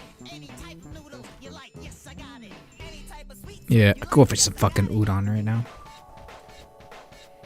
Whatever your thoughts may be, I'm bound to be the king of all foods with my noodles as the key. Full of pride and glory, way up above. Cause here I come, y'all, full of noodles and love. Noodles are the best, no doubt, can't deny. Taste better than water, but don't ask me why. Noodles are the best, no doubt, can't deny. Taste better than water, but don't ask you why. But then again, many things can be tasty. Cornbread, potatoes, rice, and even pastry. But then again, many things can be tasty. Cornbread, potatoes, rice, and even pastry. Then why do I love noodles so dearly? It makes no sense. Line 5 in total score for score equals. Love noodles so dearly. It makes no sense. You must have sounded real eerie. Thanks, brother, for letting me understand that a man must understand to keep his options open. Welcome, brother, for letting you understand that a man must understand to keep his options open. See? Noodles aren't the only food around, you know. You would run your code and manually inspect the output, see what's going on. You can always remove the print statements when you're done debugging if you want.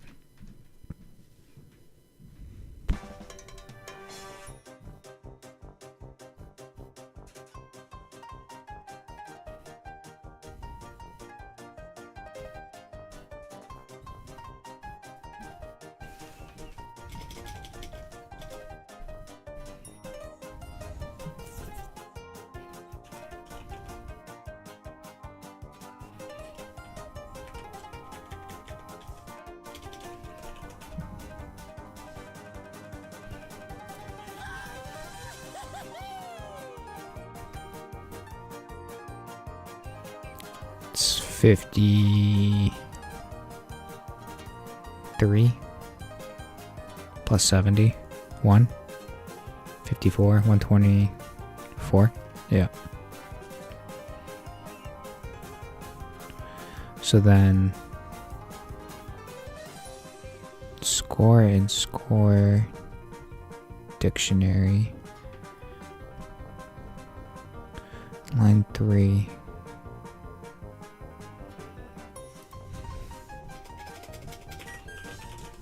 So this is right.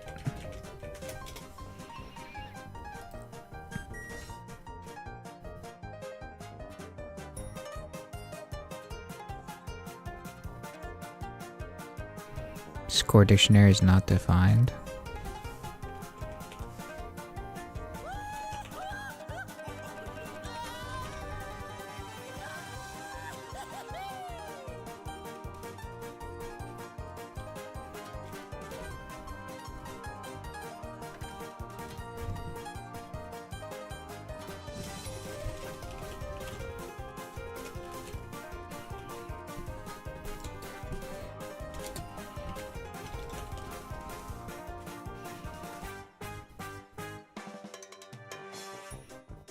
Cannot access local variable total score where it's not associated with the value total score. Line 8.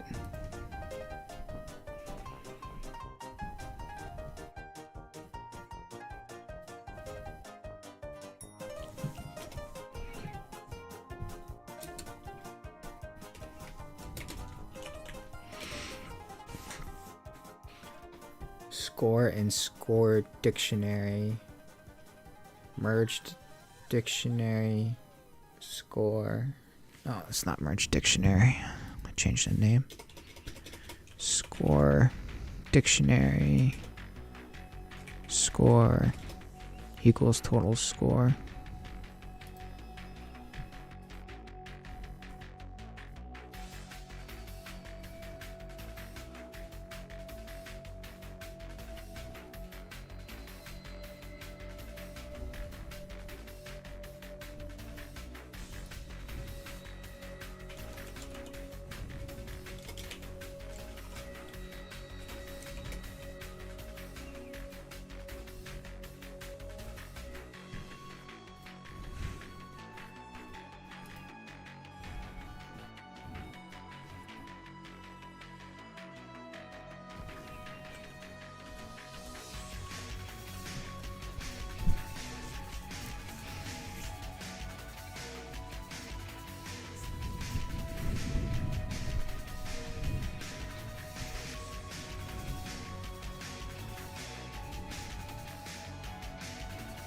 So score dictionary is defined. That's fine. For score in score dictionary,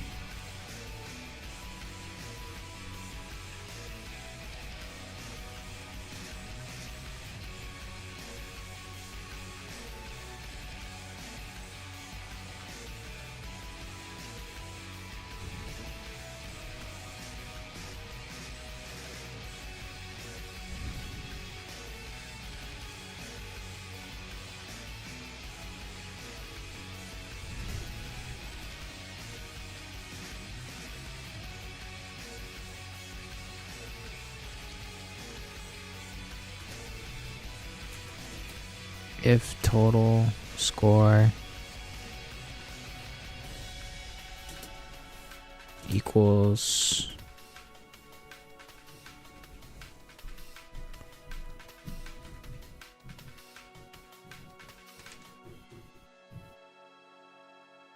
zero,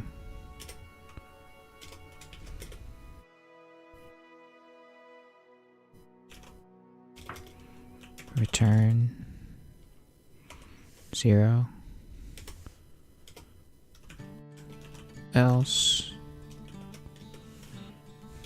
return total score.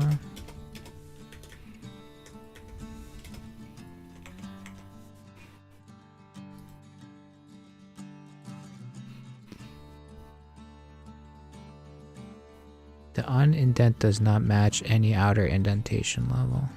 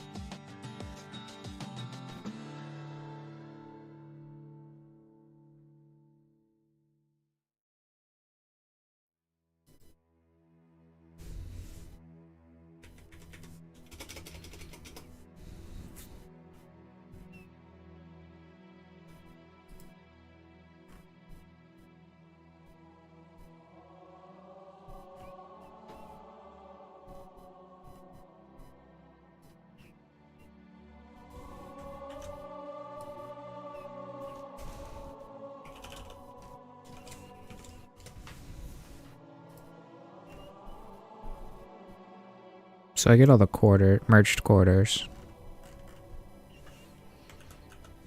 So this is right now. I had the wrong thing here. For score in score dictionary, total score is equal to score district dictionary score.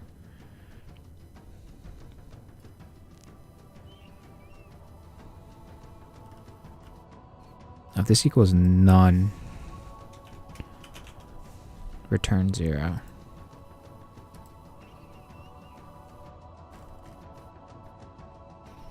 Why is it only returning 24?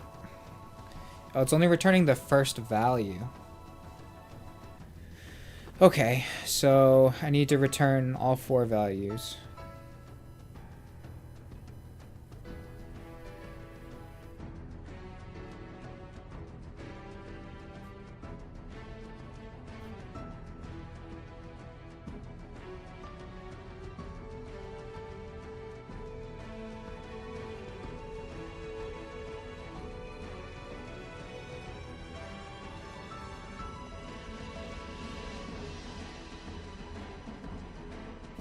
Is it just first half, second half? So I can do like...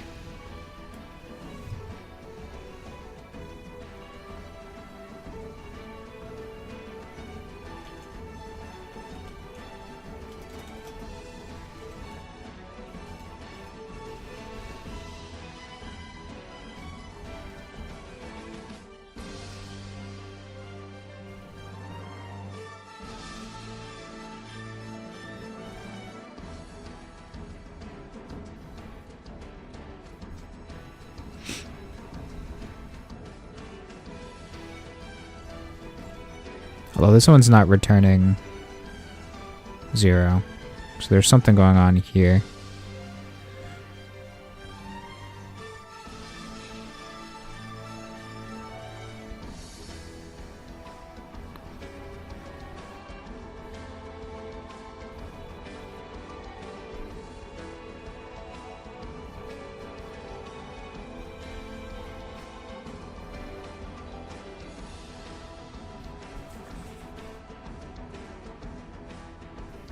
Count. Total score equals score dictionary score. The score is in the score dictionary.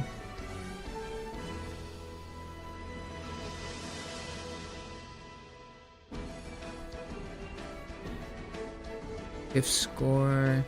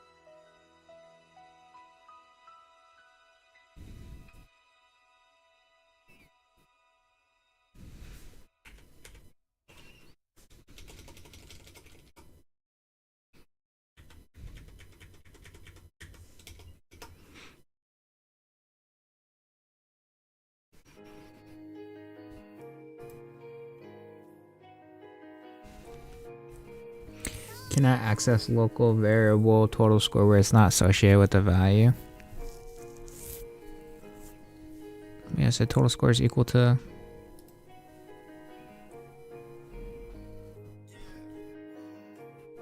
score dictionary scores.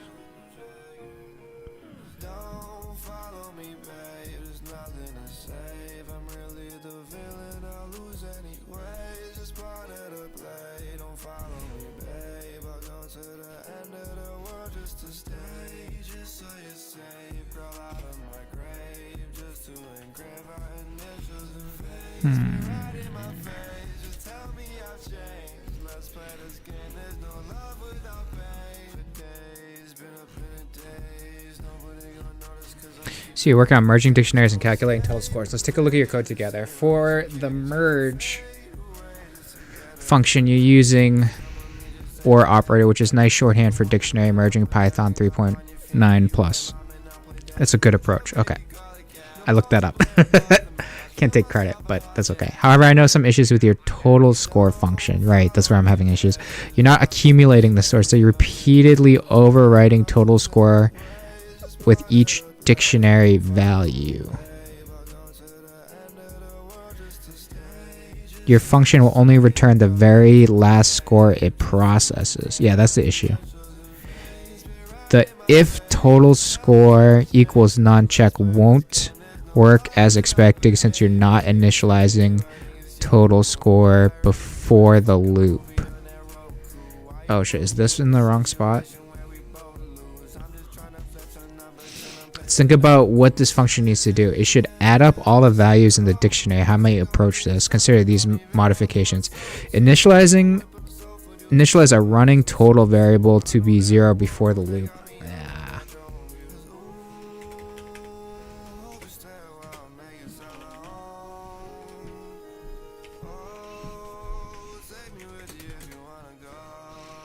Inside the loop, add each score to its running total.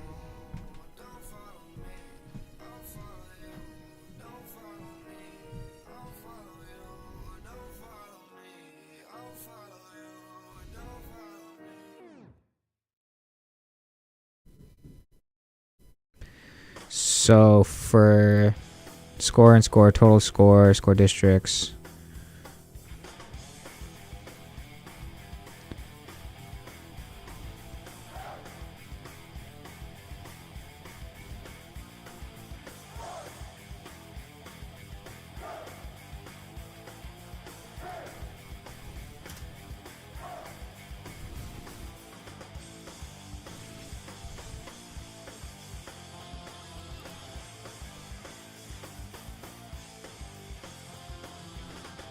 Zero worked. Again, I'm only giving back the last number. I need to...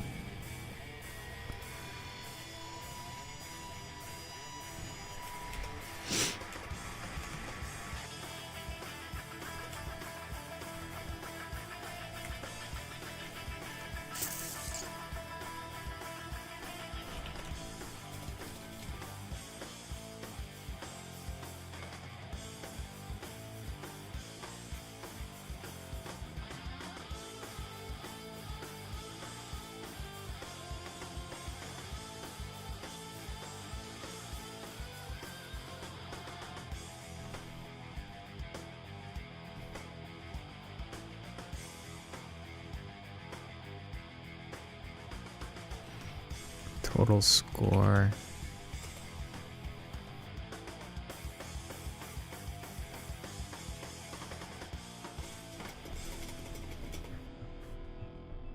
How do I do the summation of the values?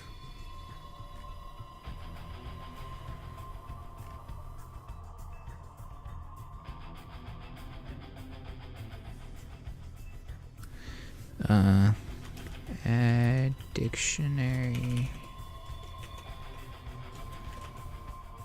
values together.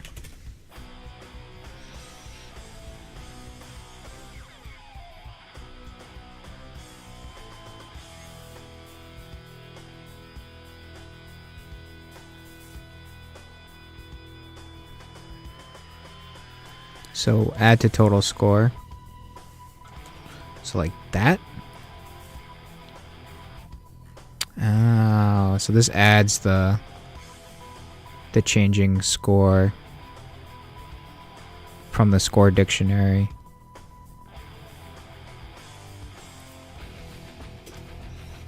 It's missing one thing.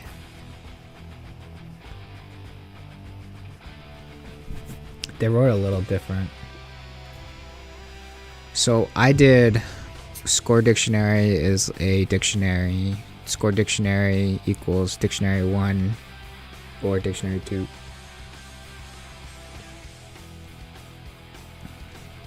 So they said for key in dictionary 1, merge dictionary key equals, okay. And then for the key in score dictionary, total plus score dictionary key returned, okay. I just gotta memorize this terminology and stuff.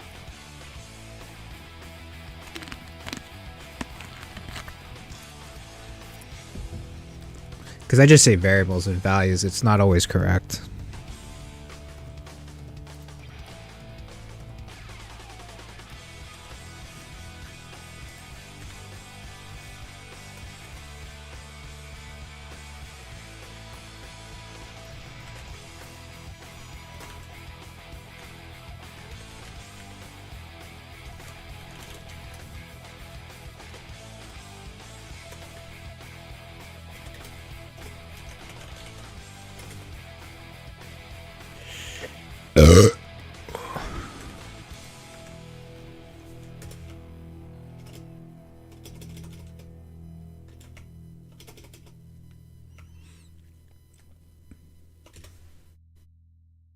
Okie doke, next one.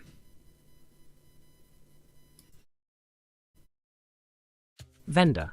Fantasy Quest players want a way to track what items they purchased from the vendor, how much it cost, and what they still need to purchase from their tracked items list. Assignment. Complete the calculate total function. Inputs. Items purchased. A list of the names of items purchased. This is a list of strings. Pinned list. A list of the names of items the player has pinned and wanted to purchase. This is also a list of strings. Outputs. The function should return 3 values in this order. Unpurchased items. A list of all the item names in pinned list that weren't found in items purchased, in the same order that they originally appeared in the pinned list. Receipt. A dictionary containing all the items the player purchased, even stuff not on their pinned list. The keys are the item names, and the values are their respective prices from the item prices dictionary. Total cost. The total cost of all the items that were purchased. Return each value separately, not in a singular list. For example, return value 1, value 2, value 3. Tip. You can combine the not negation keyword with the in membership operator. If item not in some list. Okay, let's break it down here. We need to return 3 values in this order. Unpurchased items, a list of all the item names in the pinned list that weren't found in items purchased in the same order they originally appeared in pinned lists. Okay.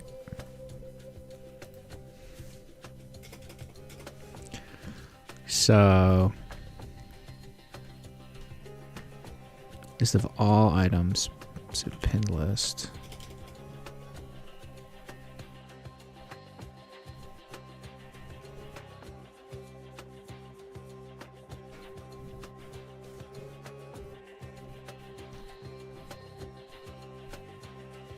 We have to find the differences so we can not.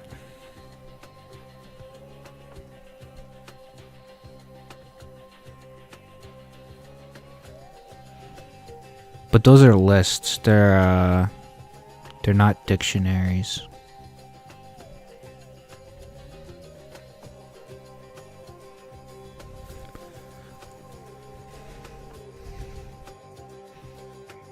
All right, so let's see.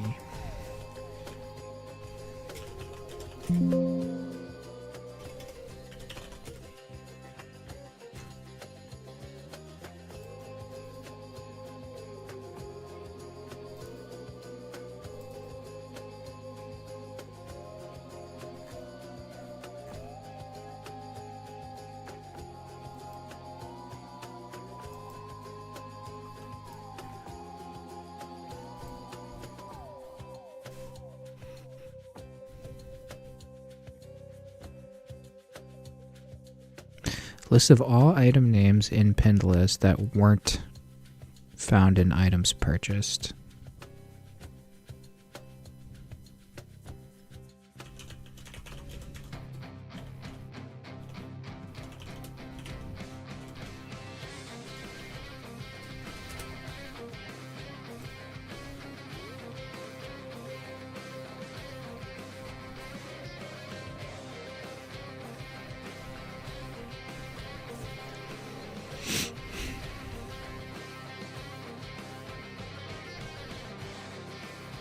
So difference. List of all items names in pinned list that weren't found.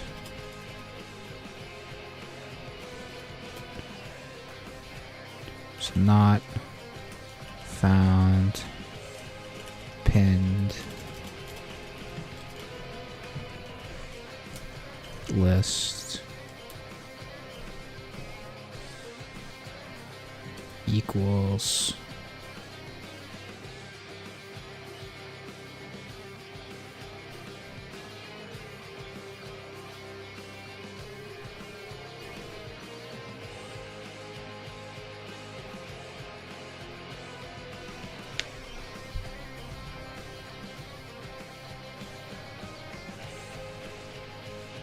I think it's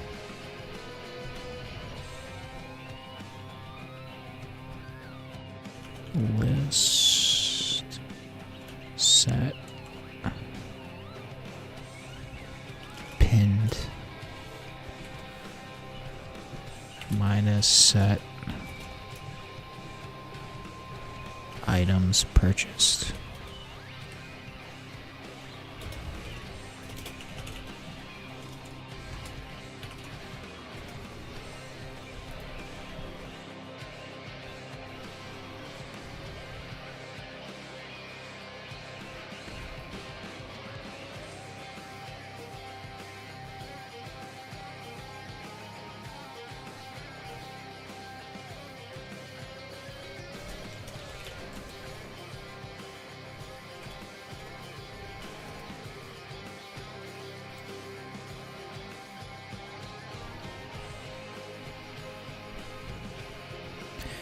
So it's supposed to be a list of all items in the pin list that weren't found in the items purchased.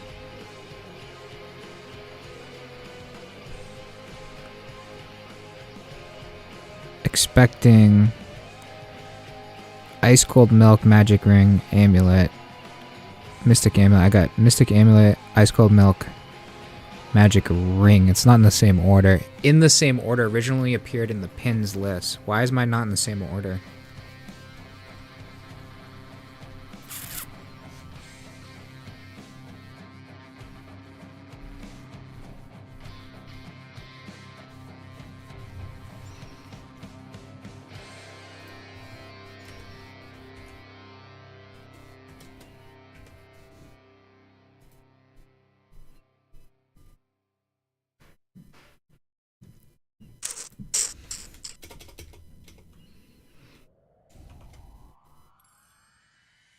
Don't I just do like 1, comma, comma?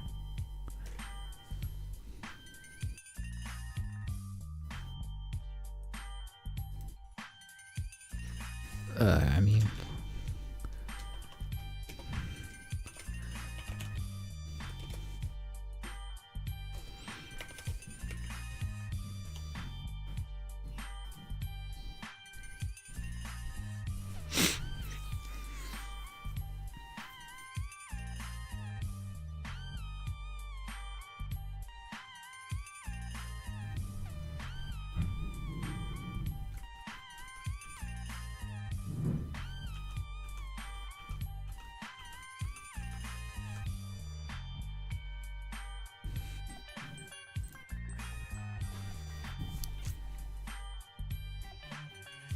So it's backwards.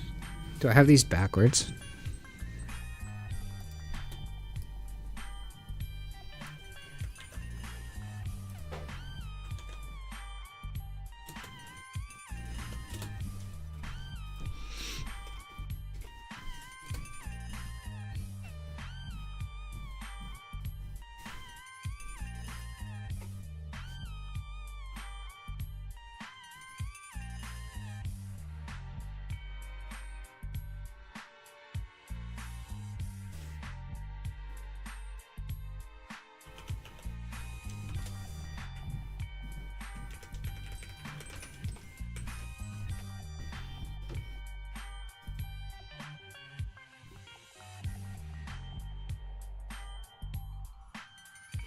Yeah, it's not this way.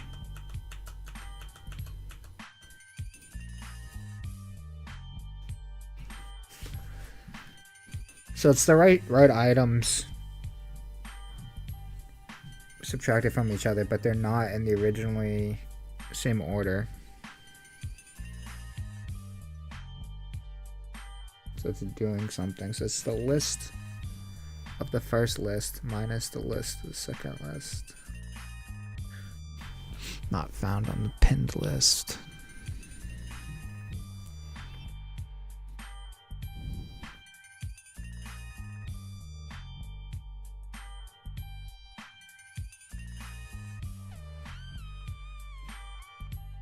Mystic Amulet, Ice Cold Milk, Magic Ring.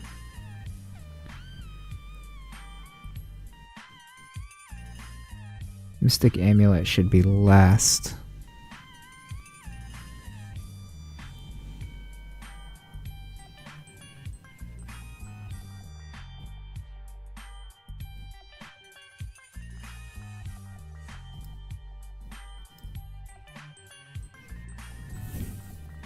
The set of the pinned list plus it's not.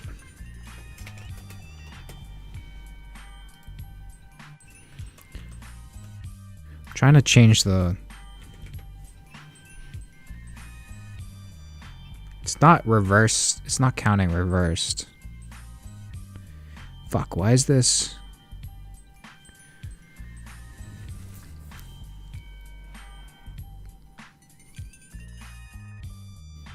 Using list comprehensions.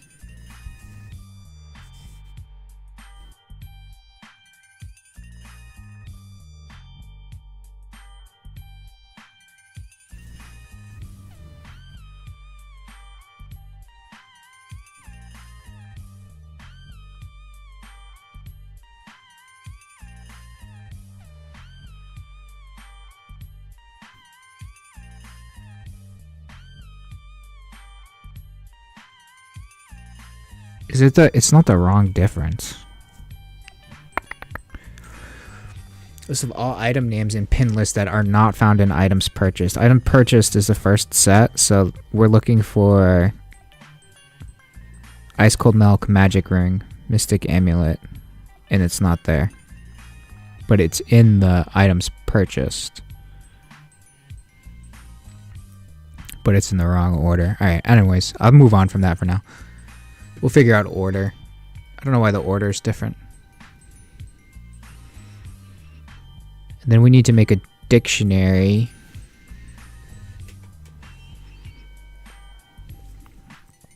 Containing all the items the player purchased, even the stuff not in their pinned list.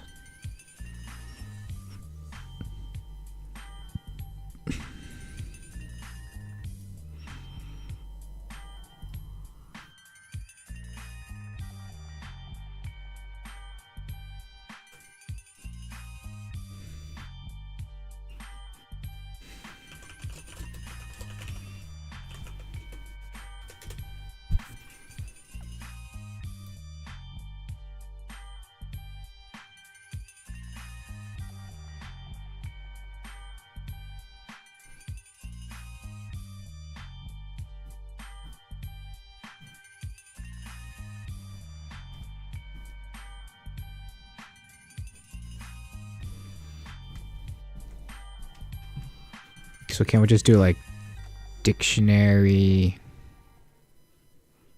items purchased?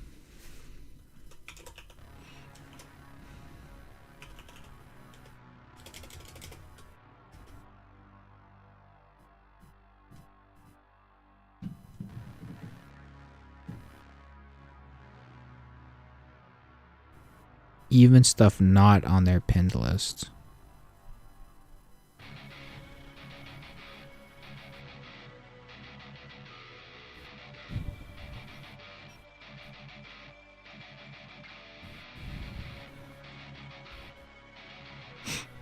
The keys are the item names and the values are the respective prices.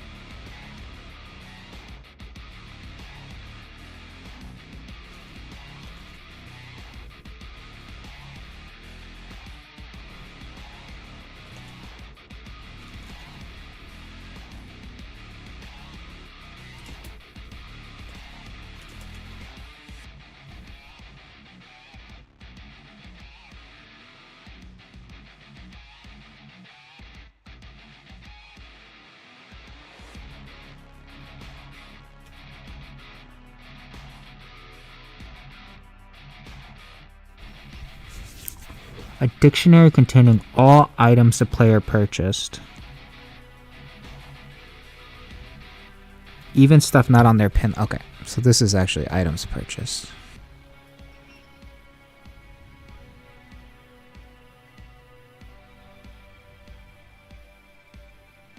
Like that.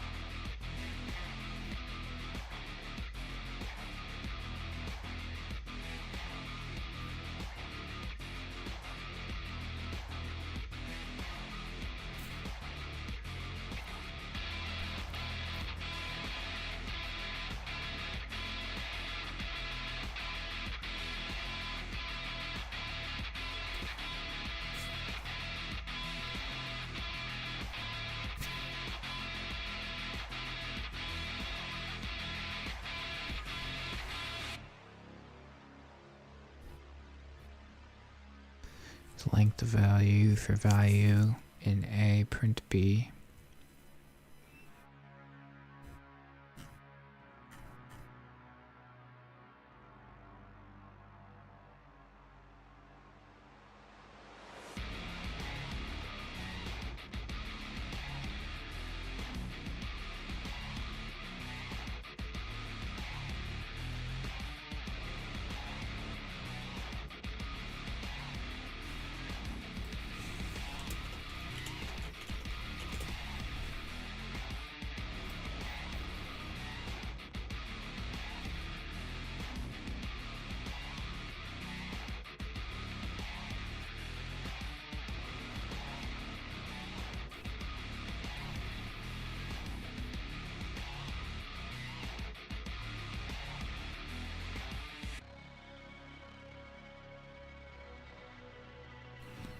So it is dictionary of items purchased.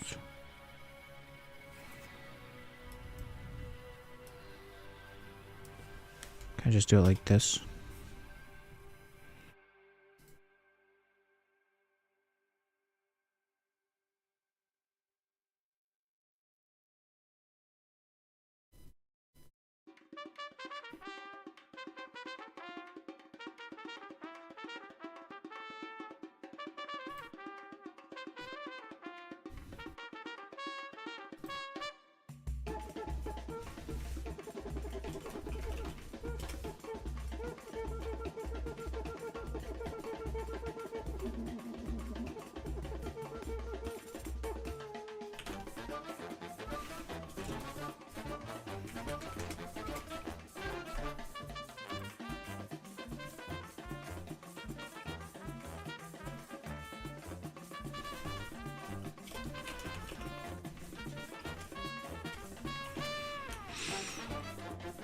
Dictionary.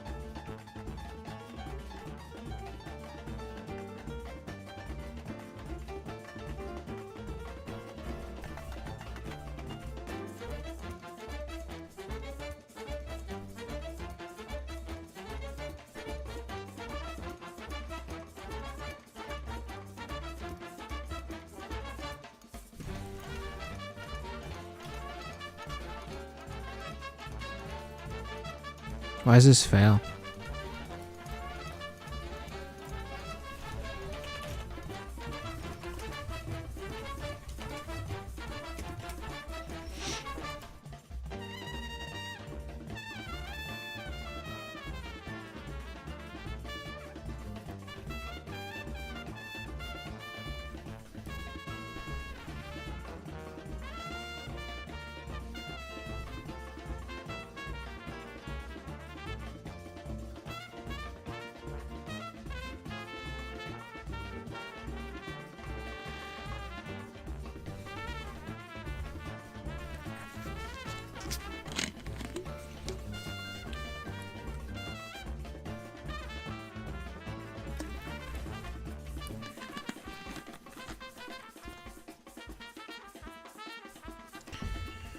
Keys are item names, and the values of the respective prices from the item prices dictionary.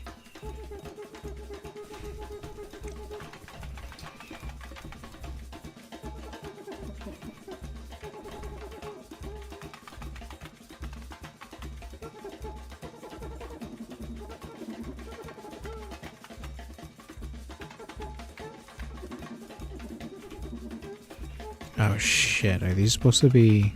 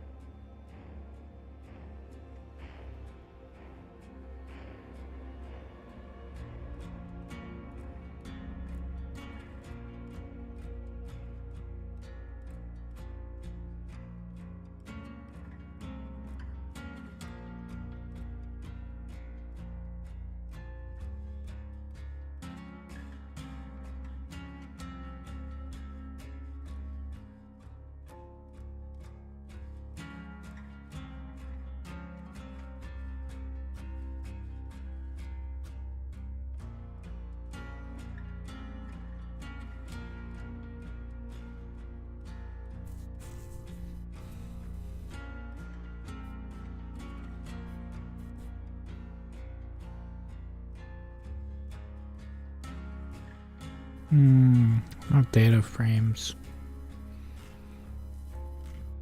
I don't want to have to do it like the append way. I feel like that's not right. Have like a default dict list, and then for D&D, for key value and D items, append the key.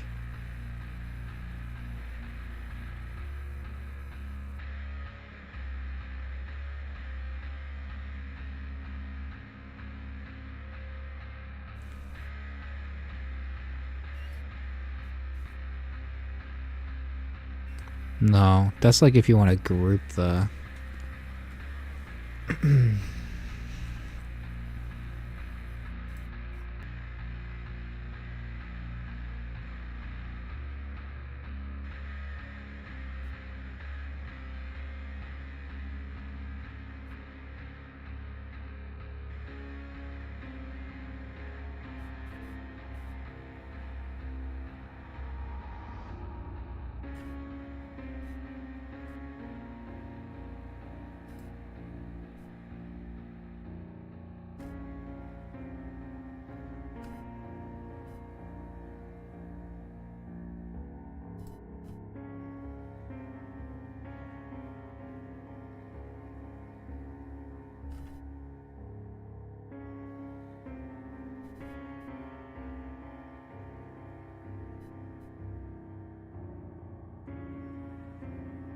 Not from keys.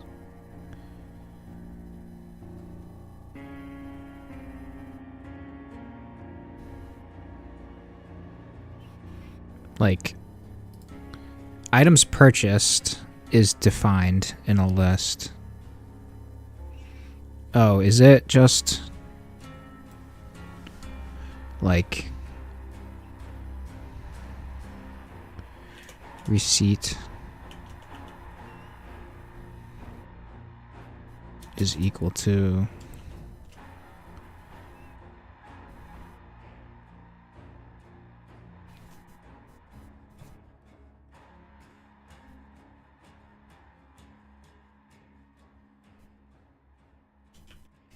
like item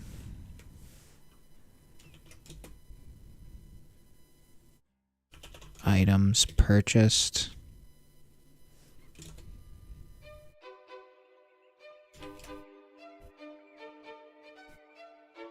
price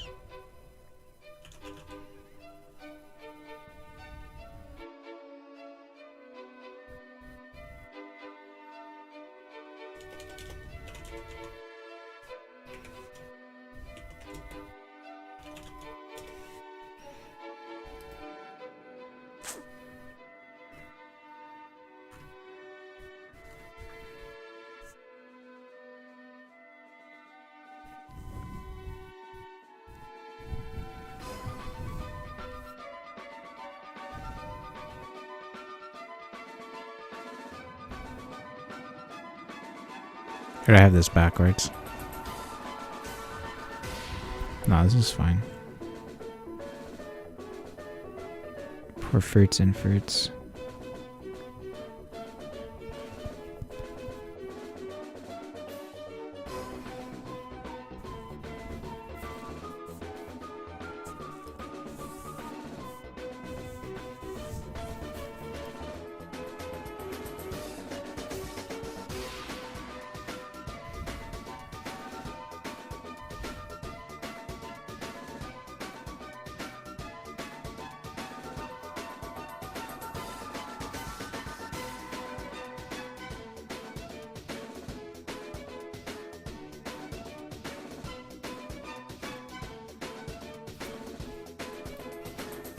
Is this backwards? I think I have this backwards.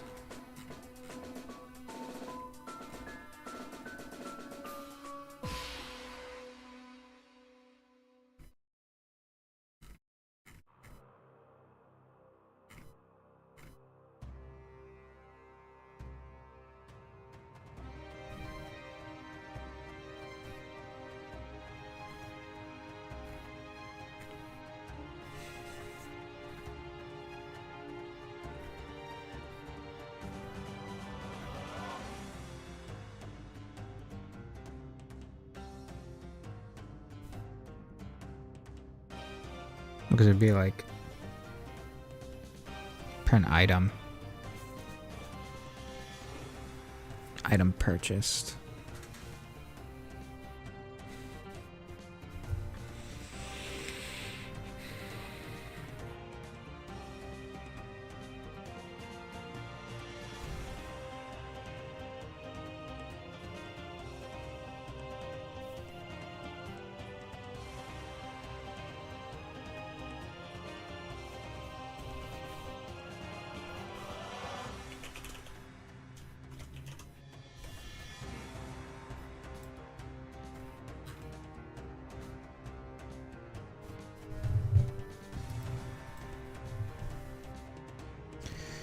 Total cost of all the items that were purchased.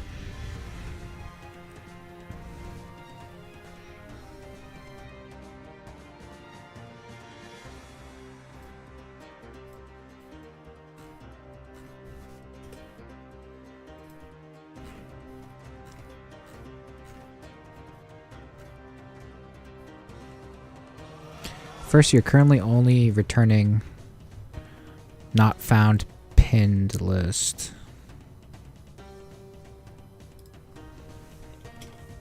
Probably helps if I don't typo. But the function needs to return 3 values: unpurchased items, receipt, and total cost. Yeah. Second, using set operations will find the items not purchased, but it won't maintain the original order from its pinned list, which is a requirement. So I can't do set. Third, the receipt should be a dictionary.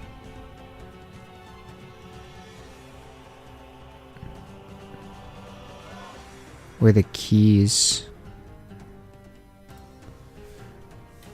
I can just type like dict, right?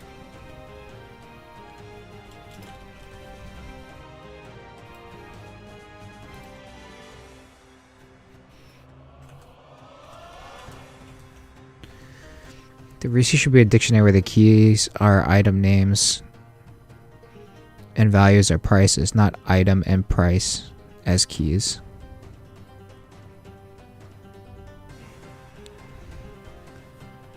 Oh, okay.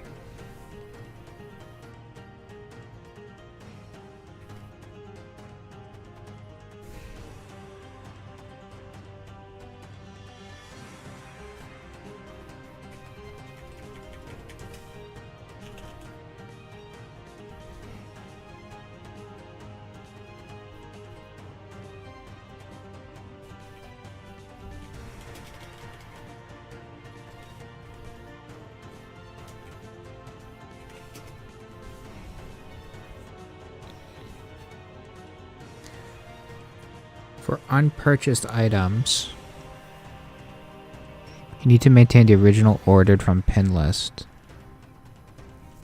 The receipt should contain each purchased item with its price.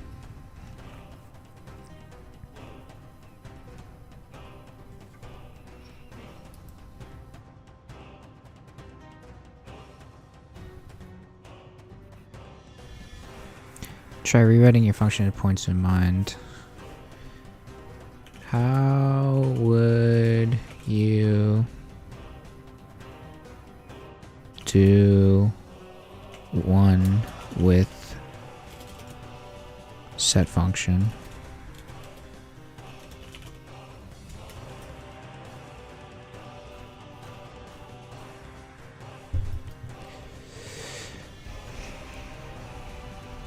The challenges using the set function is required for number one is that sets inherent don't preserve order. When you do,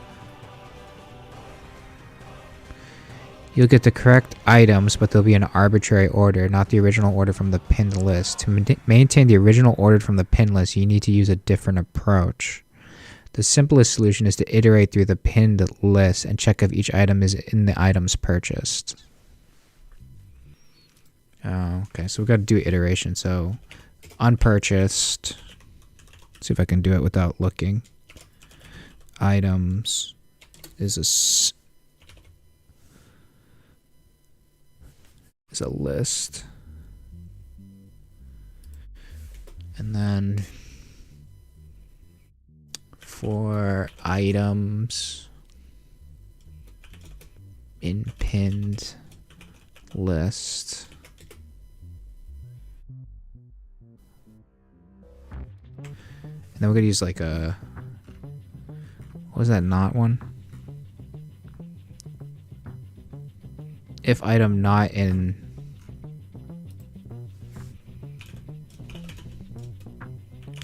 Not in purchased. Items purchased. And then I don't know what to put here. Unpurchased items. Oh, append unpurchased items.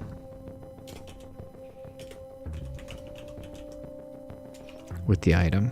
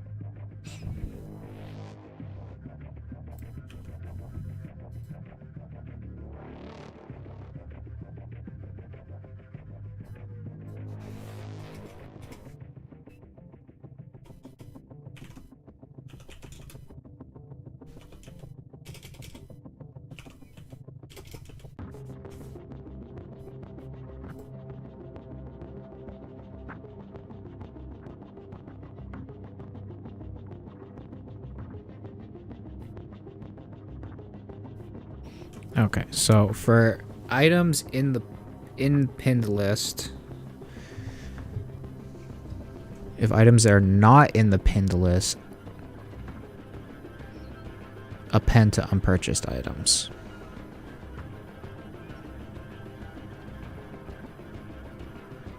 It is not in the list. Okay, so that's one problem solved.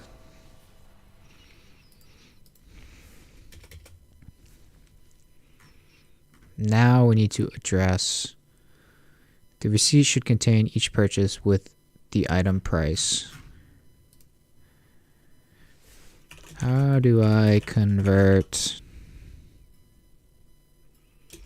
list to dictionary?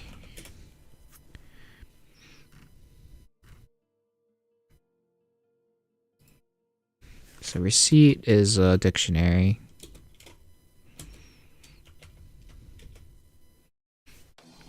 To convert your list for purchase items into a receipt dictionary with the key items, their value prices, you can use the loop.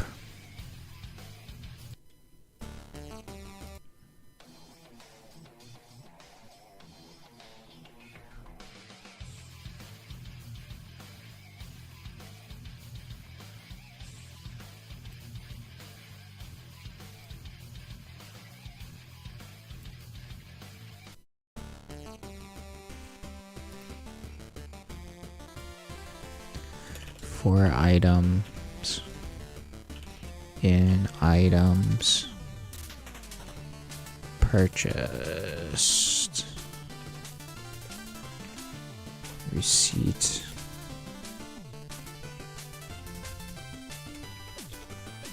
list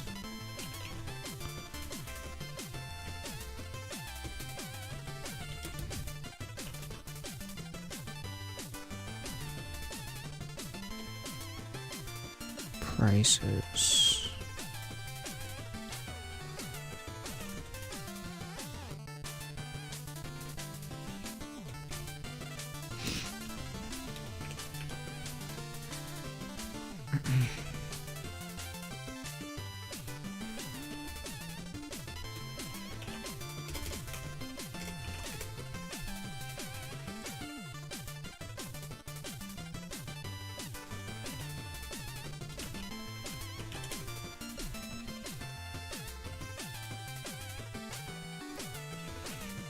So receipt is a dictionary.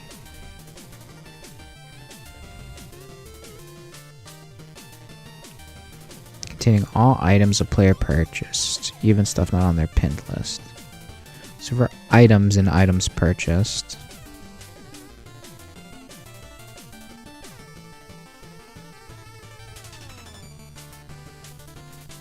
give me the receipt items.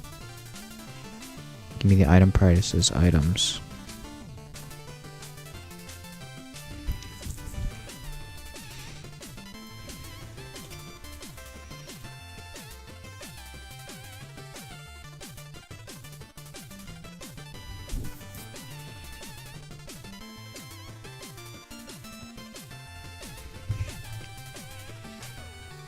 This loops through each item in the item purchase and creates a new key value pair in the receipt dictionary.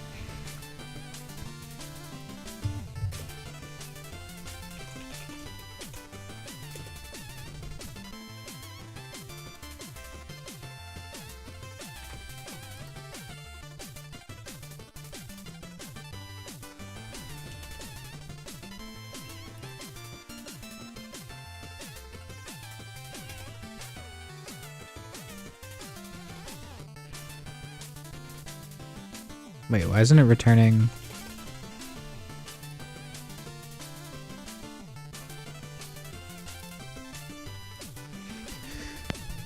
So each item in the items purchase creates a new key pair value in each receipt dictionary. This key is the key is the item name, and the value is the price of the item which you got from the item prices dictionary above.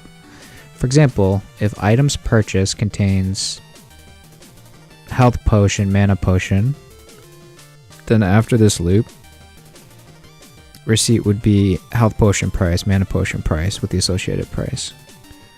try incorporating? Would you like to try incorporating this into your solution?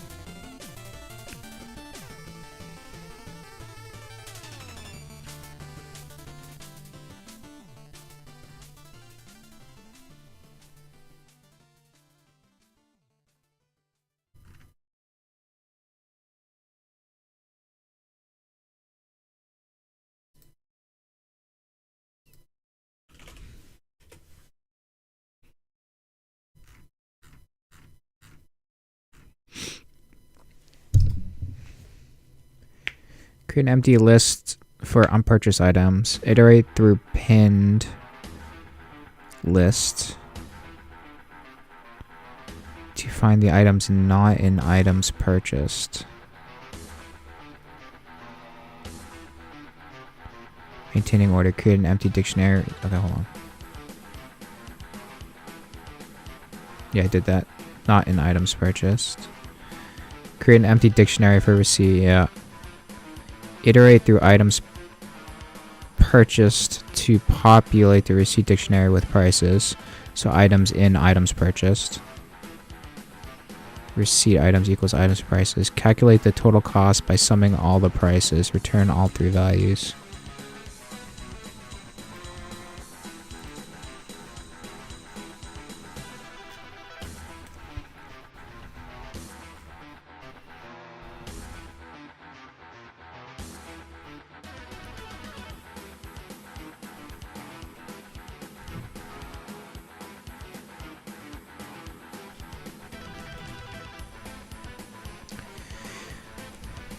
After your first return on purchase statement, the function exits immediately. That means your receipt dictionary and code never runs. Okay, so now I can do it. Cannot unpack iterable, non-type object. Iteratable. Once your return statement is needed, remove the first return statement. Calculate the total cost. Return all three values at the end of the function.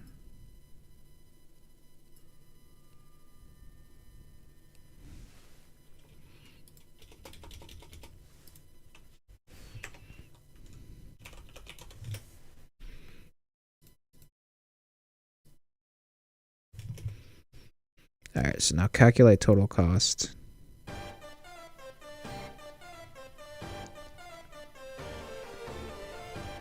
How would you calculate total cost using the receipt dictionary? So we just add up all the values in the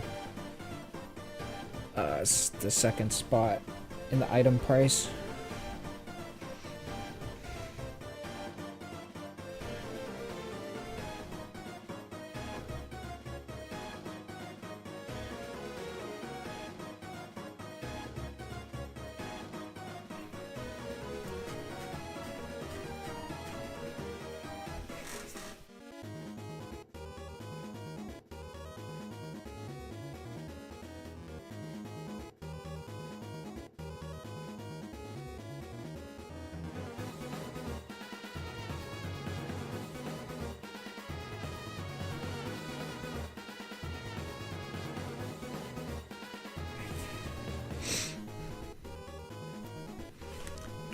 Total cost equals 0.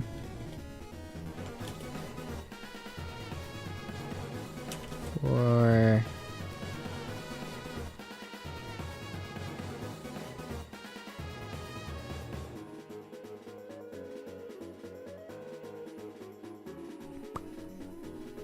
the key in receipt dictionary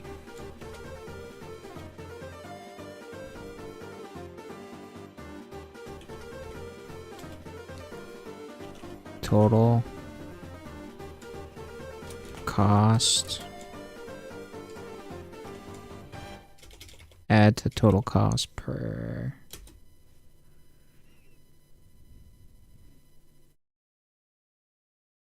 receipt key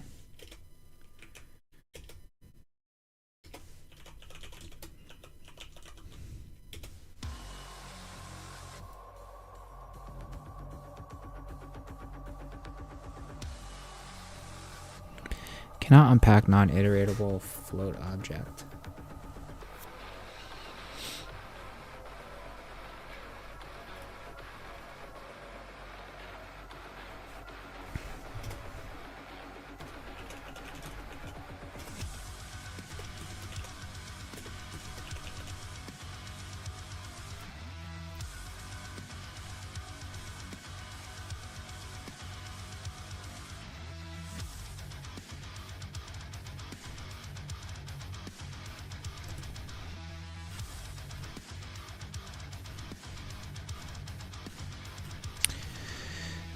Created unpurchased items list by checking which items in the pinned list aren't in the items purchased. So not in items purchased, maintaining the original order. You built a receipt dictionary by adding each purchase item as a key and its corresponding price value. So that one's a little bit tough. So it's receipt, dictionary items, item prices, dictionary items.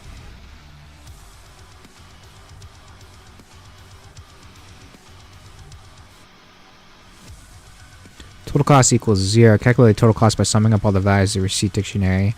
For key and receipt, total cost plus or minus receipt key.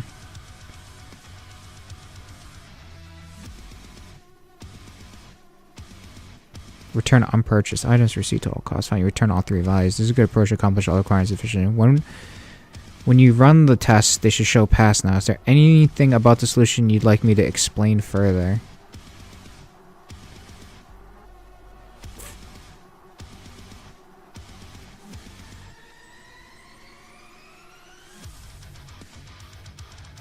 Receipt items equals item prices. What's happening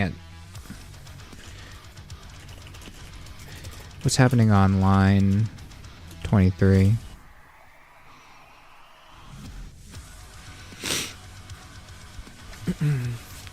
This line's creating entries in your receipt dictionary. Let's break it down. Items is the current item name in your loop, like health potion, mana potion. It's the variable, right? Receipt items is creating or updating a key in your receipt dictionary with the name of the item. Okay. I should have just called it a variable X. So X is the current name of current item name in your loop.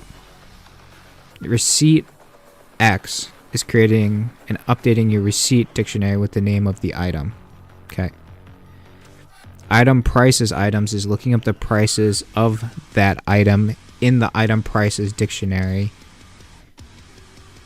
Equal is assessing the price as the value for the key in your receipt dictionary. Okay. So it's looking up the item price, the item in the item prices dictionary and assessing a value. For example, if items is health potion, then the line effectively does receipt health potion equals item price health potion. Receipt health potion equals 10. Gotcha. So each item in the items list, you are adding an entry to your receipt dictionary where the key is the item name and the value of the item price. This is how you're building up the complete receipt dictionary with all the purchase items and their prices. Gotcha.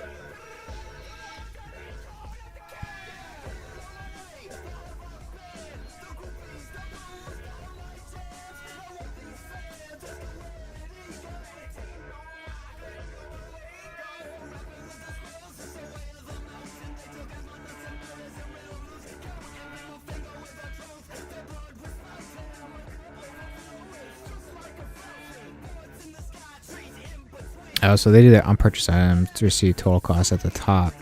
I don't know, just like best practice. For items in pinned list, if items not in items list, unpurchased item, pinned item, yeah. For items in items purchased, price is equal to items prices item. Receipt item is equal to price. So isn't it just receipt item is equal to item price?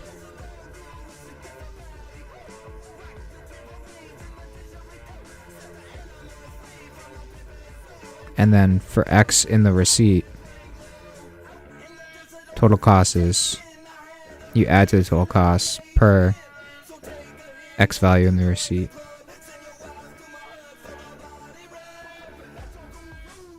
Yeah, this is the same thing more or less. My way is easier for me to understand.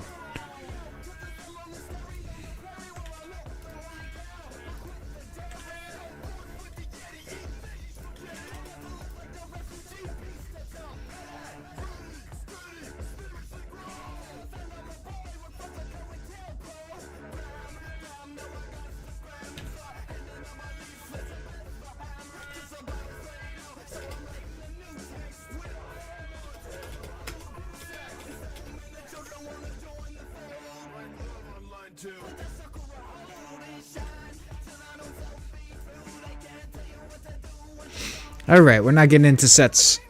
Today's Friday, today's the last day of studying, yay! But I might touch up on it on Saturday a little bit. Just to keep fresh, do a review. But the next sets thing we'll do on Monday. I'll be on for like 4 to 5 hours trying to work on some problems, figuring it out and stuff. So have a good evening. I don't think I'm going to be streaming gaming tonight. No, I'm not going to have time. I might just play by myself.